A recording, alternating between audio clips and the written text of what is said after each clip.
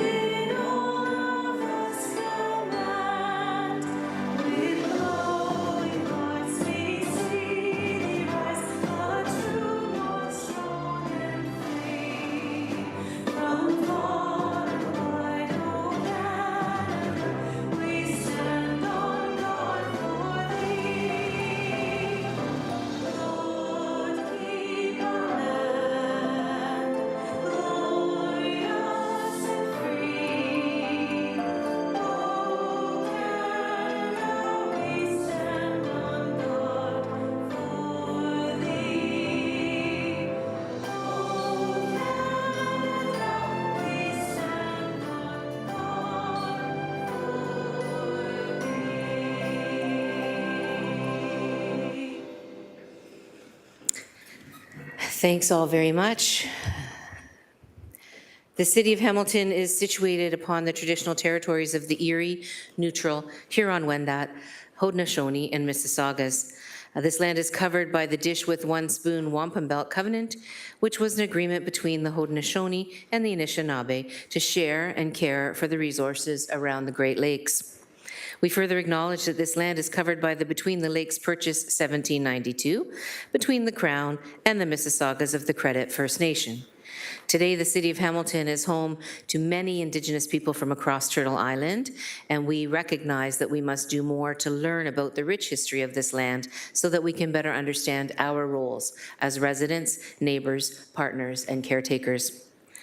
Members are reminded that all electronic devices are to be switched to a non-audible function during council meetings. And I often take a moment before council starts actually to kind of reflect on some of the events or the what's happening in the month of May around our diversity of our community. But instead of doing that, I'll do that at the statements. I just wanted to say that yesterday morning, a couple of councillors attended the prayer breakfast, Councillor McMeekin, Councillor Pauls, and myself. The theme was building peace and unity among diversity. Listen to understand. And I have to say it was a very moving morning because the theme I think is very timely. It's one that we all could probably use in our daily lives and as leaders in our community.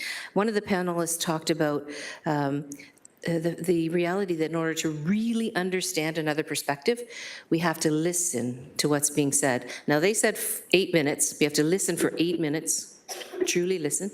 We have a 5-minute rule, so that's not going to work here necessarily. But the point is to be present. Be present when other people are communicating to you. It's one of those much easier things to say than do. But in the times we're in right now, with all of the division, I think it's something we need to reflect on. Make purposeful efforts towards listening to understand, creating pathways, I think, for unity. Absolutely, we're going to have our differences. We always will. But it's not the differences that divide us so much and create that tension in what was being said yesterday by a number of different faith leaders. It's not listening that creates the division. Anyways, on that note, my philosophical note for the morning, I really do think it was a really great prayer breakfast, and one that had voices from various faith groups and non-faith people, frankly, so that was quite lovely. On that note, Madam Clerk, are there any changes to the agenda? Yes, Mayor Horvath. There are 9 added communication items. 515 is correspondence from James Kemp respecting extreme heat and the response plan BOH 24010. The recommendation is to be received and referred to the consideration of item 1 of Public Health Committee Report 24-004. 516 is correspondence respecting Durand Hall at St. Mark's. A is from Teresa Reed. B is Roberta Harmon, President, Durand Neighborhood Association. C, Janice Brown. D, Diane Dent. E, Bob Mayton. The recommendation is to be received and referred to the consideration of item HI1 of the General Issues Committee Report 24-008. 517 is correspondence respecting the 2024 Development Charge Policy and Bylaw. A is from Michelle Diplock, Manager, Planning and Government Relations, West End Home Builders Association. B is Greg Dunnett, President and CEO of Hamilton Chamber of Commerce. The recommendation is to be received and referred to the consideration of item 1 of the Audit, Finance and Administration Committee Report 24-009. 518 is correspondence from Donna Tiku Shabib, steward of the Little Free Library, number 139424, respecting Little Free Library Week, May 12th to May 18th. The recommendation is to be received. There is one revised motion. 7.8 is now the Keith Neighborhood Community Events. It's been revised. There is one added private and confidential matter. 11.4, lease agreement, Pier 7, 121 Haida Drive, formerly 47 Discovery Drive, PED 24078A, Ward 2. Thanks very much. May I have a motion then to approve the agenda as amended? Moved by Councillor Paul, seconded by Councillor Spatafora. Any discussion then on the agenda as amended? Seeing none, we'll go to the vote.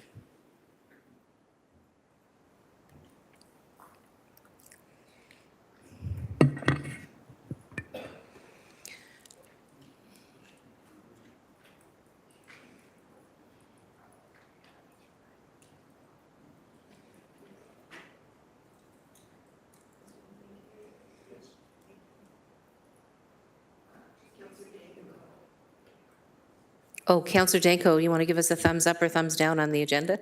Thank you. Thumbs up.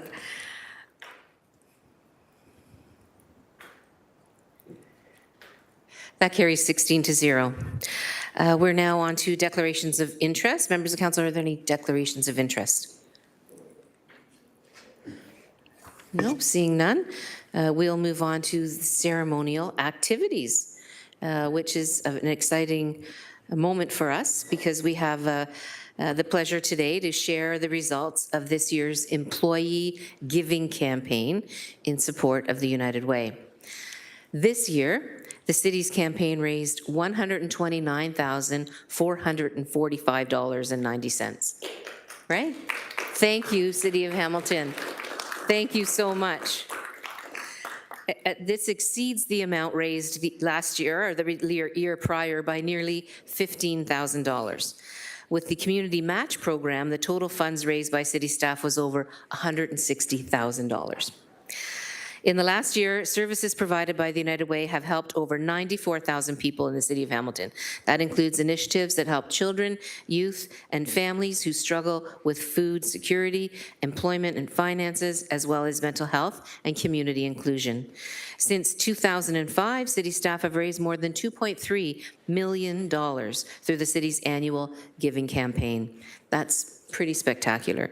That's an extraordinary amount that's invested into our community. So I want to thank the small but dedicated group of 8 staff volunteers from the City of Hamilton that have made this campaign possible. And I want to give huge thanks to all city staff for your contributions and participation in our United Way fundraising events. For over 50 years, employees from across the city have dedicated their time and contributed graciously in support of our community. We will continue in these efforts for the next 50 years and beyond. So, to accept this check on behalf of the United Way, Halton and Hamilton, I'd like to welcome President and CEO Brad Park and Valentina Ellis, Manager Resource Development. Valentina Ellis, Manager Resource Development. We have Brad. Please go ahead. Thank you very much. Good morning, everyone. I do want to take an opportunity as well to thank and congratulate the council and every staff member who participated in this historic United Way campaign achievement. Together, we actually raised a total of over $12.5 million for the Halton and Hamilton communities. And yeah, that's huge. It really is by far the largest amount that United Way Halton and Hamilton has ever raised, and those funds are going to have a huge impact on families and individuals and residents right here in Hamilton. Now, thanks to that success, I'm excited to announce that United Way has approved funding to 19 brand new agencies this year, an additional $1.2 million in funding going back into our communities on top of what we were already allocating. I'd also like to take a moment to congratulate the city for being recognized with the Step Up for Our Community Award at this month's Evening of Celebration.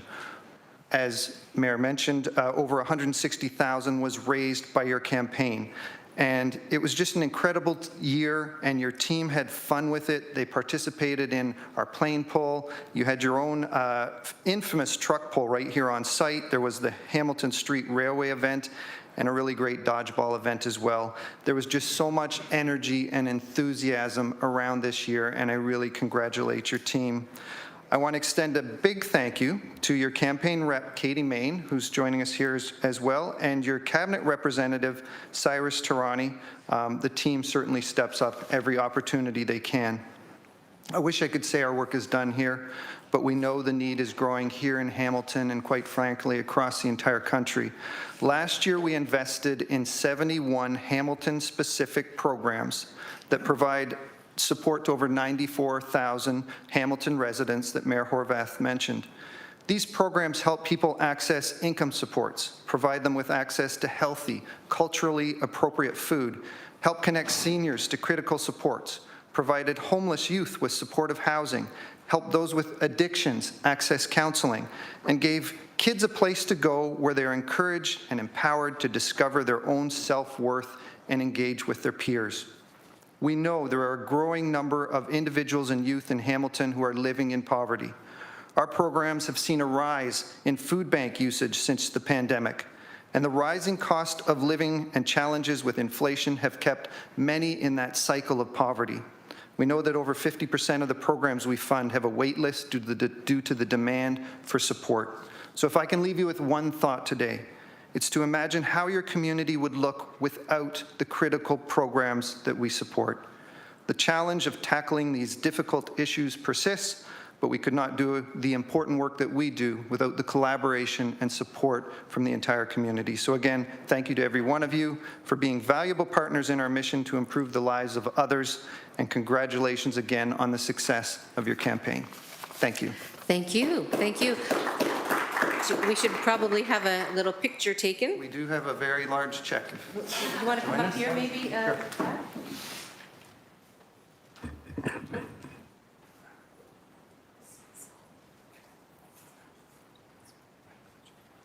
So, thank you, Salsa. 1, 2, 3. Gorgeous. Thank you again.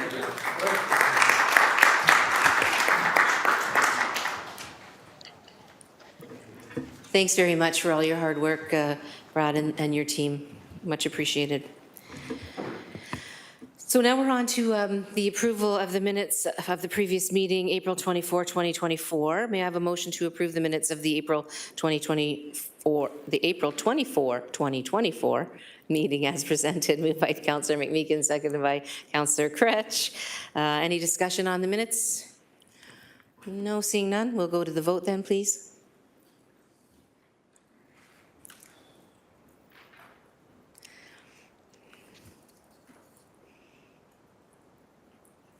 Councillor Danko's got the thumbs up.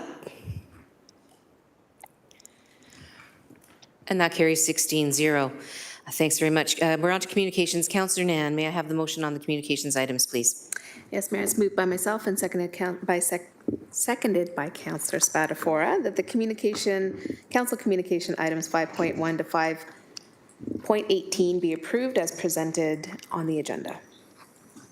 Thanks very much. Any discussion? Oh, that's so moved by Councillor Nan. I'm sorry, who was your seconder? I was Councillor Spatafora. Spatafora. Thank you, Councillor Spatafora.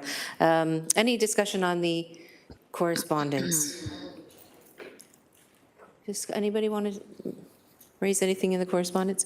I do want to quickly just mention myself, if you don't mind taking the chair, Councillor Wilson, for a minute. Thank you. There was a request that came in from the folks that do the little libraries, right? That's something that that came to us as a request for a proclamation. And I know that there's a history here that we don't do those kinds of proclamations at the City of Hamilton. And so I did commit to the folks that sent that correspondence in, Ms. Tiki Shabib. Tiki Shabib. I know Councillor McMeekin was very much involved is very much involved in that program and supportive. And so instead of the proclamation, we encouraged her to put this item on our correspondence as an agenda item so that we could actually just mention it verbally and say how much we appreciate that effort. There's just no doubt that reading is an important skill, and the more we can encourage and facilitate the ability of people of all ages to stay vigorous readers is only going to be a positive thing to do to help our society and our communities to continue to grow and thrive. I think Councillor McMeekin had a brief comment as well. I'll take that chair back if you don't mind. Your Worship, I really appreciate your mentioning this, and I hadn't intended to speak. But as a member of the Library Board and a lover of books, it occurs to me that anything we can do to encourage people, and particularly in a neighborhood context, to read is a valuable contribution to the overall health of our community. My little grandson, the first thing he does every Tuesday and Thursday when he comes to visit and play with Grandma all day, very tiring, he says, Grandma or Grandpa, whoever he sees first, can we go to the little library just around the corner? And he picks out there's a whole kids section. He picks out the books. We spend the rest of the day reading those books to him. If it's on a Tuesday, we take the books back on Thursday and get new ones. And it's an inexpensive way to help a little person learn to read. If you had to go and buy those books, a lot of families wouldn't be able to do that. So Absolutely. God bless the people who stock and manage and encourage people to use The it. volunteers that do that. Oh, absolutely. Little Free Library Week is May 12th to May 18th. Yep. Thank you, Councillor McMeekin. Any further conversation on the correspondence? Councillor Kretsch, please. On this item, just wanted to acknowledge, I didn't plan to speak either, and it's not actually about the Little Free Library bit, but it's about the fact that you said that we don't do proclamations here. And far be it from me to suggest we'd be even more formal than we are. I'm always a fan of trying to get rid of those formalities. But I think it's worth something worth thinking about and looking at the history of the proclamations and why we don't do them in the City of Hamilton. Just wanted to say that and put it on your radar that we stopped doing it many years ago for a very controversial reason. It's been many years since, and perhaps it's something to think about. Thanks. Thanks, Councillor Kretsch. Can I just ask if somebody can actually deal with this screen, which is quite, it's really, really small. I mean, I can see it if I squint. By the end of the day, my squinting will cause even more deep wrinkles around my eyes, and I'm not looking forward to that. I'm sorry?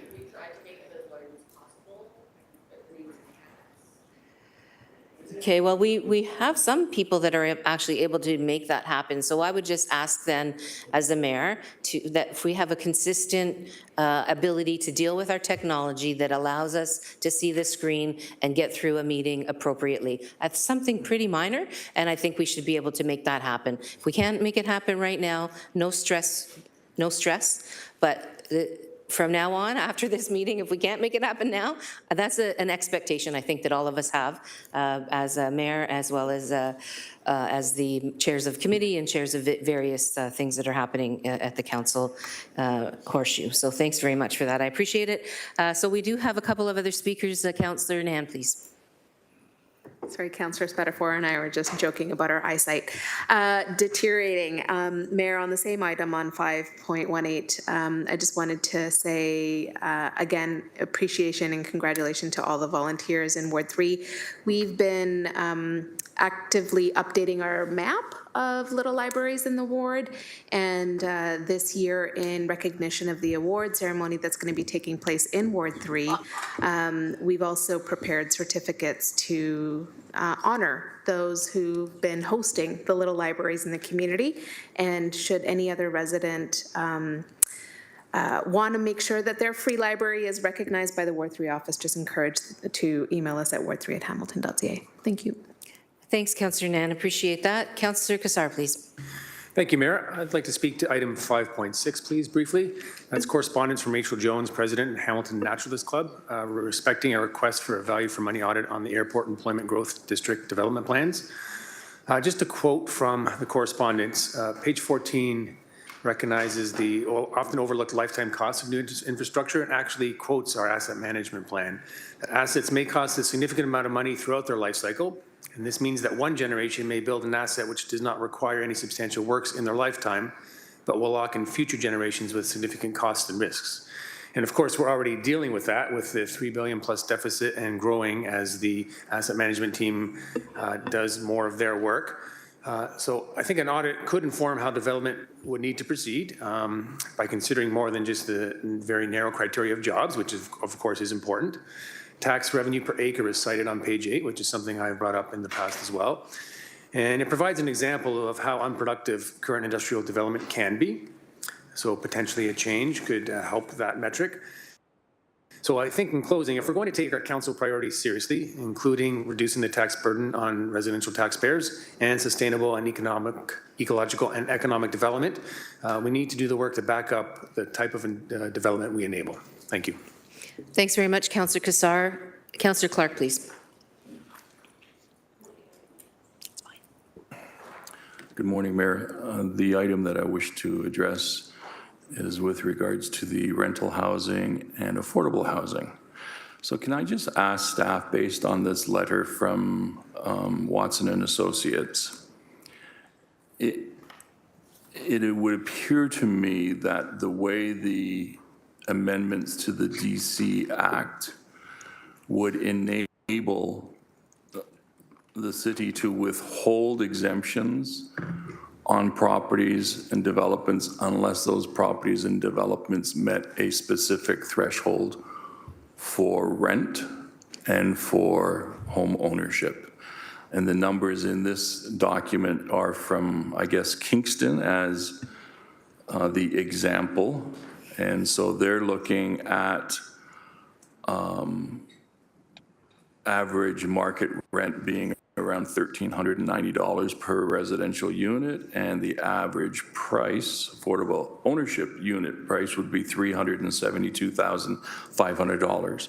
So the question that I have, I'm assuming this is going to apply in a similar way to Hamilton, but what this means is that development charge exemptions for affordable home ownership development or affordable rental development, there is a reduction, a forced reduction in rent and home ownership values in order for them to get the development charge exemption. That's the way I read it, but I just want to confirm that, if you don't mind, Mayor. I'm sorry. Well, I would, I'm happy to have a response now, but it is referred to our consideration of this item further on in the agenda. So if there's a a quick kind of response, that'd be great. But we are going to have a fulsome, I'm sure, discussion about this in the committee report when it comes before us, and as we do that part of the agenda. So, but please go ahead, GM Zagaric, in a truncated way. Sure. We'll get a more fulsome discussion later on, possibly. Thank you. Through you, Madam Mayor, Mike Zagaric, General Manager, Finance Corporate Services. This is the legislation that municipalities have been waiting for with respect to the definition of affordable as it relates to development charge exemptions. The correspondence from Watson and Associates, Table 4 of the correspondence breaks out in the case of apartment rentals, what the rates are for the city of Hamilton, and it ranges from $919 for a bachelor apartment to $1,238 for a larger unit, 4 bedrooms plus. And so how this applies is if a rental for a bachelor apartment is $919 or less, that development would be eligible for a development charge exemption. And so, again, we will take this legislation away and assess it relative to Hamilton's market to determine what the financial impact to the municipality may be. Is that satisfactory? Yes, Councillor Clark, thank do you need a bit thank more? Thank you, Mayor, for the latitude. And so what I'll do is I'll leave the rest of my questions to that item on the agenda, and then we might be able to dig in a little bit further. But thank you for the latitude. No, I absolutely appreciate it. Thank you so much. Okay, Councillor Maureen Wilson, please. Thank you, Mayor Horvath. I don't think I've ever done this before, but I am going to take this opportunity. It is a matter for me of a personal, moral and ethical stance that I take, and I'd like to draw attention to it in terms of the public record. I won't be asking for any action because I think I need to do my homework. I'm not to crow, but I am probably the only parent of my children's elementary school that refused to sign the permission form to enable them to go to a zoo.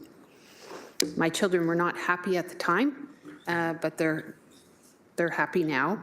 I just wanted to draw attention to item 5.2 from the City of St. Catharines, and just to underscore that in the province of Ontario, there are no regulations overseeing animal possession, breeding, or use of non-native wild animals in captivity. And I think it is incumbent on us to move in this direction provincially, using non-native animals for our entertainment so that we can see them for 5 minutes and then move on, is not something I think we should encourage.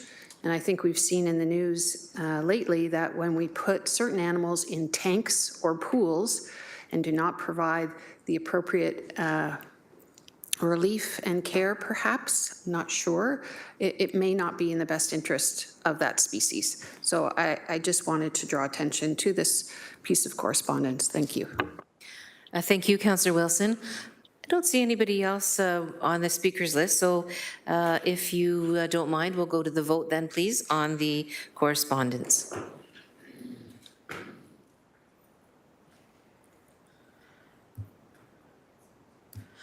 Councillor Danko, is a thumbs up on the correspondence?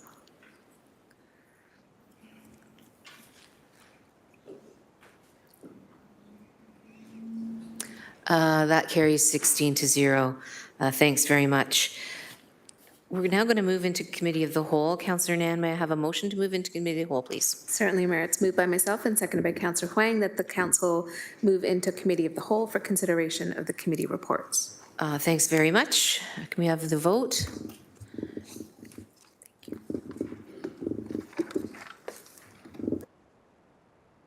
Councillor Danko has his thumbs up.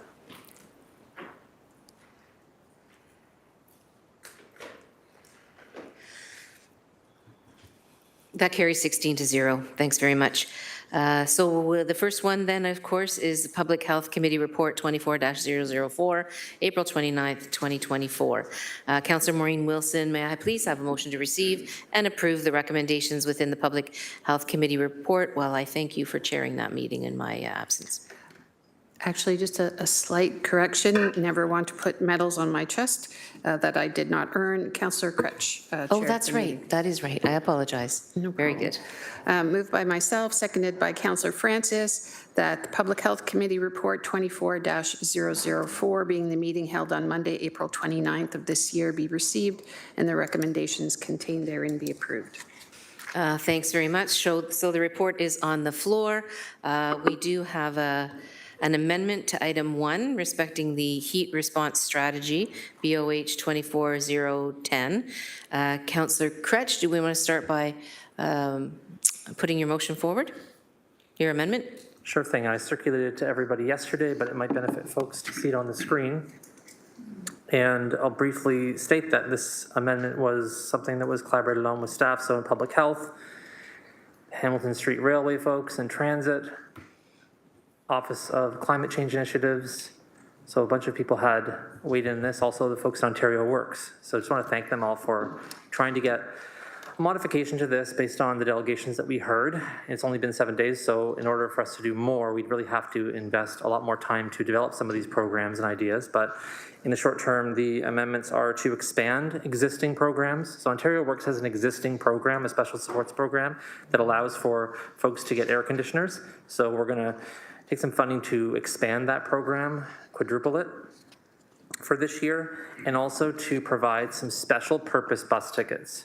And those special purpose bus tickets are going to be distributed as part of the cooling kits that Public Health talked about last week as part of the heat response strategy.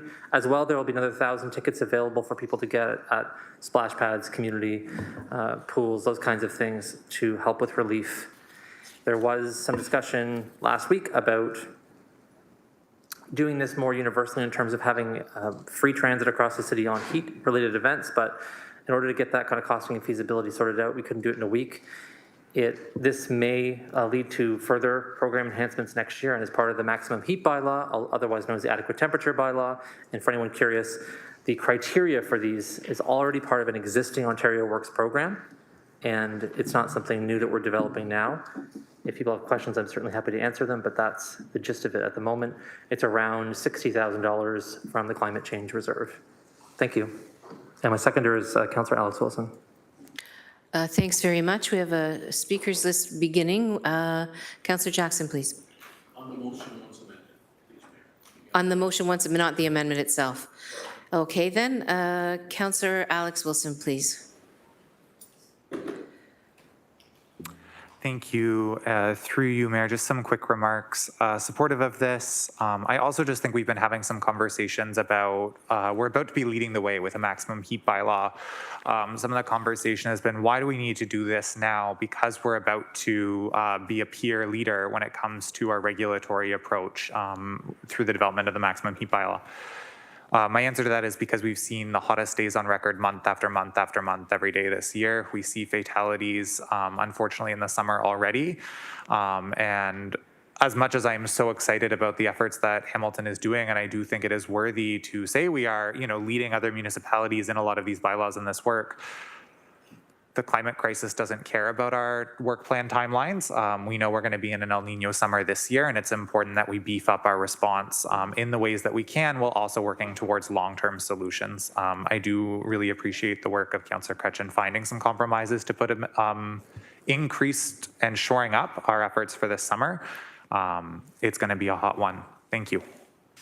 Thanks, Councillor Wilson. Councillor Maureen Wilson, please. Thank you, Mayor Horvath. I too am very, first of all, appreciative of the delegates who came forward, always taking the time to advocate, and for Councillor Crutch for moving this motion. But I do have a number of questions, and I may have to go on for a second time, I'm not sure. If I can ask, just in terms of setting the table through you, Mayor, to the appropriate staff. This is coming up as a consequence of delegates which were here at Public Health. And just for the record, I wasn't present at Public Health. Mayor Horvath, I was representing you at an Indigenous event all day, so I have watched the tape. My question is, how is the city presently doing this work on a maximum heat bylaw? My understanding is that we do have an extreme heat advisory group. If I could just ask staff to confirm that body, who is on that body, and what they're charged with. Thanks very much. So this is the Extreme Heat Advisory Group that's working on the bylaw. GM Mader? Grace Mader, General Manager, Healthy and Safe Communities. Yes, the councillor is correct. There's a vast number of staff that are involved on the heat response with, we have representatives from Public Health here, but we also have Dan Smith, the Acting Director from Bylaw, is also available to respond to that. I think he's online. Do we have him in the queue there? Go ahead, Dan, please. Yep, good morning. The question? I did hear the question. Sorry, I was having some audio issues. Dan Smith, Acting Director of Licensing and Bylaw Services, and through the mayor to the councillor. Our team in Licensing and Bylaw Services is currently working on an adequate temperature bylaw as part of this heat strategy.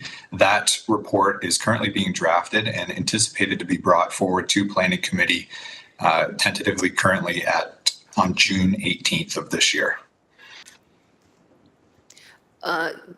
Go ahead, Thank Councillor you. Wilson. Through the mayor to Dan or GM Mader, I'm not sure. Could you give this body a sense of the number of advisors who sit on that group and whether they advance the recommendation for in-unit air conditioners?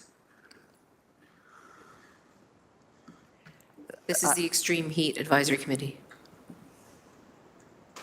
Through the mayor to the councillor, the work on the adequate temperature bylaw is an arm's length work that is a little bit separate from the actual heat strategy, and the advisory committee might be better answered by GM Mader on that one. But we do have a number of staff involved in the drafting of this bylaw, as well as stakeholders internally and externally. I may go over to GM Mader to speak specifically to the working group. Thanks. Go ahead, GM Mader, please. Thanks very much through the chair. Matt Lawson is the manager in public health that's responsible and sits at this committee, so he can give the overview about who else is sitting at that table for that determination. So I'm going to turn over to Matt. Yeah, just if you could identify who sits at the table and what they're tasked with, and whether this was a recommendation for units from this group that we have charged to do the work. Thank you. Thank you. Please go ahead. Through the chair to the councillor, the Extreme Heat Working Group was formed in April of 2023. There was approximately 8 meetings of that group, and there was representatives from community agencies such as ACORN, the Social Planning Research Council, the Roundtable for Poverty Reduction, the Hamilton Community Legal Clinic. There were several members from just community organizations, the YMCA, YWCA as well. And the recommendations brought forward in the heat strategy were formed through consultation with those groups, as well as evidence informed through the literature about what interventions can work for heat adaptation, as well as some of the identified actions in the approved climate impact adaptation plan that was brought forward in, that approved by previous council in August of 2022. Within the scope of our recommendations we brought forward, it was brought forward that an adequate temperature bylaw would be a piece of the strategy. In terms of how that adequate temperature bylaw has been developed, the Extreme Heat Working Group has not been party to the specifics of preparing the adequate temperature bylaw. That work was directed to, I believe, directed to the Licensing and Bylaw Services team in May of 2023, May 15th. There was a Public Health Committee meeting that day where a motion was brought forward and the direction for planning staff to work on that bylaw was set in motion. The Extreme Heat Working Group has not been part of the actual development of the bylaw, but they were definitely happy about the fact that it was on the radar and being developed, and hence it was part of the strategy that was brought forward. Thank you, Mayor Horvath. So I think what I've heard is that we have tasked a community group with representation broad and wide and deep to assist and provide staff and work with staff counsel on this issue. And they did not, at this point in their deliberations, recommend in-unit air conditionings. That's just what I'm trying to get confirmation of. Thank you. Thanks, Councillor Wilson. Did you want to continue, or did you have further questions? I just want confirmation. I don't want to misstate. I just want to make sure my beginning point is accurate. From Grace to Grace Mader is GM Mader. So we're going back to Mr. Lawson, Matt Lawson. Oh, sorry. Through the mayor to Councillor Wilson, I think it'd be fair to say that everybody participating on the Extreme Heat Working Group would definitely welcome free air conditioning, but it was not brought forward as a realistic, achievable, strategic element at this time. I think that the focus was on the extreme heat bylaw, and that was viewed as a significant strategic gain. And everybody's interested to see what the next how that comes forward, that report, and how it's received, and what the aspects of enforcing it could look like and achieve. Thank you, Manager Lawson. That's really helpful. If I could just pivot then to that which exists right now, could someone assist me? It is an existing program. Is it, and it is funded by the province of Ontario? Is that true? GM Mader? Through the chair. So we also have Stuart Beamer, who is the Director of Ontario Works, online to respond to that. Thank you. Director Beamer, please go ahead. Yes, Stuart Boomer, Director of Ontario Works, Healthy and Safe Communities, and through you, Madam Mayor, to Councillor Wilson. The current program is available to social assistance clients, so clients of Ontario Works and ODSP that meet certain medical criteria. It is funded through a larger budget that is provided through the province of Ontario to fund discretionary benefits, largely medical benefits that are not covered through other existing programs. And the proposed expansion in the amendment would require additional dollars from the city to make it possible for those who are not clients of a provincial social assistance program. Thank you. The delegates also raised questions, and in doing some jurisdictional scan, I'm just looking for confirmation. The amount that is going to be set aside, I'm trying to understand what is in scope. Would the amount include the operational cost for the individual with the air conditioner? Director Boomer? So through you, Madam Mayor, to the councillor, no, it would not. It would not include additional costs such as installation or operation. It doesn't include installation operations. Okay, thank you. Has the city conducted, there is a letter on the agenda today from an individual who sits on the working group tasked with this. And I heard it in the delegations in that there was some concern that the present program is not actually targeting, everybody is in need, but those who are most in need, specifically those with an inability, for example, to get out of their residence and go for for example, to a heating or a cooling station. I'm just trying to get some sense. Has there been an assessment done on the effectiveness of the existing program, and who evaluates that through the chair? Please go ahead, Director Boomer. So through you, Madam Mayor, to the councillor, the existing program is a financial subsidy to support an individual with a severe medical condition that would be where a medical practitioner confirms that exposure to prolonged heat is going to result in severe negative health potential severe negative health outcomes. The subsidy is provided, but there is not follow-up on the outcomes of that. The subsidy, is used by the individual to support them in obtaining the air conditioning, but there's no follow-up evaluation completed. Thank you. If I have time. So we'll give you one more, if you don't mind, Okay, Councillor no Wilson, because there's a growing speakers list, and then if you want to get back on, if none of your colleagues cover off the questions that you had. So please go ahead. Thank you. There is, I think, reference in the motion that the air conditioner be as environmentally sustainable as possible. If I could ask through the mayor to perhaps Mr. Boomer or Director Lukasik, if she's here, could someone give me some insight into the approximate cost of the kind of air conditioners that seem to be referenced in the amendment through the chair? And then I'll go back on. Thank you. Okay, thanks. Director Boomer, please, or GM Mater, or do we have? Through you, Madam Mayor, I can provide some initial information, and then if others can add, that's fine.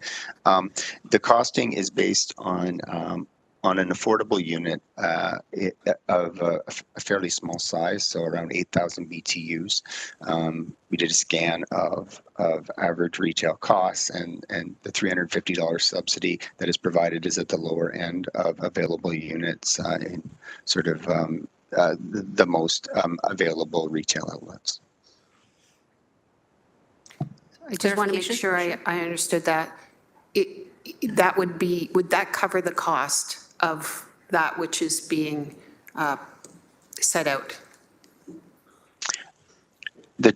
Through you, Madam Mayor, the choice of the unit is up to the individual. This would cover the cost of one of the more economical units of a smaller size. Thank you. Thanks, Councillor Wilson. Councillor Pauls, please.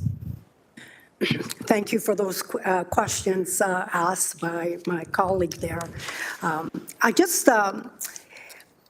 through the chair, although I support the Councillor Kretsch's amending motion that will see that the City of Hamilton offers free HSR fare during the heat warning, it is too bad that the extreme heat appears to be more significant or trumps over having the disability as an HSR is doing away with free ridership to the blind and those with mobility devices.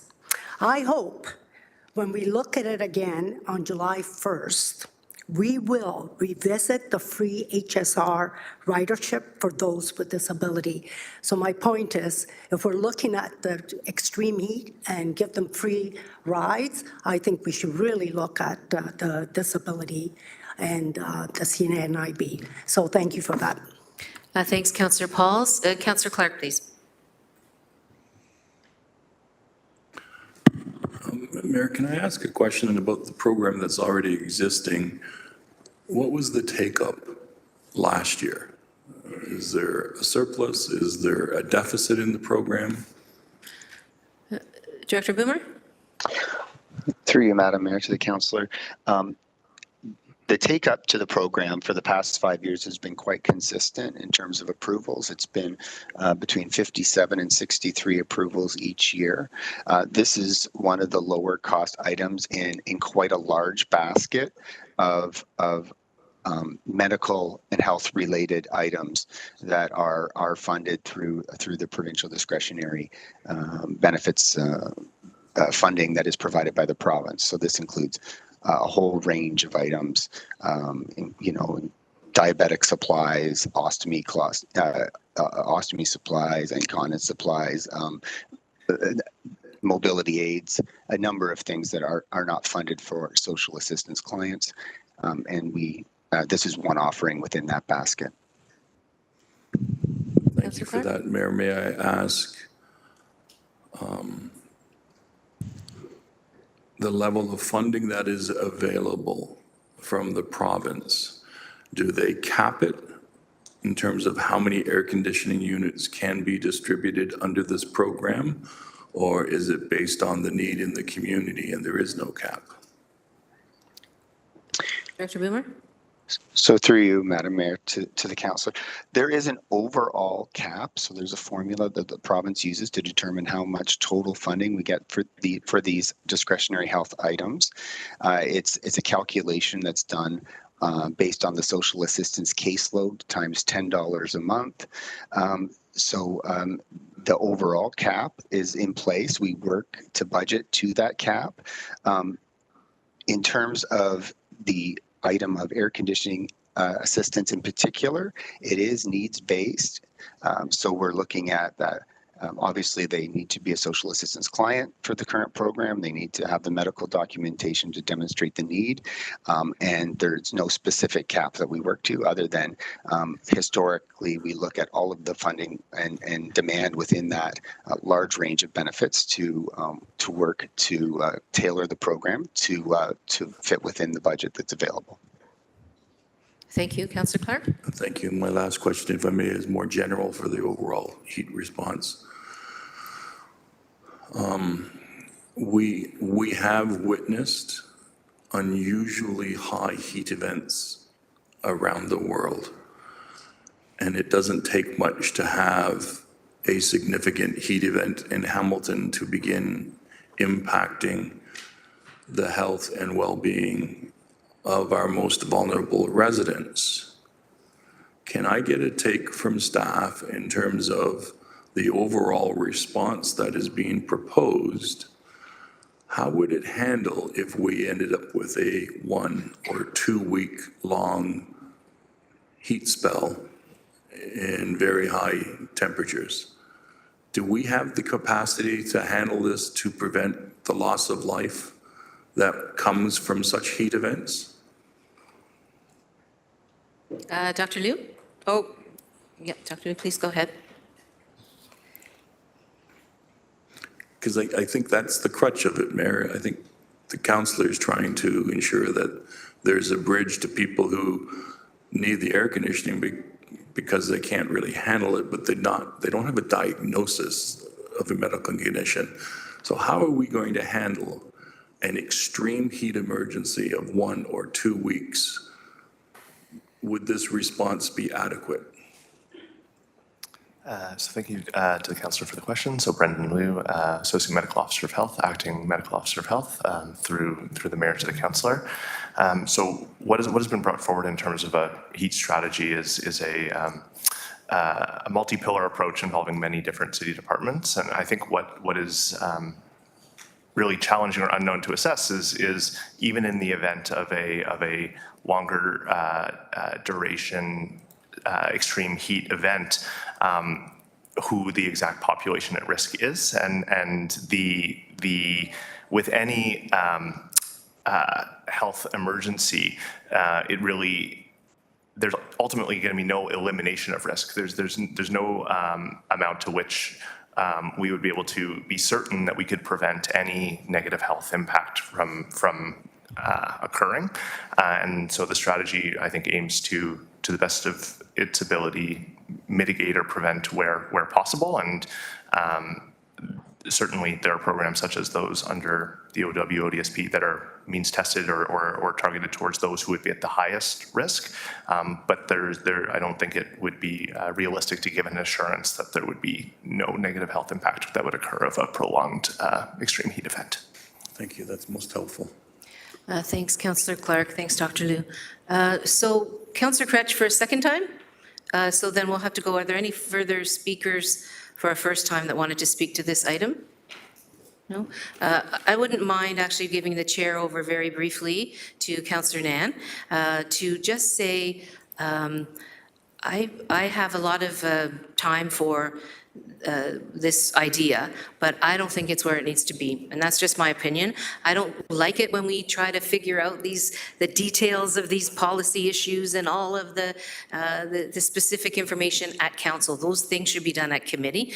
And so although I respect the councillor bringing it forward, we do need to do our due diligence. And I'm just not sure. On the other pieces, absolutely. On the air conditioner piece, I just don't think we're there. So I want to give everybody a heads up that I'm going to ask for a deferral on this, but I think, certainly more information that we want to talk about today, but on that piece of the motion, I'm going to ask for a deferral because I just think we need to do our homework. We need to know what we're doing. We need to know that our staff can do it. We need to understand how something like this is actually going to be successfully implemented in our city, and I don't know that homework has been done at this point. So on that note, I'll... Treasurers. Thanks very much, Councillor Nan. So we're on to the second-time speakers. If there are no other first-time speakers, Councillor Kretsch, please go ahead. I forgot to mention something else at the beginning when I was speaking, that one of the requests, the third request here, is about timelines to be provided as part of the report because they weren't there, and actually staff have done that, and there's a revised report now that shows all the timelines, and that was something else that delegates were asking for. What I can say to you is certainly that we are on a short timeline to try and implement some of these things. That was necessitated by the fact that our procedural bylaw allowed us to be in a situation where a report came out with no time to meet with staff before we could come to the committee and do the work. That's got nothing to do with me or the community.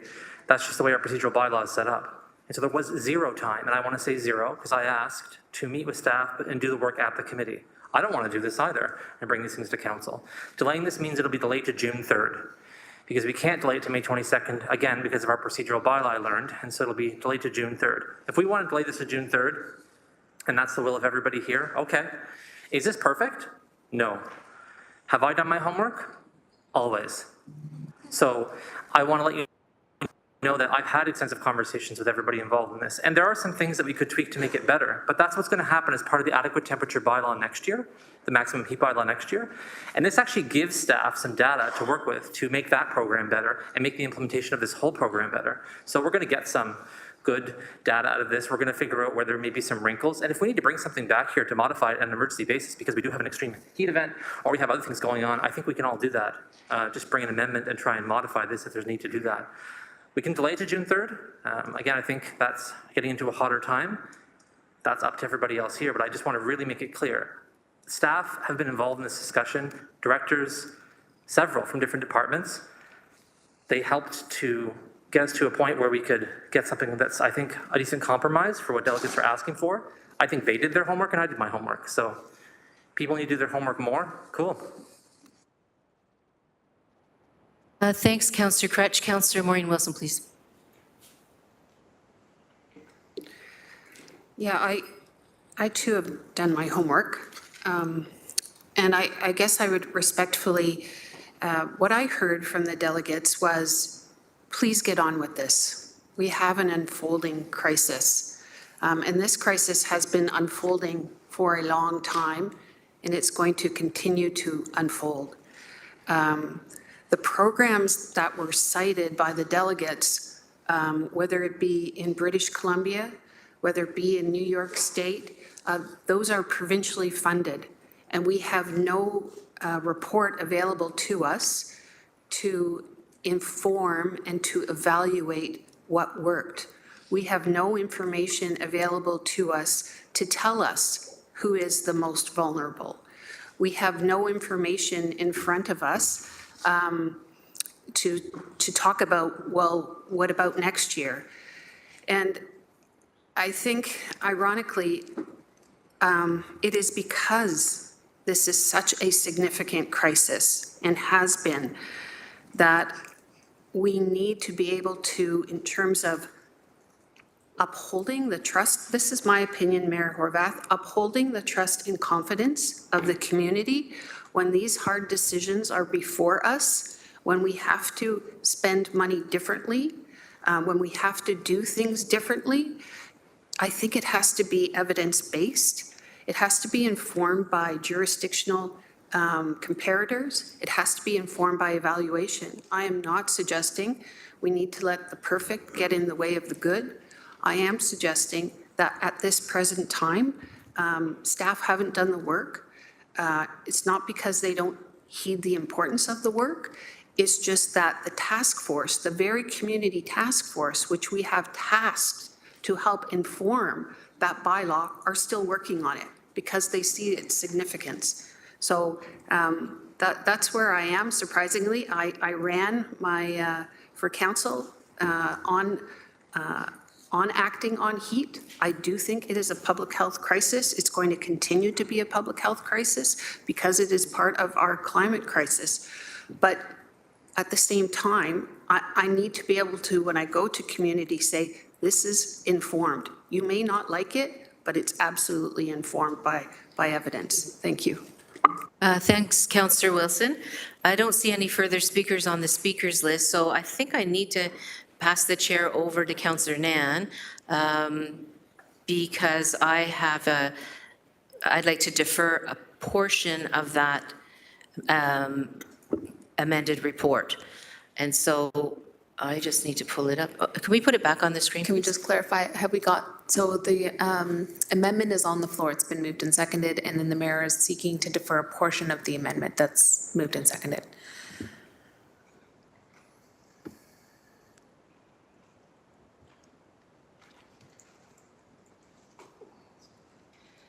So what I would like to do is move, and I don't have a seconder, I'm going to see if I can get one, to the item 1 on the amendments, to defer that amendment back to Public Health Committee for further staff investigation, technical analysis, and recommendations. Okay, so do we have a seconder for the deferral? Seconded by Councillor Maureen Wilson. So deferral's been moved and seconded, and it's before committee to vote.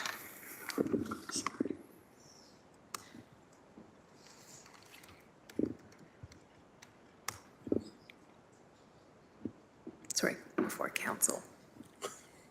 We're not in committee, we're in council.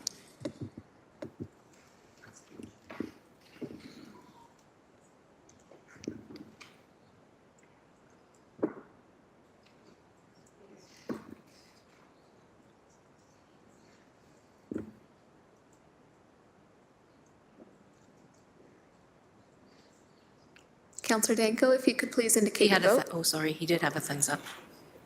Thumbs up.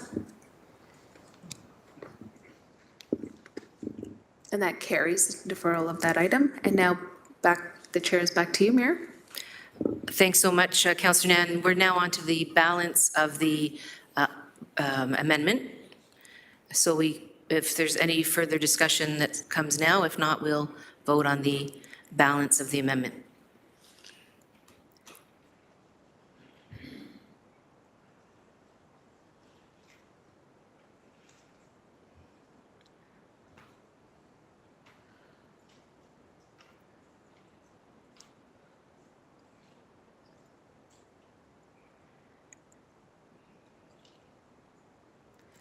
And that carries 16-0. Thank you very much.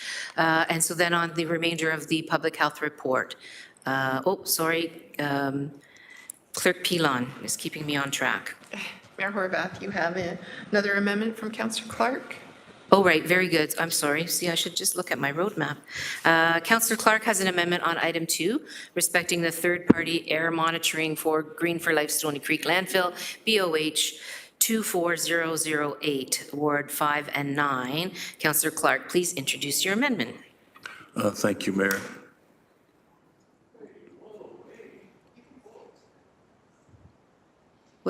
What's happening, Councillor Jackson? I'm sorry.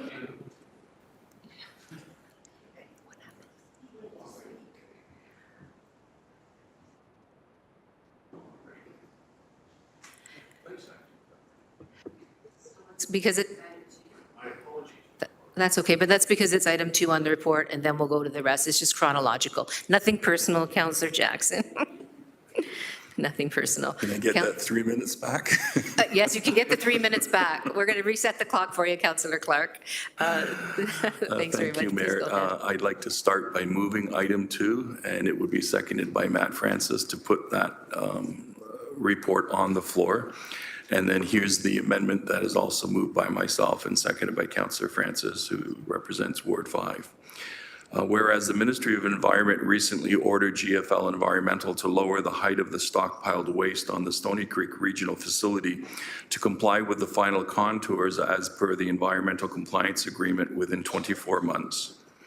Whereas the stockpiling of waste occurred during cell construction and continued normal operations in the last year, whereas the ministry order admits that the odors are also coming from the stockpiled waste, which has been the city's and the community's position all along, and whereas a 24-month timeline to move the waste into the newly constructed cell and grade the landfill to final contours may cause an increase in odors over the same period of time, therefore be it resolved that item 2 respecting third-party air monitoring for Green Life Stony Creek Landfill, Wards 5 and 9, the Public Health Committee Report 24-004 be amended by adding a new subsection D as follows. That a letter be drafted by the mayor to the Minister of Environment requesting that the director's order to lower the height of the stockpiled waste be expedited or shortened to a maximum of 12 months rather than the proposed 24 months. I'll speak to it very briefly. Please do. What we have in this landfill is ICI waste. Much of it comes from the steel industry and construction, items that can no longer be recycled. Is the only things that can be put into this landfill. When the company started the new cell to complete the far north end of the landfill, which would literally end up filling up the old quarry completely, they removed the materials from the bottom of that landfill and placed it on top in the northwest corner. It created a very large mountain of stockpiled waste. They did it for safety reasons because they want to prevent a landslide of waste onto workers who are now vibrating the ground, which can create that issue, just much like an avalanche. But the downside to that is when they moved all of that material up front, all of that material in the heat and the humidity and the wind started to off-gas. We ended up with very high hydrogen sulfide counts that were 20 times the provincial air quality standard in the province of Ontario in the evening. And so as they now take down that stockpile, every time they disturb that waste, more off-gassing occurs. And so the fear of the community, and I share that fear, as does Councillor Francis, that if this abatement order takes 24 months, the potential for 24 months of additional odor is very real. I would suggest to the ministry that they should be moving heaven and earth to get it done as quickly as possible to minimize the disturbance. Yeah, absolutely. If you're doing it in 12 months, it's going to be difficult. And then cap the landfill as they're doing it. So once they have the final contour, they put a cap of clay on top. That clay does two things. It helps to dry out the waste underneath it because it stops the rain from percolating through, and it lowers the increase of leachate, which is another issue that we've been dealing with. So while the city, myself specifically, and Councillor Francis are very pleased that the ministry has issued these orders, I think there is an unintended consequence that may occur, and we'd like to nip it before it happens. And so this is my suggestion to amend it, and it would be a letter from yourself on behalf of council to the minister. And I know you reach out to the minister frequently because the minister said so. So we appreciate that ongoing advocacy for the residents in Upper Stony Creek. They are very afraid, and I repeat, very afraid of another summer of stink. And they just want to see the end of the light. They want to see the light. When is this going to stop? And so we have to do what we can to encourage the ministry to be more active in that regard. Thank you. I'm happy to answer any questions. Thank you, Councillor Clark. We have a speakers list, I think. Councillor Maureen Wilson, or is that the old list? That's the old list. Okay, thanks, Councillor Clark. So I don't see any speakers, further speakers on the issue. I'm happy to send a letter. So if I can send it over to Councillor Nan, please, just for a quick comment for myself. Go ahead. I'm happy to send that letter through the chair to Councillor Clark. I know that the clerks will follow up and do the drafting of said letter, and I would just ask that they consult with your office in terms of the detail and the wording. As a former Minister of Environment, you can articulate these things probably much better than I can. So we'll just put that on the record and hope that ask for that to happen. So thanks very much. Thank you. Turns over to you. Thanks, Councillor Nan.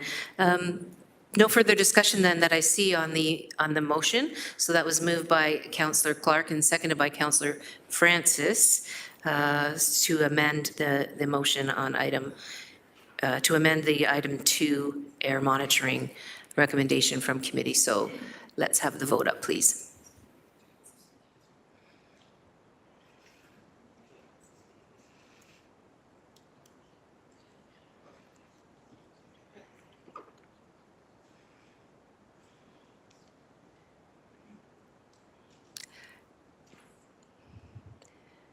Thanks very much. That carries 16-0.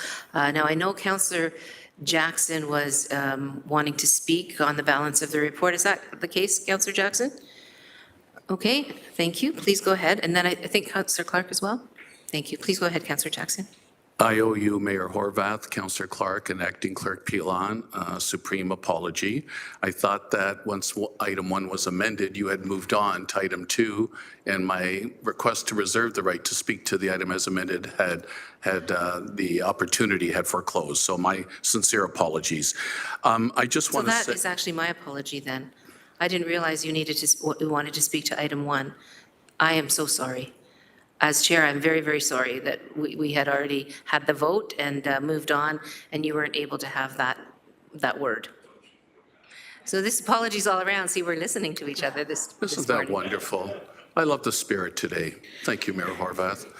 How long will it last? Okay, anyway, so Mayor Horvath, I just want to say that since it was referenced, I appreciate all the work that's been done on the heat response strategy.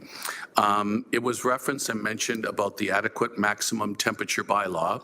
And I'm just going to prepare Manager Lawson, if you could give me a quick response, please. And if you just allow me a little latitude, and because it was mentioned, it's a companion, if you will, to the heat response strategy, the new heat response strategy that's before us here today. Just a quick little history lesson before I get to my question to Manager Lawson. About 7-8 years ago, I was part of, with the former Director of Municipal Law Enforcement, Marty Hazel, that back then in existing apartments, especially with seniors apartments, the maximum temperature during the prime summertime season, apartment landlords didn't have to lower the temperature to a lower maximum until June 1st. And they immediately went back up to a higher temperature come September 1st. About 7 years ago, long story short, Mayor Horvath working with staff back then, we were successful with the council support of the day. Because of climate change, we were able to move sooner the maximum adequate temperature bylaw to start on May 15th and also to extend it past September 1st to September 15th. And I found it was much accommodating and appreciated in many of the apartment buildings, both owned by public entities like City Housing Hamilton, as well as private landlords as well. And it, if you will, it provided cooler opportunities and a longer period of time for cooler opportunities. So all that with a little history lesson being said, where we're going to make comfort available across our community, especially for those in need with limited disposable income, through you to Manager Lawson. Is a report, this companion report, still coming? Any idea of timetable? And will it be, if you will, building upon what is currently in place? Through you, Mayor Horvath, please. Thanks, Councillor Jackson. Please go ahead. Through the mayor to Councillor Jackson. There's currently no planned report to come back on that issue. However, hearing this concern and understanding that the effort to alleviate the stress of heat and exposure to heat to residents, it is absolutely something that we could come back with and speak to, and working with colleagues in planning and economic development, licensing and bylaw services regarding any amendment to existing bylaw that would have heat turned off sooner and turned on later due to the changing climate that is predicted to be coming and happening now. Thank you, Manager Lawson. It sounds like Mayor Horvath, he's willing to take that under advisement, but do you need some formality from me, or do you want me to park this till the next council meeting, or if I can get a nodding of heads from my colleagues as direction to Manager Lawson? I look to your leadership on what to do, please. My assumption is that these things are being considered already in the new bylaw that we're putting forward, but I don't want to, I would want to get confirmation on that, because I think it's on cooling, but similarly, if you're not heating, if you're changing the timeframes. Correct. That will help with that. Thanks, Mayor Horvath. To the mayor, to both the mayor and the councillor, I can connect with Dan Smith, Acting Director of Licensing and Bylaw Services, to coordinate both of these actions. Mayor Horvath, and with my colleagues, affirmative nods, hopefully, that they'll be part and parcel of the overall comprehensive strategy coming forward. Now it's on the radar, and maybe a reminder to what was in place, and Manager Lawson's taken it under advisement. I'm satisfied with that. Thank you, Mayor Horvath. Thanks, Manager Lawson. Thank you, Councillor Jackson. Councillor Clark, please go ahead. Yes, just on the main motion of item 2, which is the air monitoring, I do want to thank our staff at Public Health. They have done a remarkable job on this file through this process. It is not our usual bailiwick. We are doing this to help provide some comfort to the residents who have long complained that they felt ignored by the province. The city has stepped up and has advocated aggressively on their behalf. They are grateful.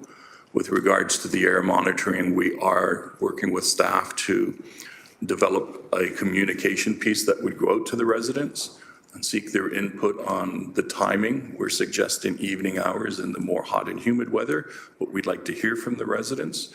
And the location, obviously, we want a secure location, and we can't be on the landfill because we do not own the landfill. So we are working with staff to come up with something, and we will share that with the public. But I just wanted to put it on the record because I know many of them are tuning in this morning out of concern. Thank you. Thank you very much. I don't see any further speakers on the list. So Councillor Beattie, please. Sorry, I was trying to push the little button. It wasn't responding. Very quickly, just on the delegation that we heard at the Board of Health, Kathleen, I'm not even going to pretend to know how to pronounce her last name. I'm just going to say Kathleen, from the Gift of Life Trillium Network. I made a commitment at that meeting that I would sign up to become a donor, which I did on Friday. You can see the video posted to TikTok, to Instagram, throughout my social media. It takes about a minute and a half. Beadonor.ca, pull out your health card, and you can save a life in 90 seconds. And I would encourage all members around this table and everyone watching to do the same. Thank you. Thanks, Councillor Beattie. So that exhausts the speakers list, and we are on then to the report as a whole, if I'm not mistaken. As amended. So let's go to that vote.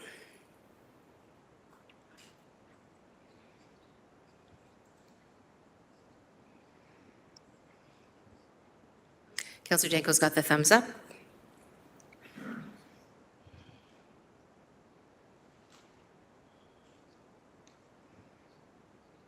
That carries 15-0. Thanks all. Public Works Committee Report 24-005, April 29th, 2024. Councillor Spatafora, may I please have a motion to receive and approve the recommendations within the Public Works Committee report? Thank you, Mayor. It's moved by myself and seconded by Councillor Maureen Wilson that the Public Works Committee Report 24-005, being the meeting held on Monday, April 29th, 2024, be received and the recommendations contained therein be approved. Thanks very much. It's been moved and seconded. Is there any anybody wishing to speak to anything on this report? Seeing none, we'll go straight to the vote.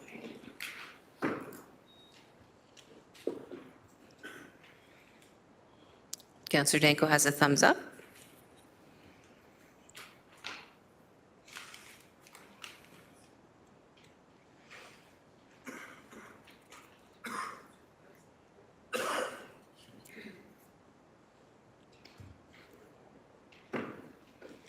Report carries 16-0. Thanks so much.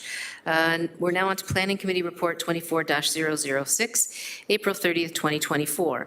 Councillor Kassar, may I please have a motion to receive and approve the recommendations within the Planning Committee report? You may, Mayor. It's moved by me, seconded by First Vice Chair, Councillor Maureen Wilson, that Planning Committee Report 24-006, being the meeting held on Tuesday, April 30th, 2024, be received and the recommendations contained therein be approved. Thanks very much. Are there any items within the report that members would like to speak to, amend, or have voted on separately? Seeing none, we'll go straight to the vote.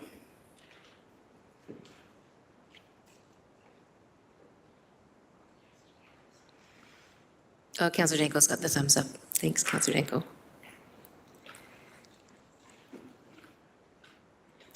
This carries 16-0. We're now on to item 6.4, General Issues Committee Report 24-008, May 1st, 2024. Councillor Nan, may I please have a motion to receive and approve the recommendations within the General Issues Committee report? Yes, Mayor, it's moved by myself and seconded by Councillor McMeekin that the General Issues Committee Report 24-008, being the meeting that was held on Wednesday, May 1st, 2024, be received and the recommendations contained therein be approved. Thanks very much. Councillor Kretsch would like to lift item H, I1, respecting the Facility Naming Subcommittee Report 24-001, April 19th, 2024, item 10.3, renaming of the former St. Mark's Church, PED 24076, Ward 2, from the Information section and add it as item 8 to the General Issues Committee report. Councillor Kretsch, please introduce your motion. Yep, the first motion is just to lift and then get into the discussion once it's been lifted, so I won't speak to anything except the lifting. My seconder is Councillor Kassar, the chair of the committee. Okay. So we'll vote on the lifting first before we get into the discussion.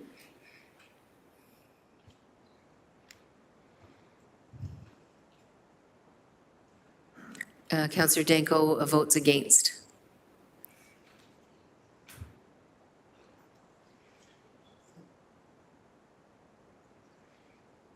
That carries 13-2.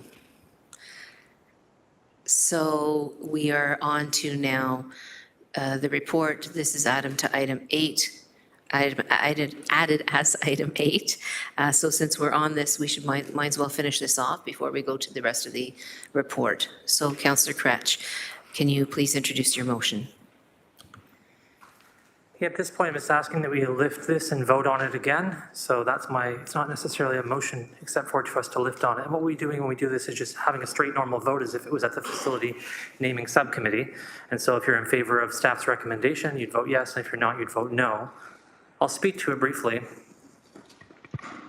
There's been a fair amount of conversation publicly about this, and fair meaning like some. I've heard from some of my colleagues, almost everybody actually, which I appreciate. Those of you who got back to me, I reached out to you to try and find out what your reasons were for voting this way on the Facility Naming Subcommittee. But a couple bits of misinformation I think it's important to clear up. I'm trying not to create a conflict by having this conversation, which is why I didn't raise it at GIC in the first place. But there are some polemic issues involved here. On the basic facts, there's only one survey the staff put out. The survey had some suggestions and an option that people could fill in if they wanted, any name they chose. People submitted all kinds of interesting stuff. Churchy McChurchface, all manner of suggestions. But it wasn't meant to be necessarily a popularity contest in terms of the result of this thing was going to definitely determine the name of the space. The goal was to try and get as much information from the public about the kinds of things they wanted to see it be named about, and then help that inform staff's recommendation. So that's exactly what happened. Overwhelmingly, of all the options chosen, natural heritage was selected as the thing that should receive the attention from the public, natural heritage. And that's why staff chose this name. It's also plantings on the actual property of magnolia trees, for those who don't know, and thousands of people come to this neighborhood every year to look at them. So any suggestion this has nothing to do with the Durand neighborhood is ludicrous. As a Durander and someone who lives in the neighborhood, I can flatly say, I know what's up, I know what's going on here. And in 1989, the Anglican Church asked the city of Hamilton and generally said, we don't want this property anymore, and we want to deconsecrate the property. I know it's a big word and it's confusing, so let me break it down. When a church building is deconsecrated, it's secularized. It's taken out of the faith space and made a secularized building. In that moment, the church said, we do not want this building to be named St. Mark's anymore. That's the plainest way I can say it to you. They made that choice, and they're asking us to respect that choice in 1989. If you want, there's files on the internet that you can see their letter and everything they had to say about it. And the one thing they said was, this isn't about a name of a building. The congregation of the people of St. Mark's is what this is about, and they're leaving this space. So it has not had a name since 1989. What we're doing now is giving it one. And we shouldn't be giving it a name that the parish and the parishioners asked us not to give it. Thirdly, this is not a heritage matter. Some people said this is a heritage issue. Hi, you appointed me to be the Heritage Committee representative. I can tell you assuredly, it didn't show up on the agenda because it's not a heritage issue, period. And heritage just isn't about names, it's about buildings. What this was up for discussion at the Heritage Committee was about preserving this, making sure it wasn't demolished, making sure that it's been actively reused as a community center and adapted. Those were all major heritage concerns. And every single thing that was asked for by the community in terms of preserving this building and making it accessible as a community space has been honored. So the folks who are going to be presented with accolades during the grand opening are a lot of the folks who did this, and there's going to be didactic plaques or just plaques up explaining the history inside the event so people know what's going on. There's no way that anything is being erased here. We're respecting what the Anglican Church asked us to do. And this isn't the first time we've had a conversation about renaming things. I mean, I'm not a lifelong Hamiltonian, but I still have a fondness for the name Hamilton Place. I didn't see us bending over triple backwards to save that from being called the First Ontario Concert Hall. In fact, when someone stepped up with some cash, we just said, okay, let's do it. You know, so I want to make sure we understand what this is really about here. If we're going to talk about names being so important, we should often do that with universality. Lastly, on the inclusion point, when I ran town halls last year, what I heard from a lot of residents was, where can we hold these things?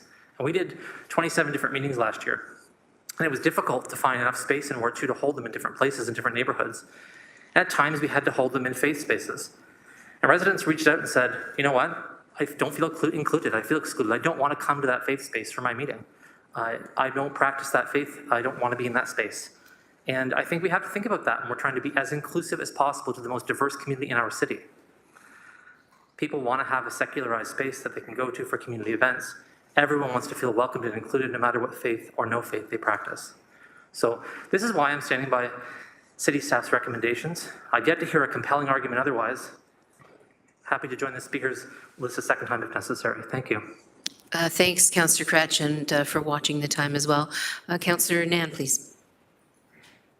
Thank you, Mayor, and I just want to start off by thanking Councillor Kretsch for taking the time to publicly state the background and history of the steps taken, as well as the requests and desires by the previous faith community that occupied the facility. And also, I want to thank staff for engaging in such a meaningful and I would say corporate policy-based community engagement process to find a naming for a municipal facility. So we often talk about around this table the necessity for us to operate consistently as a municipality. And a big part of that is to be consistent around our frameworks for decision making, as well as our frameworks for service delivery. And a key one on that is IDEA. The acronym stands for Inclusion, Diversity, Equity, and Accessibility. And so when that framework has been embedded by our staff in fulfilling the service that they're providing to our residents and bringing forward their professional recommendation for council to approve, and consider, I think it's really important to hear from council members about why you're opposing it.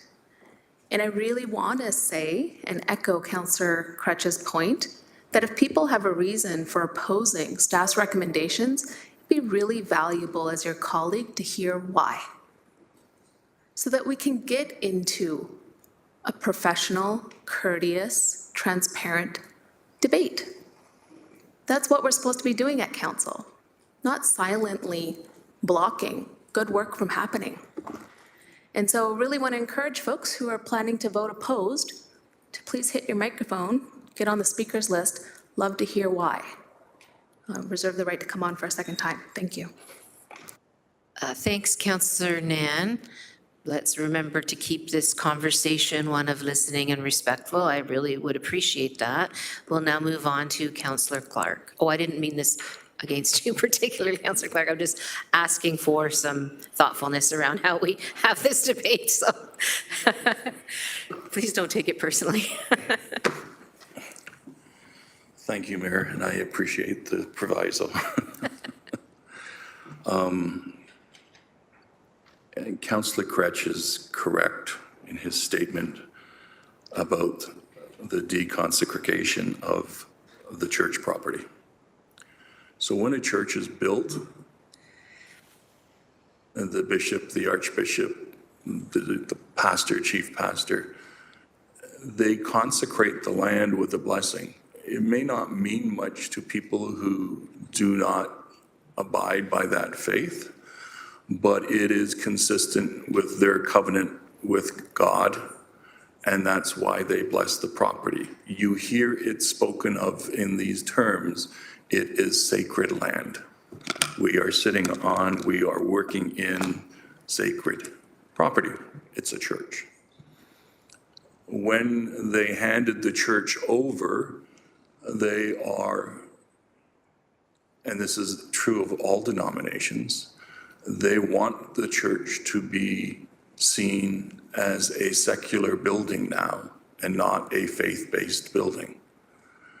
And that has been consistent forever. This is not something that Councillor Crutch has dreamed up. This is very true.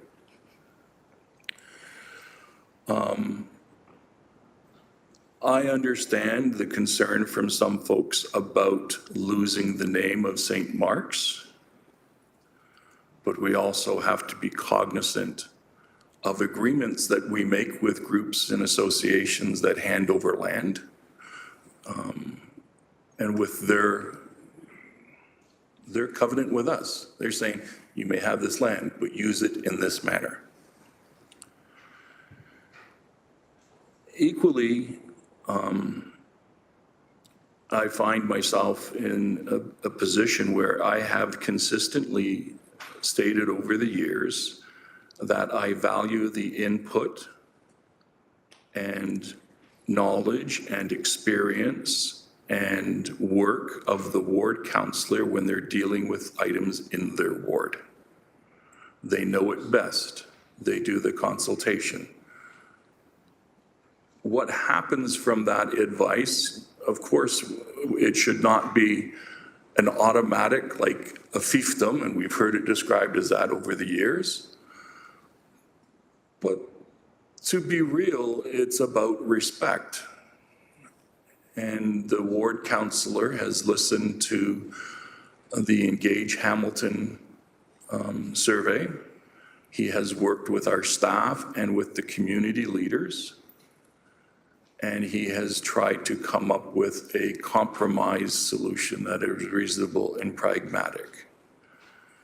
The plaques that will be there that give the history of the church will provide the history of the church, but it is no longer consecrated land.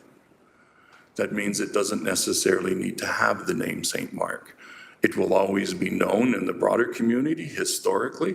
That was the, but it can be called anything at this point. It truly can. I understand what transpired in the last little bit in Stoney Creek, and I understand that people's nerves are frayed, and I understand that people feel like their democratic will was not represented around this table. but we can only operate with value. And the value that I see is that when I speak with councillors, Councillor Nan, Councillor Maureen Wilson, Councillor Ted McMeekin, if they're bringing forth a project in their ward, I put weight to that project because that is what they have done the work on, much like I just did with regards to the landfill. The landfill is not impacting the entire city. It would be disrespectful for residents to say, or for councillors to say, well, it's not affecting my ward and I don't think we should spend any money on it. But you didn't do that. You listened to the councillor, you listened to the community, and we tried to do our best. So I'm going to support the councillor's motion. Notwithstanding positions around this table, whether or not they feel that there's a threshold as to at what point do you listen to the broader community, it's the council's responsibility to represent his ward. It's the council's responsibility to do the work. And if he fails to do that work, then he will be held accountable by those constituents. It is not for us to judge. And so I'm just cautioning, and I did this last time, Mayor, you recall me talking about it. If we get to this point where it's an 8-8 tie, the rest of this term, nothing is going to get done. You said we need to listen to each other. That is true. We need to respect each other. That is true. We are not always going to agree. But we shouldn't throw out our values because of frustration. We should be doing what we can to assist the ward councillor to make it happen in his ward. So I will support it. I don't necessarily agree completely, but that's not my call. That is Councillor Cretch's call. Thank you. Thank you, Councillor Clark. We have a couple of more speakers. Councillor Alex Wilson, Councillor Jackson, Councillor Kassar. Go ahead, please, Councillor Alex Wilson. Thank you. Through you, Mayor, I really want to thank Councillor Clark for those comments. And I think the only point I want to stress in this is that Councillor Cretch did not make this decision. Councillor Cretch has not participated in this decision until lifting it today. The facility naming subcommittee, like the consultation, the community hall, there's been deep engagement from the Ward 2 office, but I want to own the accountability for the decisions I've made, the ones that I've put forward. As a member of the facility naming subcommittee, we recommended this to GIC where there was the 7-7 tie. I can assure you, Councillor Cretch is not a voting member of that committee. Had nothing to do with the outcome of that vote. Why I voted the way I did at facility naming subcommittee, why I voted the way I did at GIC, and why I continue to vote consistently today is because we had a survey that had over 600 respondents overwhelmingly favor a clear name. We've also heard from a minority of those respondents who are in disagreement. And I want to listen. I want to hear that, that yes, it's not a universal. It wasn't a 100% win. Did anyone here win with 100% of the vote? I don't think so. And I think that's just something that's the reality. And so as we're listening to each other, something I've heard, particularly in some of these emails that we've been getting more recently, has been that this is a decision that's being made because it's being motivated to exclude specific names. And as that decision gets circulated on social media, increasingly the emails are not becoming about what's actually in front of us, which is whether or not this is the name that is recommended or how does the community feel. But I'm hearing from folks who feel like their identity or their values are being attacked by this decision. And I do want to listen and hold space for that, because even though that's not what my intent has been, that's never what my intent has been, when the conversation becomes framed that way in a Facebook discussion, they say, this is what this vote means, this is what this is, then people are weighing in and they're saying that. And I think it's been really disappointing as we're listening and as we're hearing where people are coming from. I've also been engaging with folks. Where are you getting your information on this from? Why are you, it seems like this is a really important matter to you. Why? And I'm hearing from a lot of folks that it's feeling like a personal attack on identity, on their values. And I struggle, because that's something that's not my motivation, and I don't think it's the impact of this decision either. The city staff were not instructed, how can you make certain residents feel harmed by this decision? City staff were instructed to ask the community what was most important to them. I think we're seeing a concerning trend that when we don't always agree with the outcome of a process, we can criticize the process as being rigged or constructed. And I think some of the comments about the write-in options, I felt personally sought to undermine staff's work and presuppose what the outcome of that work was. And I think that's really, I clearly, like as someone who's been involved in this work, that's not what happened. That is not what has happened. And I think it's really important to correct that record. I also just want to say that in this time of discussion, I think I've seen comments that say, for example, this was done because the magnolia is a multi-sex biological tree, and this is part of the the trans crusade at City Hall. Unacceptable. And I'm by no means is that everyone's opinion who's written in on this, but I think that's what listening is. It's understanding where people are coming from, what's motivating that response, and then weighing that with also everyone else who filled out the survey, weighing that with everyone else who's participated in this process. For me, I'm really excited to get placemaking, to invite people into a community, to celebrate our natural heritage and to celebrate our community's heritage. I think this is a really exciting moment for our city, and I'm excited to move on. Thanks, Councillor Wilson. Councillor Jackson, please. Thanks, Mayor Horvath. Everybody knows my position because I was on Facilities Subcommittee 3 weeks ago, and the 2-to-1 split vote, and I was the one opposed. So Councillor Nan doesn't have to worry about me. Maybe your comments were possibly meant for others, but my comments have been publicly stated a few times and shared with Councillor Cretch as well, one-on-one. I also want to say to Councillor Cretch, who is newer to Hamilton than I was lucky enough to be born here of Armenian heritage, the Ron Joyce Performing Arts Center at Hamilton Place was a wonderful hybrid name back in the 90s. At the time, Ron Joyce, of course, famous founder of Tim Hortons franchise, multi-millionaire, donated $5 million, and we did a hybrid name. And I just thought that there may have been an opportunity here for a hybrid name, but obviously that is not in the works. So I'm just going to conclude, Mayor Horvath, by saying I always love giving credit where credit's due. We wouldn't even be in this position today with 10, 11 new members of council in 2024 if it wasn't for the late, great Mayor Bob Morrill, the late, great Ward 2 councillor Bill McCulloch, who back in the 90s, about 28, 29 years ago, I was a pup then, that advocated strongly for the purchase of this grand old structure to ensure it wasn't demolished, fall into private hands, maybe some tower would have been built there on the historic site. And so I want to remind everyone, and the previous councillor to Ward 2, Councillor Jason Farr, he anteed up quite a bit of money from his Ward 2 area rated funds to help along the way reach our point where we have a renovated, remodeled, modern, beautiful structure.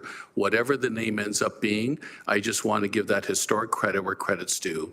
Having said all that, I'll still be recorded as opposed to stay consistent, Mayor Horvath. Thank you. Thank you, Councillor Jackson. Councillor Kassar. Well, first, thanks to Councillor Jackson for that history. I really appreciate that. And Mayor, through you, it is a fabulous building. I was there during Doors Open on the weekend and went inside and got to take some time to look at the restoration, and it is a beautiful piece of heritage. But, there's multiple types of heritage, built heritage, our history, but also our natural heritage.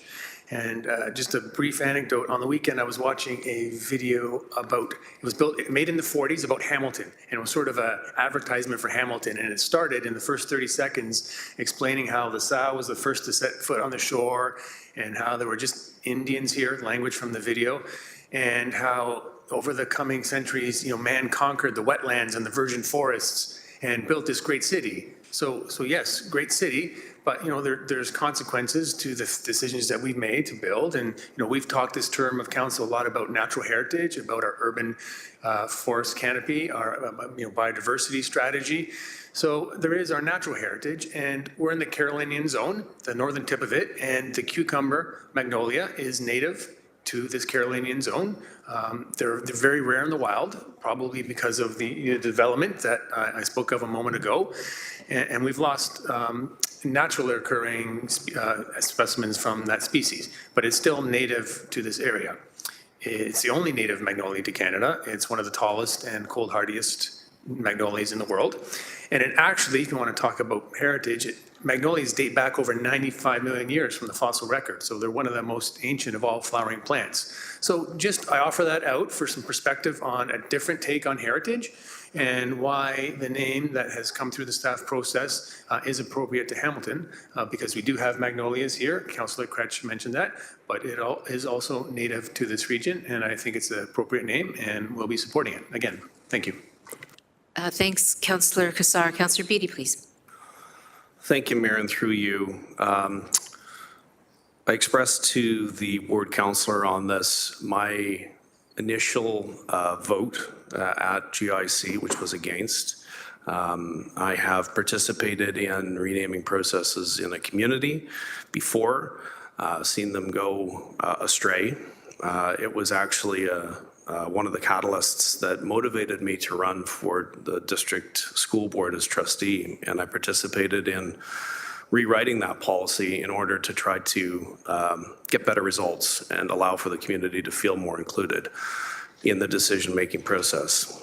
And the feedback that I received from the community was such that it seemed that, at face value anyways, based on the correspondence, there was a disconnect between the intended outcome of ensuring a thorough participation of community and perhaps what actually happened. People were feeling excluded from the process based on the correspondence that I have seen. So with all that said, I came here intending to be consistent in my vote. But as the Ward 15 councillor often says, if you can't change your mind, you can't change anything. And here's what I'm going to propose. Councillor Clark drives home a couple of important points. Number one, I understand the implications of the consecration and deconsecration of the property. The community of worship that I participate in, my ancestors signed the deed to that property in the early 1800s. I'm 6th or 7th generation participating in worship at the church at the 50 in Winona. So that resonated a little bit with me, and I'd have a hard time voting against something that kind of speaks to my faith and speaks to my historical knowledge of how that actually is supposed to work. And thank you for Councillor Clark for making that argument. The second argument that Councillor Clark made is the importance of trusting that the ward councillor has done their homework. And particularly on this agenda, a few points down from here, we're at 7.1 and 7.6. I'm going to ask members around this table to make the same leap of faith with myself as ward councillor on a motion to change a particular configuration. So it would be very unusual, I think, for me to, on one hand, say that perhaps the ward councillor has not done their homework here, and then turn around and say that, oh, but I've done my homework over there. And I can see, based on Councillor Kretsch's words that he's used and correspondence that he's used, that it all appears that that homework has been done. So I don't think that I fully support the outcome, but I think I'm going to support the process on this and support the ward councillor. And when we come down to 7.6, I hope that we continue that path. Thank you. Thanks, Councillor Beatty. Councillor McMeekin, please. Thanks, Your Worship. Indeed, Winston Churchill did say that. If you can't change your mind, you can't change anything. And you can't change your history either. You know, 71 years ago when my mom was sick, I went to live with my grandmother who lived on the corner of Hunter and Bay, little tenement house. And every Sunday morning, she'd take my 4-year-old little hand and walk me across to St. Mark's. And I remember it with fondness. I always will remember it with fondness. But that doesn't mean we've got to name anything after it. We need to be able and capable of moving on. I don't know much about how the name actually came about, but and I'm pleased to learn about the history of the cucumber magnolia. I didn't know that. Not that we should be naming everything magnolia, but I'm sure there are other names we can come up with. So I'm gonna vote in favor of the ward councillors. Far be it from me to criticize any councillor for not doing their homework, be it in my ward, Ward 1, Ward 13, Stony Creek, you name it, all right? I trust that, and I'll be with you, Councillor Beatty, on your request, and would hope that others would join. So I will support the name. I appreciate the input I've received from a couple of councillors, not fully, but mostly, and advice is always better received when it's done with a listening voice too, right? And anyhow, I'll support the councillor on this matter. Thanks, Councillor McMeekin. I don't see any other speakers on the list. I would ask Councillor Nan just to take the chair for one brief moment. I think this was a really good discussion. I'm glad we had it. I'm also going to support the councillor's motion. One of the things that I had the pleasure of doing is being one of the, people that fought to save that historic piece of land, not only in terms of the structure, but in terms of the kind of green space amongst all those apartment buildings and concrete and asphalt for Ward 2. There was, I know, a lot of correspondence that came, as well as some calls and various pieces of lobbying, I guess you'd call it, from a number of people from the Durand Neighborhood Association. I think it's important to acknowledge that's something that they fought for as well for a long time with Councillor McCullough of the day, with myself as the day. And so as we think about the plaque, which is what I talked to the councillor about, the plaque that's going to be put in the space to acknowledge the history of St. Mark's as a church. Perhaps part of that can also include the history of the people that are city leaders that actually took it from 1989 to where we are today, naming it Magnolia Hall. And I think that would help perhaps acknowledge some of those folks who are feeling a little put out. So I'm just putting that out there, something to think about, something for the folks who are going to be doing that work at the city to put the interpretive panels or the plaque together. I would hope that we could consider that as well. So those are my Back to you. remarks. Thank you. Thanks, Councillor Nan. I don't see any further speakers. Oh, Councillor Crutch. Just very briefly to let you know, that was already part of the plans, as far as I know, to actually include those things and include the groups and leaders and various folks. Certainly, this is not the lion's share of work I'm doing. I'm here at the end of the process to steward it over the finish line, but everyone else before me certainly worked hard to make sure this happened. That's great. Thanks, Councillor Crutch, for that clarification. It's maybe now more people will know that that's the case, that it was part of that, the process already. So we're now, I think, completed the speakers list, and I believe we go to the vote on this and then get back to the rest of the report. So this is on Councillor Crutch's motion, which he succeeded in putting as item 8 on the report. So can we now go to that vote? This is for or against the naming.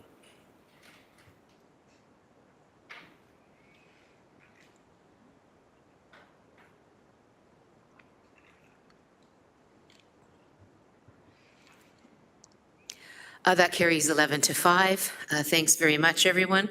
We're now going to go on to the rest of the agenda, which is any other items on the report, on this particular report, that members would like to speak to.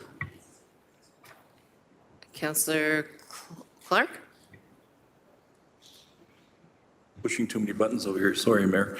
On item 2, the Transit Area Rating Review Subcommittee, the document indicates that the terms of reference for the Transit Area Review Subcommittee be received.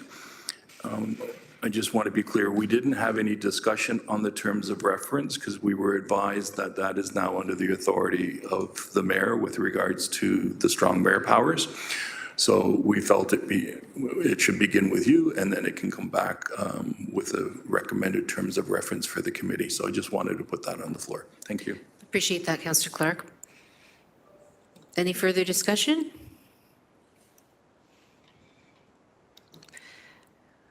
Seeing none, we'll go to the vote.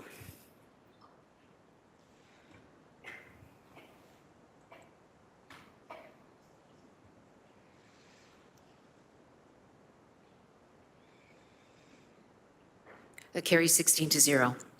Thanks, everyone. So we are now on to item 6.5, Audit, Finance, and Administration Committee Report 24-009, May 2nd, 2024. Councillor Wang, may I please have a motion to receive and approve the recommendations within the Audit, Finance, and Administration Committee Report? Yes, Mayor, moved by myself, seconded by Vice Chair Spatafora, that Audit, Finance, and Administration Committee Report 24-009, being the meeting held on Thursday, May the 2nd, be received and the recommendations contained therein be approved. Thanks very much. Councillor Alex Wilson has an amendment to the item number 1 respecting the 2024 Development Charges Background Study Policies and Bylaws Final Report FCS 23103B Citywide Revised. Councillor Alex Wilson, can I please have you introduce your amendment? Thank you. It's moved by myself and seconded by Councillor Craig Cassar. This is an amendment that seeks to just impact item recommendation E, subclause V or 5 of the Audit, Finance, and Administration Committee report, specific to the DC charges, background study policies and bylaws, and the change. If it is possible to put up, I think that would be appreciated. It's also been circulated by email, but in plain language, what the change does is it takes the 8-year phase-out window that we had for non-manufacturing industrial uses. There was an 8-year phase-out window proposed by staff following the changes from Bill 185. This proposes tightening that 8-year phase-out to a 4-year phase-out to be more aligned with the other phase-outs that are included within this bylaw, allow us to act consistently. This is, so that's what the amendment is. I could put it. So please go ahead and speak to it if you wish. Thank you. This is not the amendment that I originally sought out to work with Councillor Cassar and other councillors when working with staff. I just want to put that out there right off the beginning. This is a best effort to compromise and follow back to the consistent response I was hearing from both council members, staff, delegates we heard from as well, that a transition period that is predictable is very, very important to our industry partners in having this discussion. We also had several dozen, my inbox says over 100, so I'll say hundreds, correspondence from community members that said, now is the time to phase out all exemptions, do not continue any forward. There's a big disconnect between, I think, that ask from many community groups and what this bylaw is seeking to do, and I get it. We're here to find that right balance. We're here to compromise. This amendment that I'm putting forward today, I think, gets us closer to what I believe is the balanced compromise. It further aligns us with our term of council priorities with respect to ensuring that we are shifting the tax burden from residential taxpayers and asking all members of our Hamilton community to pay their fair share. It helps us incentivize green building and other types of standards in the future. And that's, I think, something people really want us to see move towards. And it moves us away from the blunt tool of development charge exemptions to a more specific plan. And we don't have that plan today, but it means that that window is now not 8 years or this term of council, the entire next term of council, and then some more of the following term of council before we can act on the community feedback that we're hearing right now today. I also just want to say, not necessarily specific to this change itself, but in terms of the overall impact of this development charge bylaw that we're discussing, $71 million a year for the next 5 years is a whole big chunk of change. And I think a lot about that in terms of our housing investment. It's over 200% the size of our increased housing investment. It's over 3,500, that's 3,500 times larger than the investment we made to top up food banks. We just heard this morning about how it's not our development industry necessarily that's in crisis, affordability all around, but everyday Hamiltonians, every person in our community is feeling this crunch, whether it's in regards to running a business, whether it's in regards to paying their tax bill, whether it's in regards to putting groceries on the table, paying rent. We're all experiencing this differently, but those impacts are different. And I really hope as a city, if we're offering a soft landing in difficult economic times, we're consistent in who we're offering that soft landing to, and we're being very clear. By accelerating this phase-out period from 8 years to 4 years, I think we're striking a better balance that seeks to respect how our residential taxpayers and residents in the city are also impacted by difficult economic times. So that's it for my speaking to the amendment. I'm sure we'll have a large discussion. Thank you. Thank you, Councillor Wilson. We'll go now to Councillor Wang, please. Just so folks know, Councillor Wang, Councillor Cassar, Councillor Nan, Councillor Clark is the lineup. Councillor Wang, please go ahead. Thank you. For the most part, I absolutely agree with Councillor Wilson. I understand, and I absolutely agree that this is the direction that we ought to be moving towards. My concern is the practicality of going from an 8-year phase out to a 4-year phase out, and how will that impact industry, businesses, as we are putting this forward. And it has been sort of socialized in the last 2 weeks or so. So I wonder, through you, Mayor, I wonder if I could ask Director Schlehan just to weigh in on what are his thoughts on this particular amendment, and how does he think that the business community will feel, or in terms of this impact. Thanks, Councillor Wang. Through the mayor to the councillor. I'm up here. Oh, there you are, Norm. So- Sorry, I couldn't Sorry. see you. Please go ahead, Councillor. Please go ahead. I guess we've wrapped at the last AFNA committee, we were talking about certainty and surety. We had members of the committee of the industry come forward, and they were in agreement with what was put forward in terms of the staff recommendation. Phasing that into 4 years, my concern is now we're basically compressing what is right now into a very difficult economy right now from an industrial perspective. As I stated at AFNA, for those that weren't there, this year looks very good from a development perspective. Our pipeline looking forward 2 years from now, even into next year, isn't anywhere near robust as it has been for the last 3. So my concern is that it takes a couple of years for these developments to get on stream, and by the time they get locked in for their DC rate, they're already going to be at a rate that's extremely non-competitive. And we have to look at our neighbors surrounding us and where they're at. And even with this bylaw change that we're doing here, our DC rate is actually going to be going up $8 out of the gate, which puts us way ahead of our competitors in surrounding us. So I would have some concern from my perspective that that would actually have a very negative impact on industry relocation. And maybe I just add, remember, we should not only look at this we've been looking at this from the development lens, like a big developer. This also impacts the small businesses that are here that also have to pay the development charges. So I'll just leave it with that. Thanks very much, Councillor Wang. Thank you. Mayor, I think that my primary concern here is that as we are moving quickly and we are in an ever-shifting landscape because of the province, it is uncertain times. And the fact is, as part of our strategic priority as a council, we made that decision to say that it is to support investment and to ensure that we are rebalancing what that ratio looks like in terms of residential tax base versus industrial tax base. I think that predominantly, I am absolutely on board with getting us to incentives where it's a sharper instrument, it is a lot more focused, it is absolutely the pathway to move. My concern is timing. And what we heard at AFA from a variety of different people is that the economic landscape today is not in our favor. It is not in businesses' favor. And to make these shifts so rapidly causes us to look like we are being very unstable. And so this is my concern. So in terms of moving forward, I absolutely want to move in the direction of grants. I just don't think that truncating from an 8-year timeframe to a 4-year timeframe is the right move. But I also agree that we should be spending the time and the effort to create the sharp instruments that we need.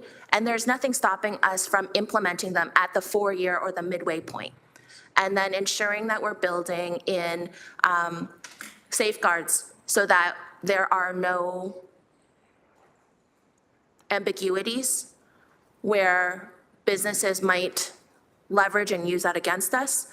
But we need the time in order to make those incentives and grant programs the most robust and the most in line with what this council's priorities are. So this is why I will not be supporting this amendment. I believe that we ought to go with staff recommendation. Thank you. Thank you, Councillor Wang. Councillor Kassar, please. Thank you, Mayor Horvath. So Councillor Alex Wilson as the mover, myself as a seconder. Councillor made a lot of the same points I would make, so I'll just be brief. When running for election, a lot of people said to me, City Hall needs to run like a business. And I have experience, lots of experience in that. And one of the things from a business perspective we're not considering through all of this, I haven't heard anything about it really, is the competitive advantage we have, particularly in the AEG, where the lion's share of the development is targeted to happen, and the proximity to the airport.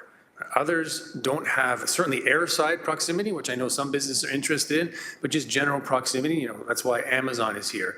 So we're not fairly or adequately considering that, in my opinion, and I think that's why a 4-year transition to accelerate it is warranted.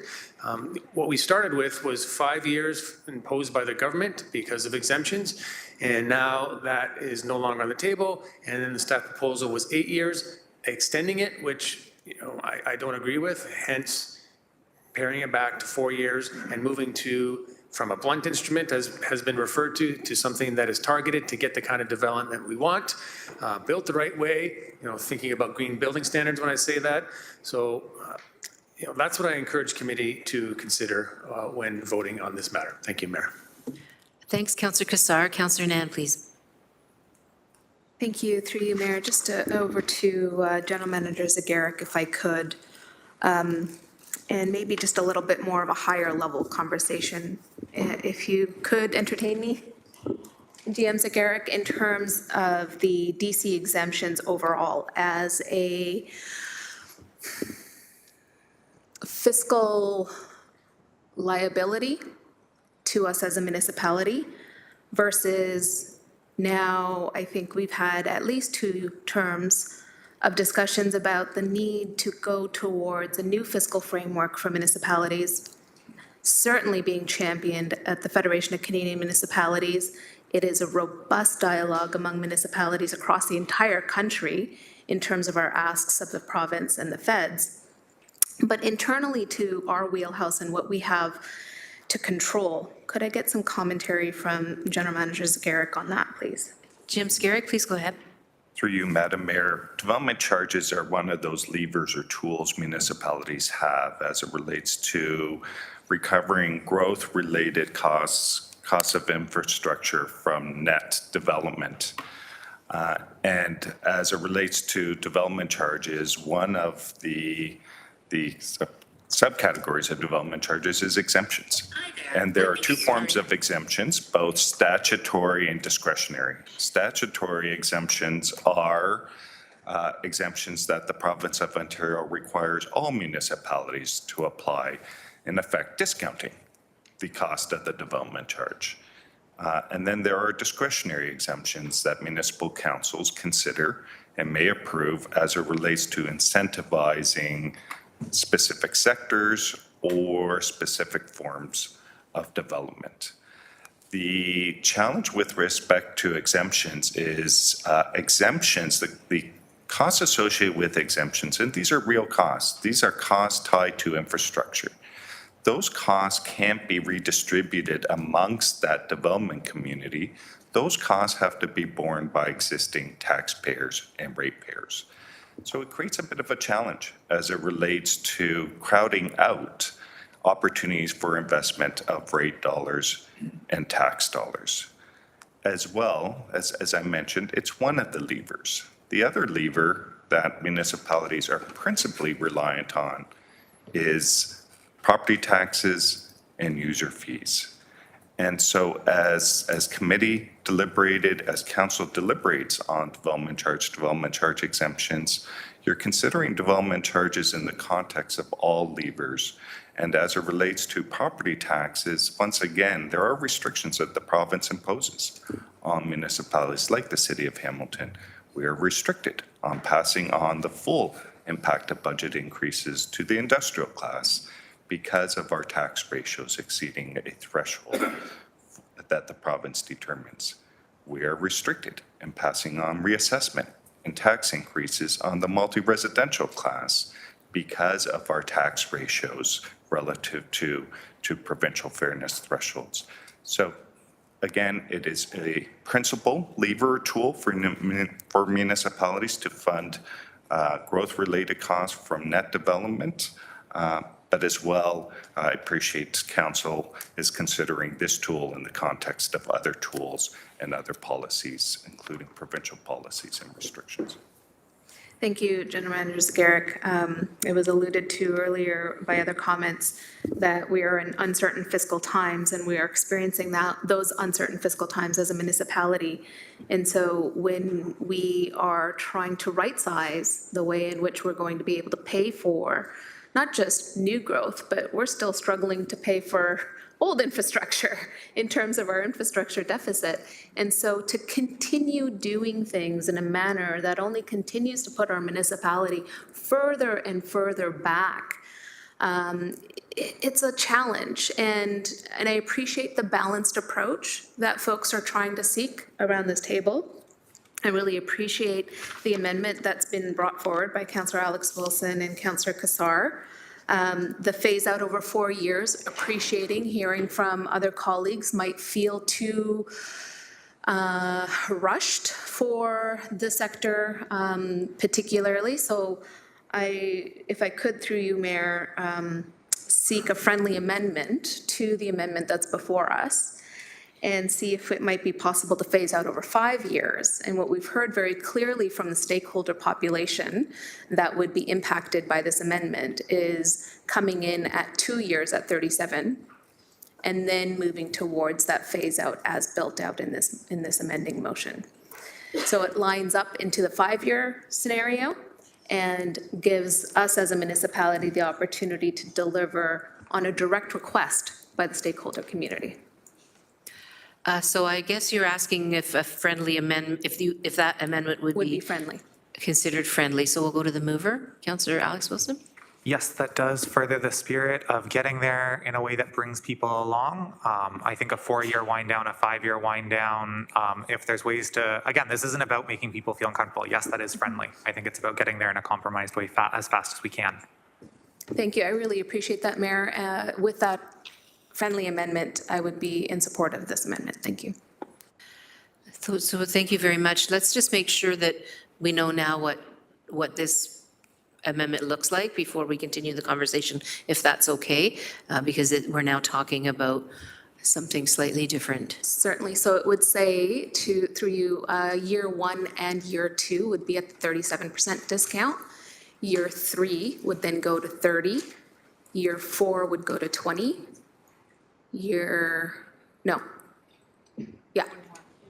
We're basically adding one more year there. So year 1 would be 37%. Year 2 would also be 37%. So is year 1 the year we're in right now?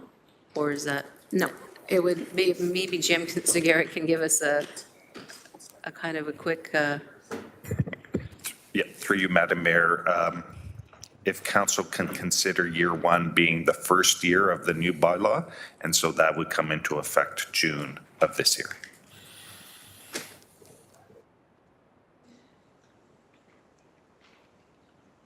Okay, thanks very much. Okay, so that's what's before us. We'll go back to thank you both, Councillor Alex Wilson and Councillor Nan. We'll now go to, I assume you've completed your comments, Councillor Nan, correct? Okay, thank you. Councillor Clark, please. Thank you, Mayor. Just a couple of questions. How do we assess the competitiveness of our situation when it comes to industrial growth against other municipalities? And is the development charge exemptions that we have been providing, because this is not new, we've been doing this for a while, have they become a loss leader? It's really not drawing more industry to us? Are people coming to us simply because we have a port, an airport, good highway access? So how do we assess that we're not giving away the farm in the hopes of bringing industry when they're going to come here anyways? I don't know. That's why I'm asking. Thanks, Councillor Clark. I think that might be Director Schlehan. So through the mayor to the councillor, it's a good question. I mean, we're seeing growth and development across all of our business parks across the city. We have seen some substantial growth at the AEG in one particular part. It hasn't really grown that much outside of the piece that we have at Upper James. But we're seeing a wide variety across the board. Are they coming here because of the airport? Some are. Are they coming here because of the port? Some are. But there are some that are coming here because it's the location. They're close to their suppliers. They're close to their end users. So I'm not sure if they're coming here anyway. But I mean, if you ever have the chance to take a tour of any of these parks, you're going to see that there's been a very wide, diverse mix of companies that are landing here. And I wouldn't say it's because of just one single factor, but the cost factor certainly is one. And I'll just add that, we're talking about development charges here, but our tax situation isn't the most favorable either from an industrial perspective either. So it's not as favorable as some other municipalities either. So it's a factor in the mix. I'm not sure if Anne's, maybe I'll see if Steve Rocha, GM Rocha wants to add anything onto that. Through you, Thanks. Madam Mayor, Steve Robichaud, Acting General Manager, Planning and Economic Development Department. The city does have employment targets embedded within our official plan, and we do track our performance relative to those employment targets. One of the goals of the city's having those employment projections is to ensure that we do not become a bedroom community where we just have residential growth and not employment growth. Contained in the Watson background report, it does show the projected forecasts in both population, household, and employment growth within the city of Hamilton. Going off the top of memory, it's approximately 10% growth in population over the period of this development charges bylaw, with a corresponding increase of about 10% in the number of households over that time period. Employment growth overall is projected to increase also by about 11%, but within that employment growth, 25% or a significant component of that growth is actual industrial manufacturing growth. So we look at it in terms of the projected number of jobs based on an employment density. Watson uses a worker per square footage ratio. So that's one of the metrics that we use for tracking our employment growth within the city. And based on the Watson forecast, we are actually projected to have a slightly higher rate of employment growth, especially in the industrial sector, over population growth, to avoid that concern of the city actually having a hollowing out, where we have people living in the city but having to commute to other jurisdictions. We do track that with some of the other Transportation Tomorrow survey, et cetera, but part of the city's objectives is to have that balanced population to employment growth to ensure that, and also where that population to employment growth occurs.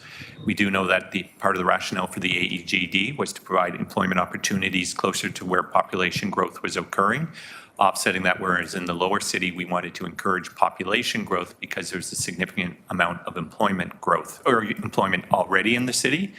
Leveraging onto that, we do have the redevelopment of the former Stelco lands, and they would be captured by the same policy shifts as the AEGD. So in fact, it does provide the city of Hamilton through the opportunities at the former Stelco lands with the AEGD to have a balance of new employment opportunities being created. At the same time, we see a growing population with the city, both above and below the escarpment. Because what many people, when we were doing the original grid studies back in 2006, one of the questions is, would the city need another escarpment crossing? People may remember that at one time, the region envisioned an escarpment crossing at Fruitland Road.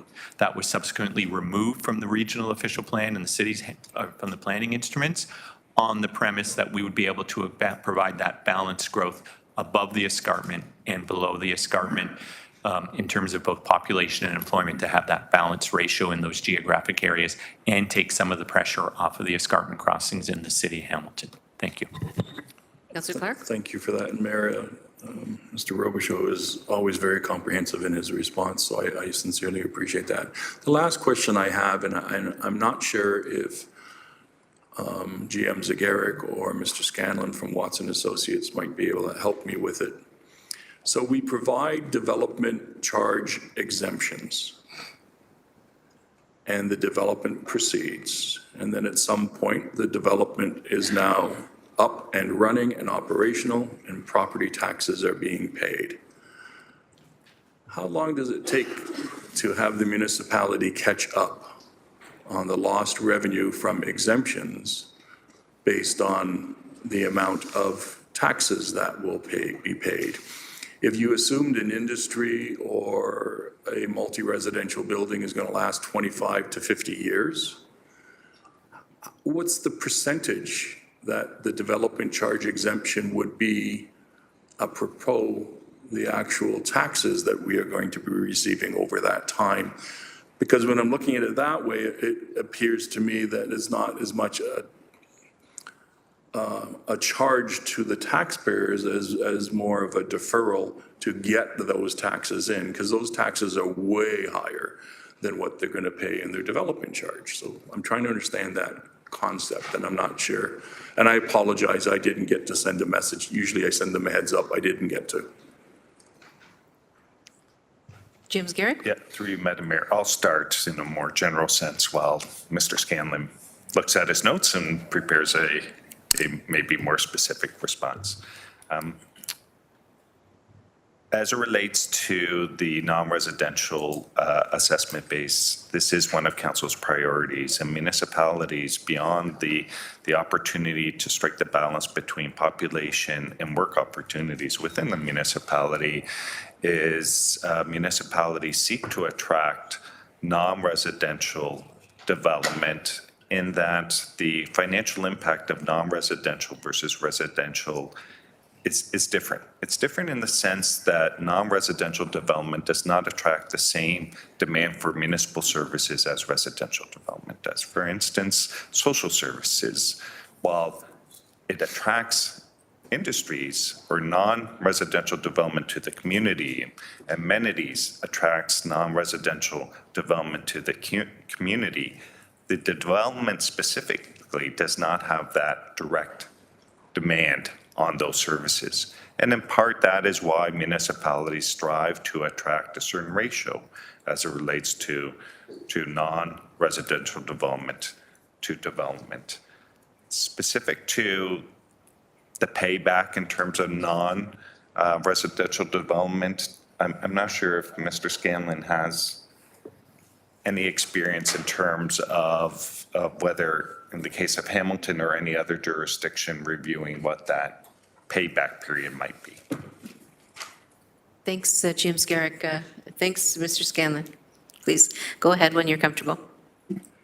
Thank you. I don't have, obviously, the opportunity to do the calculations, but I would probably say a reduction in the range of about 37% if that's the non-resident, if that's the industrial exemption, would probably take you in the range of about 10 to 12 years. There is added expenditures that have to be taken. There's the taxes, which is the revenue side, but then there's the expenditures. Quite often industrial generates, I don't have the numbers, but I would just say probably in the range, I would say in the range of about 10 to 12 years. Thank you for that. And so the last question I have, and this is more about process. So we've gone through a development charge consultation. We've gone through all of the background study. A lot of work goes into this. It is a back and forth with stakeholders in the community and the broader community. And I understand the concerns from residents who are seeing this as simply a charge to resident taxpayers or to our reserves, which is truly what it is. We have to offset this lost revenue somehow. And so the question that I have is, when we are looking at the totality of this system and the process that we undertook, what's the risk in terms of appeals on that process if we change the recommendations as proposed by Watson and Associates and through our staff, if we modify that in any way, whatever that modification is? And that's my last question. Thank you, Mayor. Thank you, Councillor Clark. Please go ahead, Mr. Scanlon. Yes, through the mayor. Obviously, with any bylaw, there's a risk of an appeal. Not all appeals end up going to the board. They end up being discussed and perhaps resolved, whether it's a level of understanding or whether it's actual some adjustments or interpretation that the appellant is looking to achieve.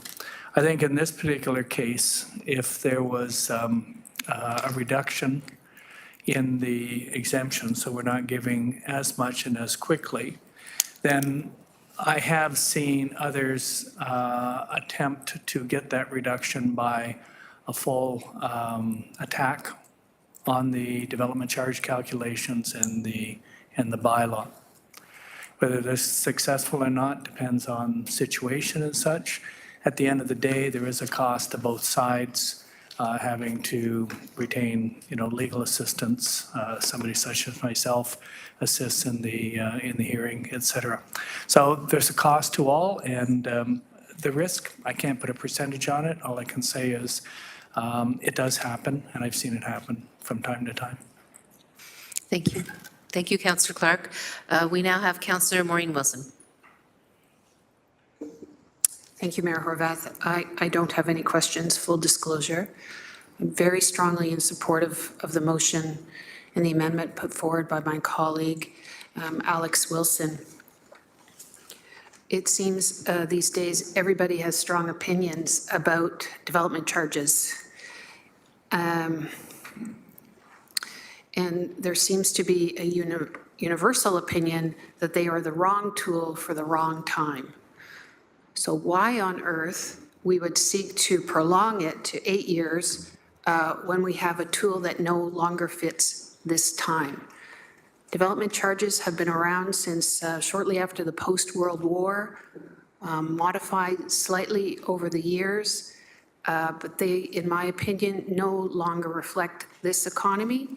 They no longer speak to the source of our competitiveness.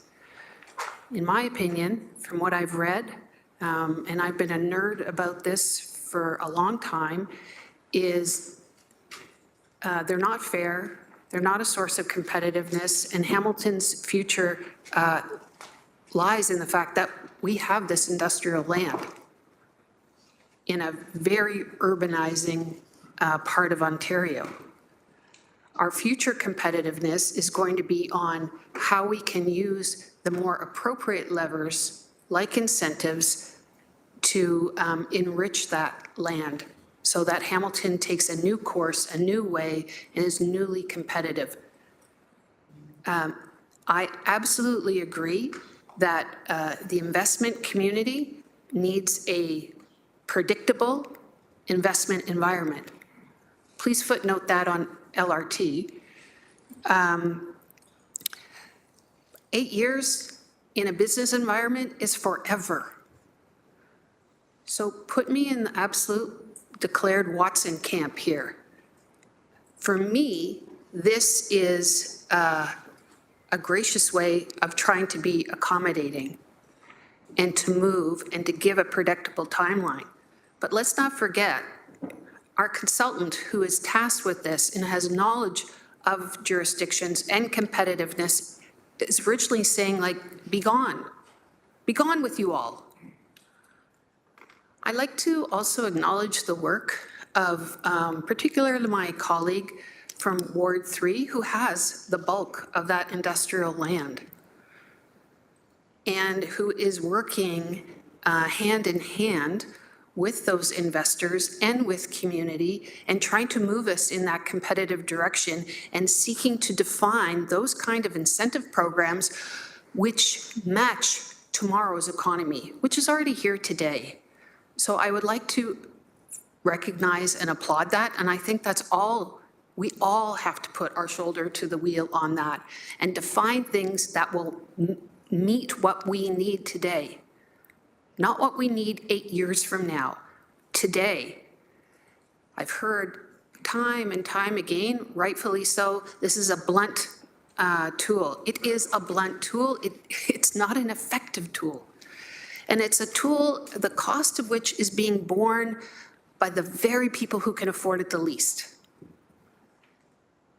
I can't underscore my interest in this enough. I can't underscore my enthusiasm for this amendment and for the compromise it represents. We need to get on with doing the job that the future of this city deserves and requires. This is not the tool to get us there. So thank you very much. Thanks, Councillor Wilson. Councillor McMeekin, please. Always, thank you. Your worship's always tough to follow Councillor Wilson, who I respect a lot. The wrong tool at the wrong time. Yeah, there are lots of wrong tools at the wrong time, but one of the simple realities we need to face is we need to deal with the cards we've been dealt, not the cards we wish we had. If you or I, Madam Mayor, could wave a magic wand, we'd change the whole structure. You know, and it would be much more functional, I suspect, with some historical perspective around making sure we get the right cards dealt, but we're not in that situation. So I want to make some cautionary comments here. First of all, I don't support the amendment. I think the impact could be too traumatic for us. I've run a couple of businesses. I know how tough it is to make ends meet. You remember the 90s, the early 90s, Madam Mayor? You and I were paying 15, 19% on business accounts. Anyhow, you know, I've got a couple of very specific concerns. We talk about further back. I don't want to put us further back by creating a situation where we're not as competitive as we want to be competitive.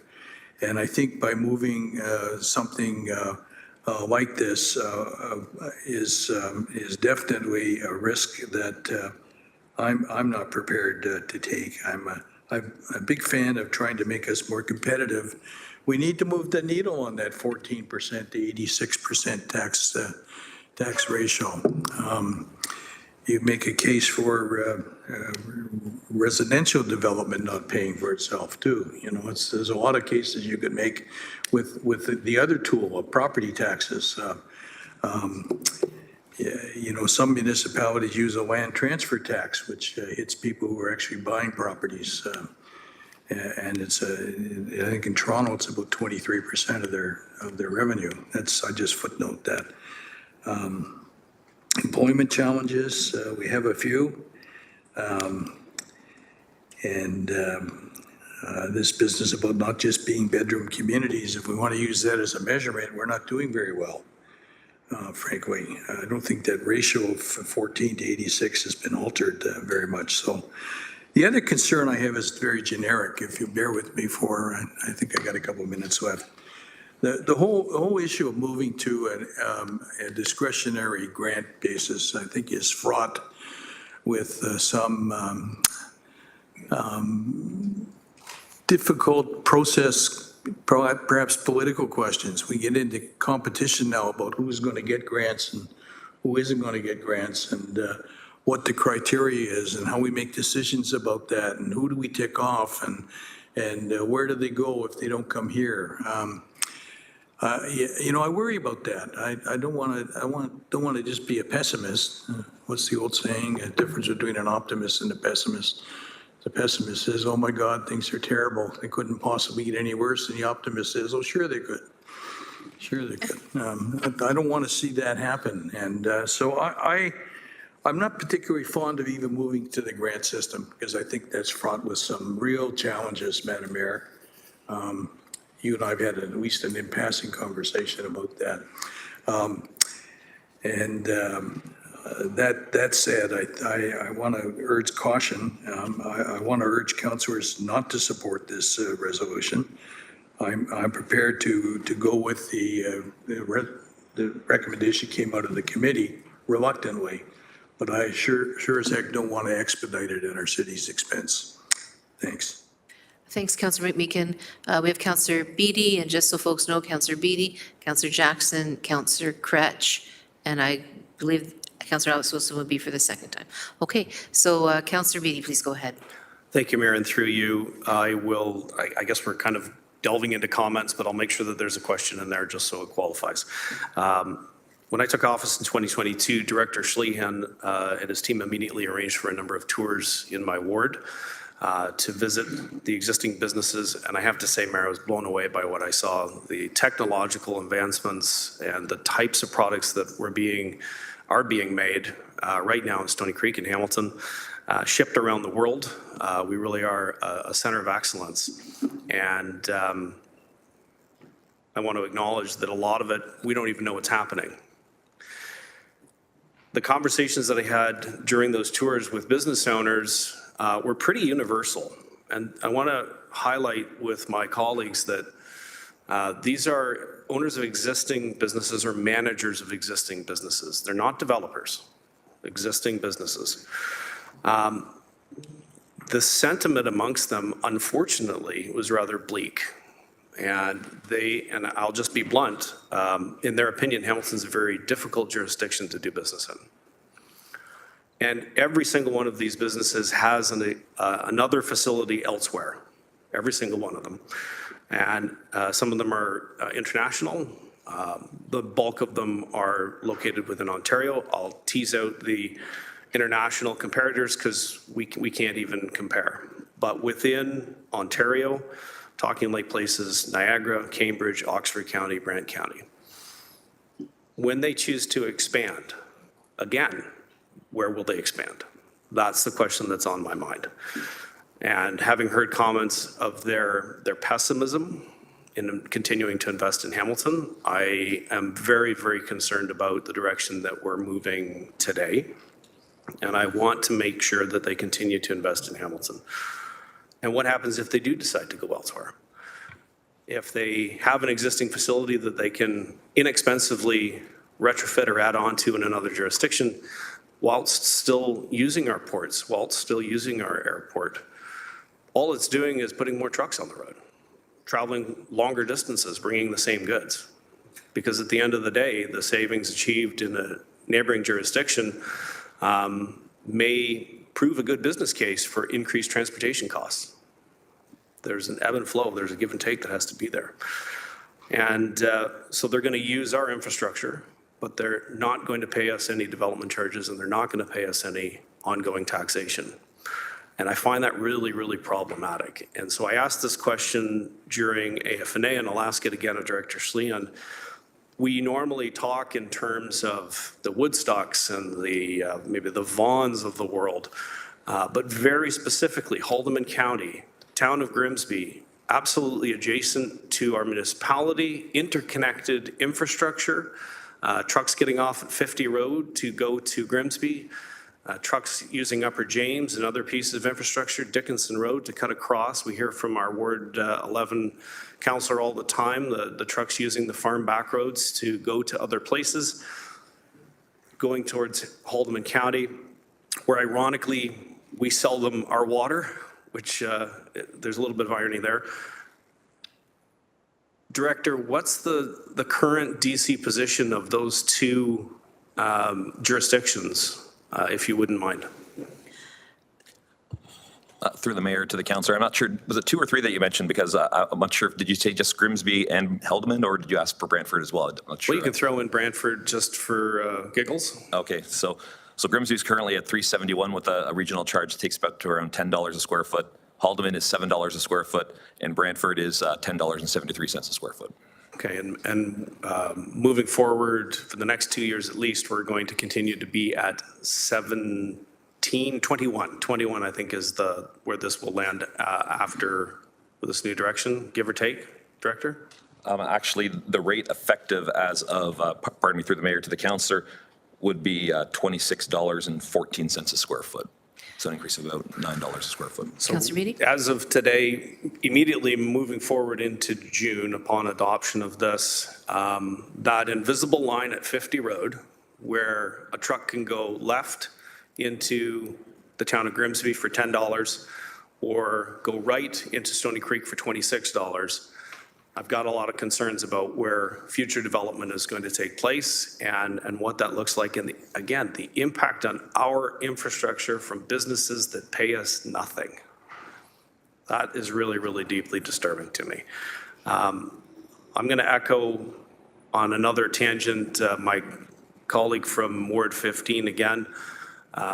Councillor McMeekin and his hesitation on going to a granting process. I share that. I made that known at AFNA. I'm going to be consistent on the record as being opposed to moving in that direction, or at least until somebody explains something different than what I'm seeing, because inherently, if you're incentivizing one particular group, you're disincentivizing another particular group, and I don't believe that we should be picking winners and losers when we're trying to grow our industrial tax base to offset long-term the impact on our residential taxpayers, and that is the goal I think that we can agree on. So I'll leave it at that. Mayor, not going to be supporting the amendment and will be supporting the original staff recommendation. Thanks very much, Councillor Beattie. Councillor Jackson, please. This is a fascinating debate, Mayor Horwath, on a number of fronts. I'm not a member, as you know, of the AFNA committee. The AFNA committee recommended by a 7-to-1 vote to do the 8-year phase-in. 7-to-1. And the amendment now was for 4 years, friendly amendment to 5. Very intriguing. And I'm even further intrigued by a number of my colleagues who are very concerned about the negative impact to residential taxpayers.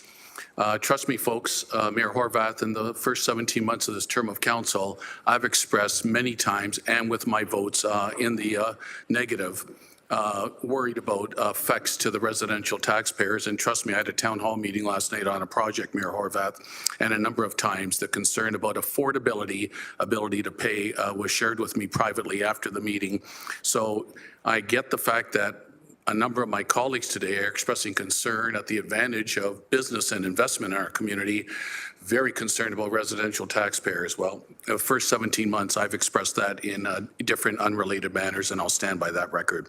Mayor Horwath, Councillor Beattie and Councillor McMeekin are both bang on, and as a former small business owner, I understand investment and return on investment as well. I want to give an example, and I want Director Norm Schlehan to offer professionally anything that I've missed, just to give everyone a real-life example. About 7 years ago, a wonderful company owned by a Dutch family, Walters Group, the Koppler family, Mayor Horwath, they're up on Dartnell Road and Rymal Road, right in the heart of my Red Hill Business Park area. About 40-year stature in the community, employing a couple of hundred people. 7 years ago, Brantford was enticing them desperately to come to Brantford and expand in Brantford.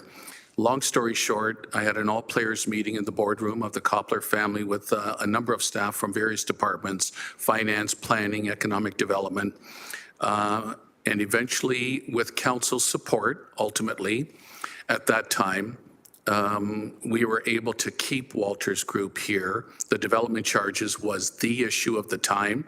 I can't tell you the magnitude of the difference that Brantford was offering them to entice them to leave Hamilton.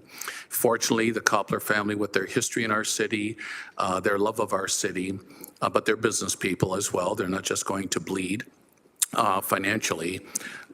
Everything came together, and now we've got about another 80, 90 good-paying jobs. The expansion, if you haven't been up there on Dartnell Rymal, has been wonderful, and it's a nice landmark of a wonderful, successful investment in business in our community. So I give that history lesson, Mayor Horwath, through you to Director Schlehan. Norm, if you can just offer something further, and it touches on what Councillor McMeekin and Beattie were asking of you from the comparator standpoint, and my concern in terms of not losing the momentum that we have in our city to keep business here. Through you, Mayor Horvath, please, to the Yes, director. absolutely. Thanks, Councillor Jackson.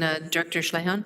Through the mayor to the councillor, and Councillor Jackson, I think you recalled our conversations with Walters and friends very accurately. And you know what, back then, the differential wasn't even, it was it's even greater differential right now. So I'm not sure if we have that same conversation now, if they would have stayed here based on the rates that we're seeing here. I'm not trying to speculate, but that's just, it's a wider gap now. Again, another $9 on top of that. So, you know, anything further that you'd like to hear, or is that sufficient? No, I just wanted confirmation, Director, and if I had missed any part of the story. And thank you, Director Schleihan. And lastly, this grants thing, folks, respectfully, investment business, this isn't a festival. This isn't an art gallery. I mean, seriously? Grants are for those type of things. For our businesses, we're going to go down the road of possible, I've got the floor, Mayor Horvath, don't I? Thank you. We're going to possibly, hypothetically, go down the floor of grants. So Walters Group, hypothetically, listen, the grant process is 8 months from now. Just hang on for 8 more months. Don't go to Brantford. Maybe you'll get something through the grant process. I'm sorry. To me, that's, do I have the floor, Mayor Horvath? Mm-hmm. Thank you. I'm listening. I'm wrapping up. I think that's fraught with a dangerous journey and pathway. So I'm going to stay with the original committee recommendation of 7-1 that seems to be in jeopardy and tenuous at this moment. Thanks, Mayor Horvath. Thank you, Councillor Jackson, and I do want to apologize for not calling the group to order at the appropriate time. I appreciate that. Thank you. Councillor Kretsch? Please go ahead.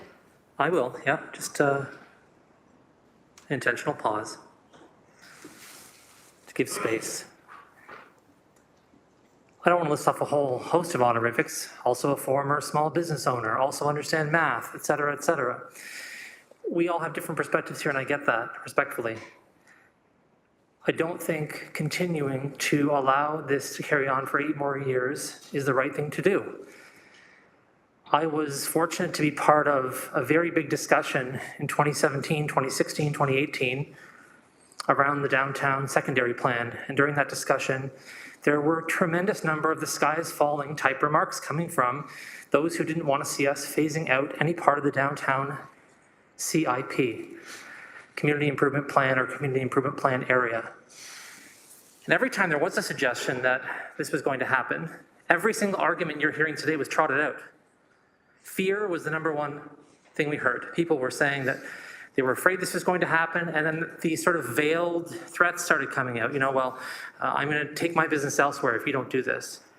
So when we went from 70% to 40% and dropped 30%, we saw record development in our communities, like record. So I just want to make it clear that we have evidence that shows us that this industry will weather the removal of these incentives.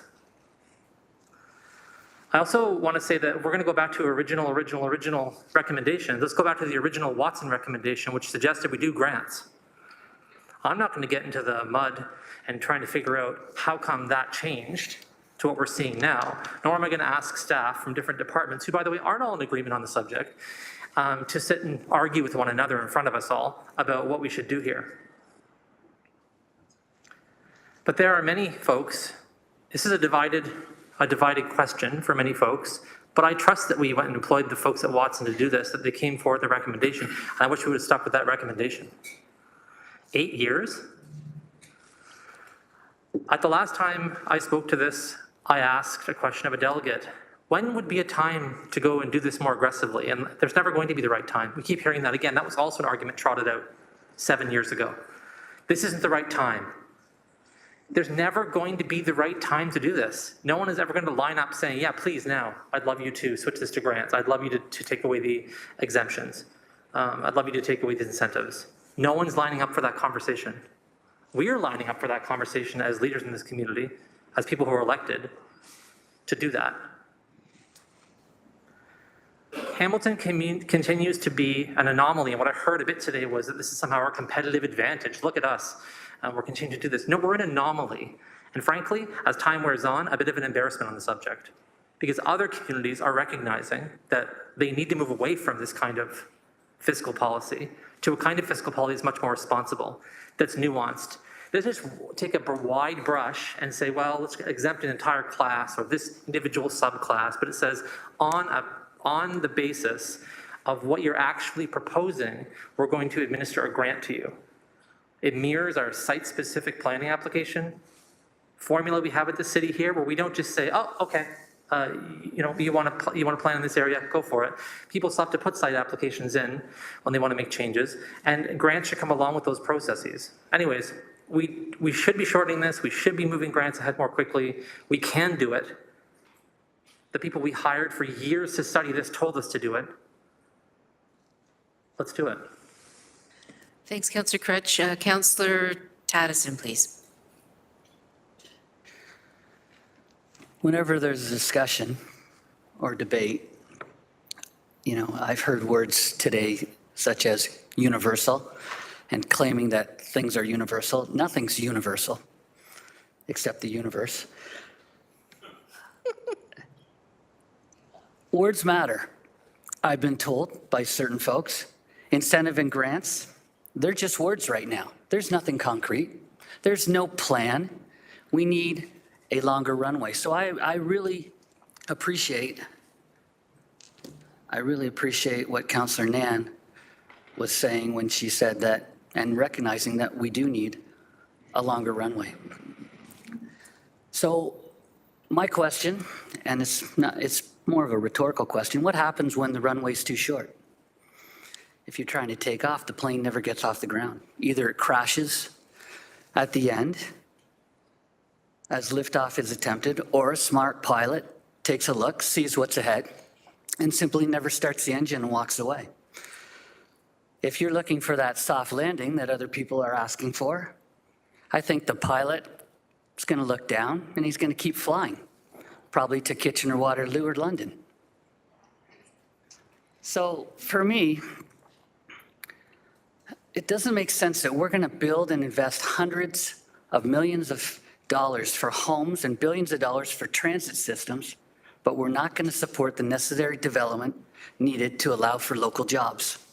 We're going to let those jobs and development be built in Halton, Niagara, Brant, Kitchener, Waterloo, or London. I believe the amendment and the friendly amendment to the amendment, I guess, will stall our city's economical growth. It's going to stall our efforts to better balance out the tax levy and basically create a bedroom community environment where Hamiltonians are traveling further to find good jobs in communities that are economically thriving because they get it. I think I'm going to support the original staff's recommendations. The 8-year phase out is going to give everyone enough time to convert to what we need to convert to and do it right. And it doesn't mean, hey, let's start in 3 years. No, let's start looking for that transition now. But let's do it right, and let's take our time, and let's get this right, and let's allow the necessary runway for the business community to keep developing and investing in Hamilton. Thanks, Councillor Tattison. We're on to second-time speakers. I did want to just say something, so I'll just pass it over to Councillor Nan. This has been a journey through committee, through consultation, through consultants' reports, through staff reports. I can really sense how passionate people are about this, but also how concerned people are about this decision that we're going to make today. I've been thinking about it a lot, and one of the things I keep reflecting on is that this is a 5-year development charge bylaw, am I right? So it seems to me that there's been a lot of discussion, a lot of good ideas, a lot of different ways of doing things that have been part of this ongoing conversation. And I think that it behooves us, and I respect the fact that councillors are saying this is something that we've been talking about for a long time. We just never actually do anything different. But I do think that we always have to be thoughtful as well about some of our other imperatives. And the the hope would be that as we go through these next 5 years, the engagement with the community, with the development community, with others, in terms of stakeholders, it doesn't stop until we get to, whatever, 6 months before a new bylaw needs to be put in place, or 4 months before, or anything like that. And so I would just say, I'm not going to support the amendment. I apologize. I am going to go with the staff recommendation, and I want to thank Councillor Wang, frankly, as a person that, was chairing that process through a difficult time, very controversial situations that occur, or conversations that occurred, I guess is the better way to say it. But I think that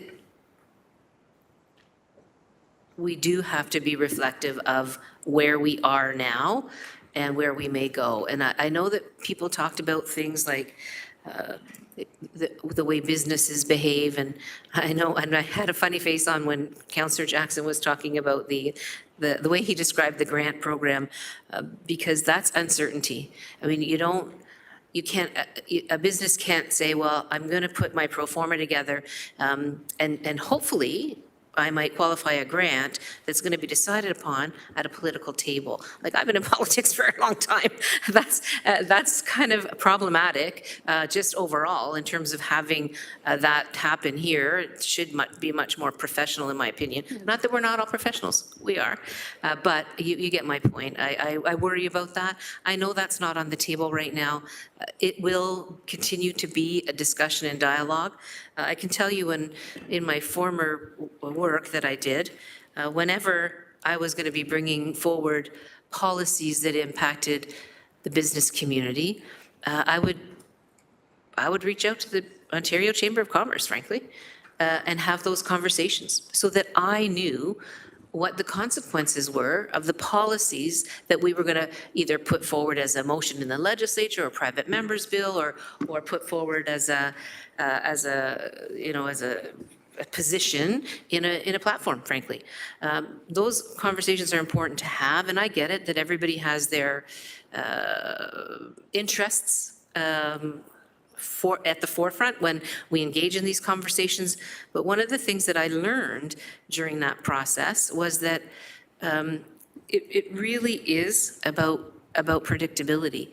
And so, for example, if I was pushing for an increase in minimum wage, when we had those conversations, they don't want that, of course. The business community didn't want that. But if you are going to do that, here's how we would recommend that you undertake that increase. So don't just jump to $20 an hour, phase it in over a certain amount of time. And so I think the conversations we're having now are going to get us perhaps to a different place. I don't think we're there yet, either whether it's the grants or whether it's the motion that's before us, which, again, and I'm just going to say this with no disrespect, but here we are again on an item that's quite complex, that's got ramifications, and we are trying to figure it out at the council table, which, again, I don't think that that's the appropriate place for us to have these kinds of conversations. We should be doing them beforehand, and granted, we're not going to agree, but the homework needs to be done with our professional staff and with the respect of all of us to be able to have the opportunity to engage in that more specific discussion. So I do thank you for allowing me to say a few words, and appreciate the conversation, and I know that this is not the end of the conversation. It's ongoing, so thank you. So I'll take that chair back then, and we'll go to Councillor Alex Wilson for a second time. Thank you. Really appreciate the conversation. And, one of the things listened through, thanks, Councillor Spadafora. One of the things listening there I've heard is, can count through where the vote's going. Understand that. Really appreciate the conversation here. So I just, rather than getting on the main report, we'll just kind of share briefly where I'm at with this conversation. Really excited that it seems the majority of council is interested in a new conversation moving forward. Hearing some folks saying that, this isn't the right balance for me, but I do want to find a way to get there. Thank you. Thank you. Let's do that. that's our responsibility. It's going to take us several years to build this program. This may not even be our decision anymore. We may be building the work plan for the next term of council when it comes to some of these decisions and the time it'll take staff to build those programs. So let's be good stewards of this work. Let's be accountable to the words that we shared today, and let's make sure for those of us who've shared that, yes, we do want to transition, let's all take an active role in getting to that transition. I think that's so important. If that's the outcome of today, that's great. I do just really want to, there's been a couple comments about homework and bringing things, and I'll just clarify, at committee, rather than moving an amendment from the floor, the decision was to vote in favor. I said I'm opposed to this, but I will vote in favor and work with staff to bring an amendment to council. The same thing happened at Public Health Committee. If that's not the right process and we should instead be doing things on the floor of committee, happy to start doing that. Trying to save folks the time by working with staff and having the ability to work with staff. As Councillor Kretsch pointed out earlier, if a report comes out on a Wednesday at noon and the meeting is on a Monday at 9:30 a.m., without knowing that's in the report, how can I put a placeholder in staff's time for Thursday and Friday and saying, that's me being psychic and I don't have an ability to say, I will need your time on Friday before I even see what the report is. So I think there are real logistical challenges to that. And I want to be really transparent about why the process was followed the way it was and what were the things that would need to change to enable a different process to occur as well. On this item though specifically, I think the main point I just want to make, and I think that'll be it for me on this item, is I really think that when we set term of council priorities, we need to be able to look at the relative input and the relative efforts, the relative expenditures we're putting to those term of council priorities.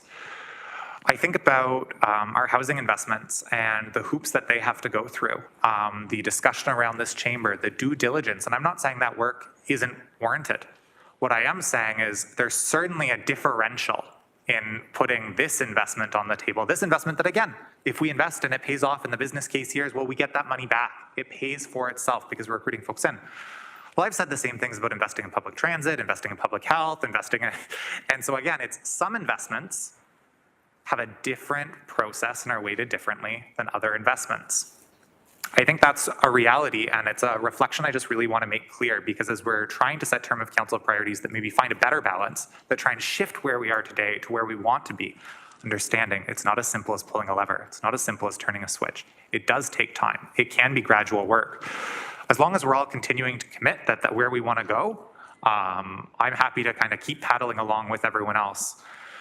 I don't feel like I can support the DC bylaw as presented today, and so just giving folks a heads up based on where I think this conversation is going to go, but really appreciate all the work that's been gone into this and the conversation here. It sounds like, well, maybe not on this item today, there's certainly a compromise in the future to get us going in the right place, and excited to support that work. Thank you.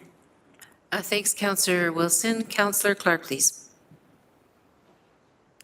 Mayor, my questions and comment is for E4, so if you could come back to me, please. Okay. Councillor Nam, please. Thank you, Mayor, and I really appreciate the closing comments by the mover on the amendment, and would concur that I'm always at the table, ready to find some compromise, but also deliver, frankly, deliver.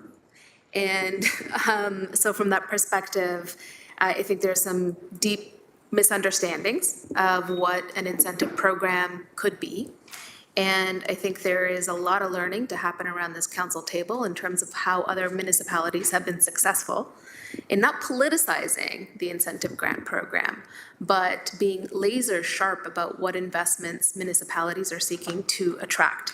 And so some of those municipalities have been quoted around the table already today, but I think it's worth councillors to continue the conversation in terms of finding that sharpened tool to deliver not only this term of council's priorities, but frankly, what every municipality needs to deliver for their municipalities and their future residents moving forward in terms of quality jobs, in terms of quantity of jobs, in terms of care for our environment, in terms of enhancing public space and realm, but also more importantly, ensuring that we have sustainability in our capacity as a municipality to deliver the infrastructure that is needed to continue developing our communities and building our city.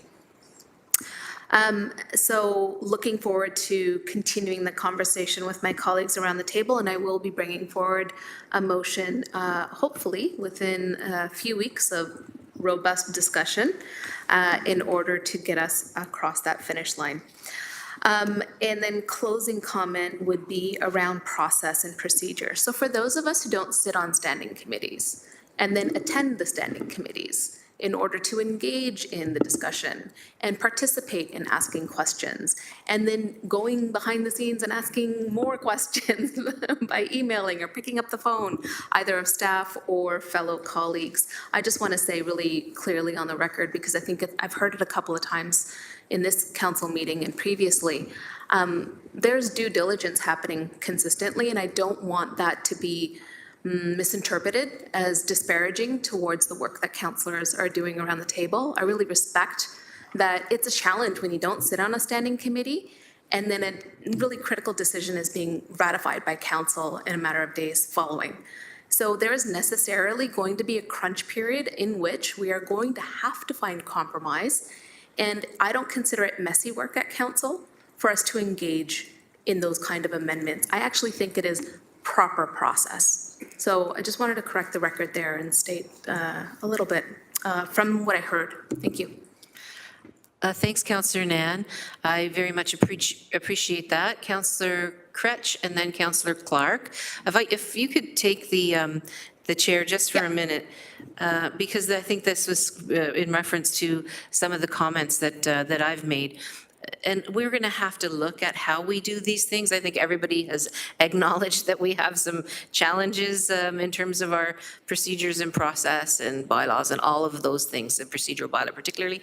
But I just want to remind folks, especially right now, that that crunch and that pressure is also on our staff.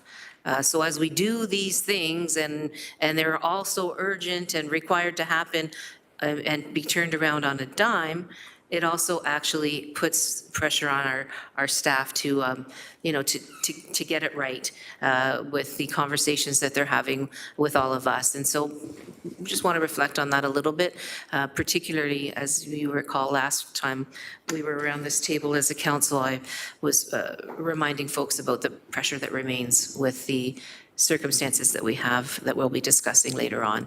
I think folks know what I'm talking about. So thank you. I appreciate that, Councillor Nan. And thank you for being so gracious, Councillor Kretsch. I'll take back that chair. Please go ahead, Councillor Kretsch. I'll try to be gracious as well. And I think that you've really addressed something that's very important in your comments, Mayor Horwath, about the procedural bylaw. I'm no stranger to the procedural bylaw. We're good friends.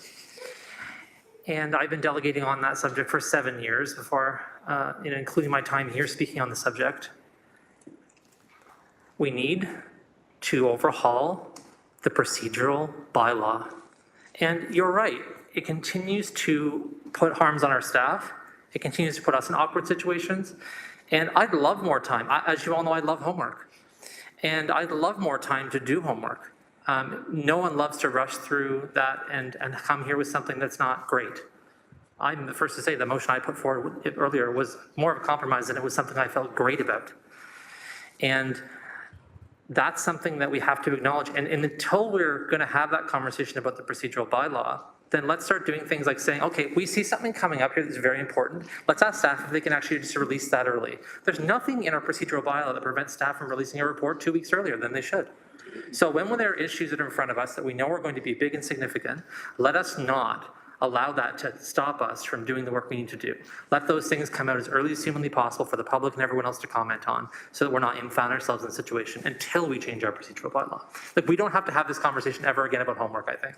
So that would be wonderful for my perspective, and just want to add that commentary to the record. Thanks, Councillor Kretsch. So I don't see any other speakers on the list. I do appreciate the conversation all the way around, and we'll go to the vote now on the amendment that is moved and seconded, and it was subject to a friendly amendment from Councillor Nan. So that's what's before us. I think we've got to the point where we can have that vote now then, please.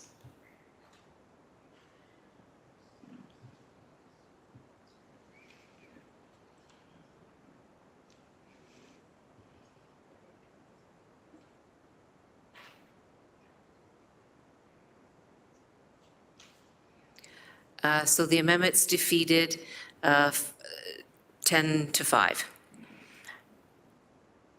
We now go on to the balance of the report. Councillor Clark had an item that he wanted to raise, actually in this report, in this motion as well, I think. Yes, it is. It's item E4. It's a reduced rate discretionary exemption be provided for manufacturing under the Code 3133 of the Employment North American Industry Classification System, ostensibly for movie studios, artist studios, things along that for production work. There's no phase out. So there's no incentive for the movie studio, the people who are making that investment, to jump in. If they don't know it's phasing out, then why would they step up to the plate? We had promises last term. Some of you will remember this. There was a big picture with a big banner and a bunch of politicians standing behind it, and we're building a movie studio in Bart and Tiffany. That was woohoo, we all celebrated. It's not built. I don't see anything happening. We're offering a 37% discount, and I'm struggling. Where's the incentive? If they know the incentive is not disappearing, then ironically, it becomes a non-incentive. So can I get comments from staff on that, please? Thanks, Councillor Clark. I don't know if we would go first, GM Zgarek or GM Robichaud? Thank you, Madam Mayor, to the councillor. Perhaps I can provide a bit of historical context or reiterate my comments at committee. We did a bit more investigation. So the 2019 Development Charges Background Report identified that the movie and production studio was a growth sector and an industry that the city wanted to support. That backing it up to approximately around 2015 is when that was first identified. 2017, we updated the zoning regulations to be more permissive and to clarify that this use would be permitted. 2019 was when we actually did, through that development charges bylaw update, the exemption was included in the bylaw and is being carried forward into the current bylaw, notwithstanding the previous recommendations not to have any exemptions around this from Watson. It was a staff decision to continue with that exemption. As to your comments, you are correct. It is proposed to be a permanent exemption for the life of the bylaw, and that, there are one or two industries that are looking, or proponents looking to establish new facilities in the city of Hamilton. But your comment is correct that by not sunsetting this provision, whether they decide to do it in 2025 or in 2028, there is no incentive for them to do it sooner than later. Thank you very much. Councillor Clark? So then the question becomes, would it not be appropriate to create that phase out so that there is an incentive? I'm truly struggling on this one. I understand the intention. I understand the desire. People came forward and said they were going to do it. Woohoo, we all celebrated. Nothing has happened. We have this small studio facility in an existing building. There was not a new build of a warehouse studio. And so when I'm looking at this, I'm struggling trying to understand, well, why aren't we doing a phase out, like 5 years, 4 years, whatever the case is, again, to send the signal to the developers who are wanting to put this investment together that they have a time clock that's on them. Get on with it. If you don't use it, you lose it. And so just a quick comment, is that a possibility now, or are we too far gone in this process? At which point I'd simply vote against E4. Okay, thanks, Councillor Clark. Jim Zgarek? Through you, Madam Mayor, it is a possibility if it's the will of council to amend that recommendation. That recommendation can be amended by striking the reference to the production and artist studio. What I would just need is to confirm with staff that by doing so, whether or not that sector then would be captured under recommendation E subsection 5, which would be the phase out of the 37% industrial. So I would just have to confirm with staff whether or not they would fall within that non-manufacturing industrial sector. Thanks, GM Zagarek. We'll wait for a moment for that response.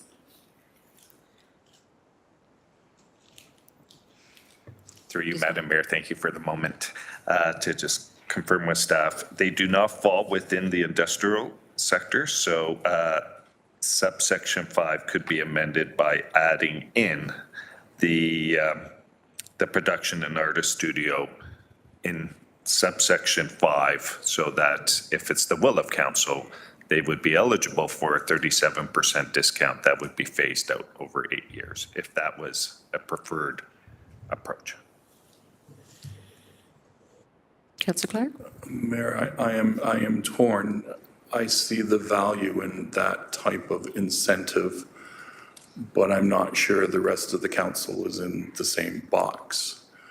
So I'm happy to float the motion to test it, and if it fails, I understand, and I'll vote my conscience on that one particular item.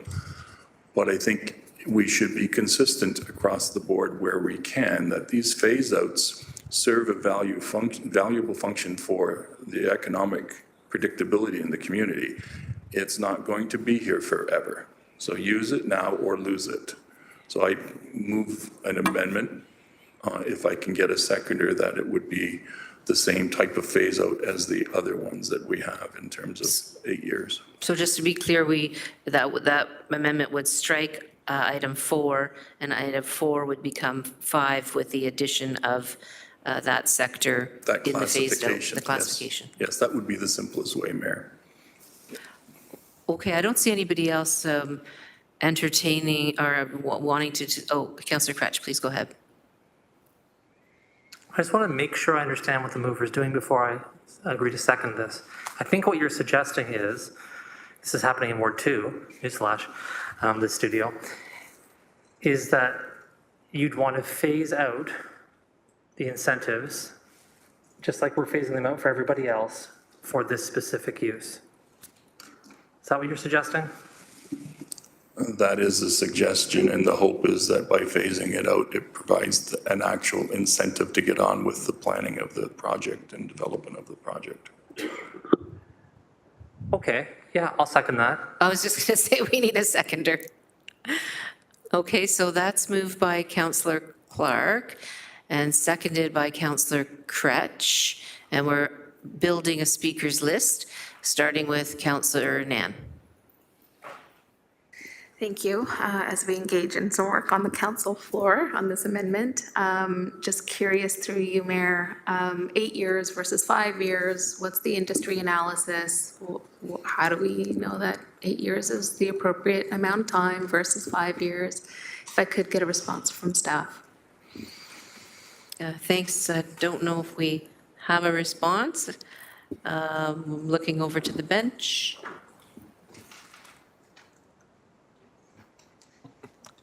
Madam, I apologize. Can we repeat the question? I'm not sure if I heard that correctly. So as it relates to the amendment on the floor, the proposal is to include the entertainment, sorry, I might get the wording wrong, but essentially the studios in with the same 8-year phase out as industry, not manufacturing. From staff's perspective, given that we're doing this now, could we get some insight from staff on the benefit of doing an 8-year phase out versus a 5-year phase out if the goal is to spur the activity and investment to take place in our city? Thank you. Through the mayor to the council, and just want to clarify that exemption is not just for a film studio, Bart and Tiffany, that would be anywhere in the city as well. Would it be beneficial on that site? The Bart and Tiffany is a bit of a complex site. 5 years, 8 years, it's hard for me to I haven't talked to the developer recently to talk about where they are. Sorry, if I could, Mayor, I'm not looking for it to be site-specific. The recommendation 4 that is now being integrated into 5 references reduced discretionary exemption being provided for manufacturing as well as for production and artist studios at a discount of 37%. So for production and artist studios, correct? That's what we're integrating into, the motion is amending number 5 to include for production and artist studios. And the question is, if we are seeking to spur investment, is a 5-year window for phase out, 4-year window for phase out, 8-year window for phase out? Given this is our first contemplation of it, I just appreciate some insight. Thank you. Again, it's difficult to make that rationale on the spot, not having, doing the background on that. It would be very difficult for me to, I'm not prepared to answer that question in terms of what the state of the industry is right now. I apologize. Thanks, Director Schleihan. Councillor Nan? Thank you. Councillor Tattison? I just want to get clarification. Was it staff's intent to keep the 37%, whatever you want to call it, discounts for forever, basically, for perpetuity? Yes? Through you, Madam Mayor, that is staff's recommendation in the report, is that for the term of the bylaw, and it is a 10-year bylaw, that it would remain at a 37% exemption. Okay, so if our goal from the good counselor is to kind of incentivize inside that 10-year frame, can we not look, is it possible to look at each individual development and put a timeline? Is that what you're asking, counselor? Can you put a timeline, say you have to build that in 4 years? Am I mistaken here? I think the mover would be the one to probably, So I have put. oh, sorry, Jim, sorry. Go ahead, Councillor Clark, you have the floor. And then we'll go to staff. I have unfairly put the council in a predicament. I'm highlighting the fact that the 37% discretionary exemption on these studios, because it is not phased out, is not an incentive. It is not an incentive to develop. It's just becomes a part of the pro forma. And I'm going to suggest, Mayor, that I should simply withdraw it, and I'll vote against that one item on my own. And that doesn't cause the council to wrestle with, well, what's the appropriate phasing out period? I apologize for doing it in the manner that it dawned on me that this was not really an incentive. It was a non-incentive. It was just a discount that goes on forever, for 10 years. And so that's my concern. So I'll simply ask at the appropriate time to be recorded as opposed to item E4. And then the rest of the bylaw I'll support. Thank you. Thanks, Councillor Clark. So we no longer have that motion on the floor. It's been withdrawn by the mover. So we go back to the report then. Any other discussion on the report that's before us? Seeing none, then we go to the report as a whole. Oh, no, because we need to pull out the item just discussed for a vote initially, and then we'll go back to the balance. Okay, thank you. So then on item 1, sub 4. 1E4, thank you. Can we have that vote up so that we can have a separate vote on that, please?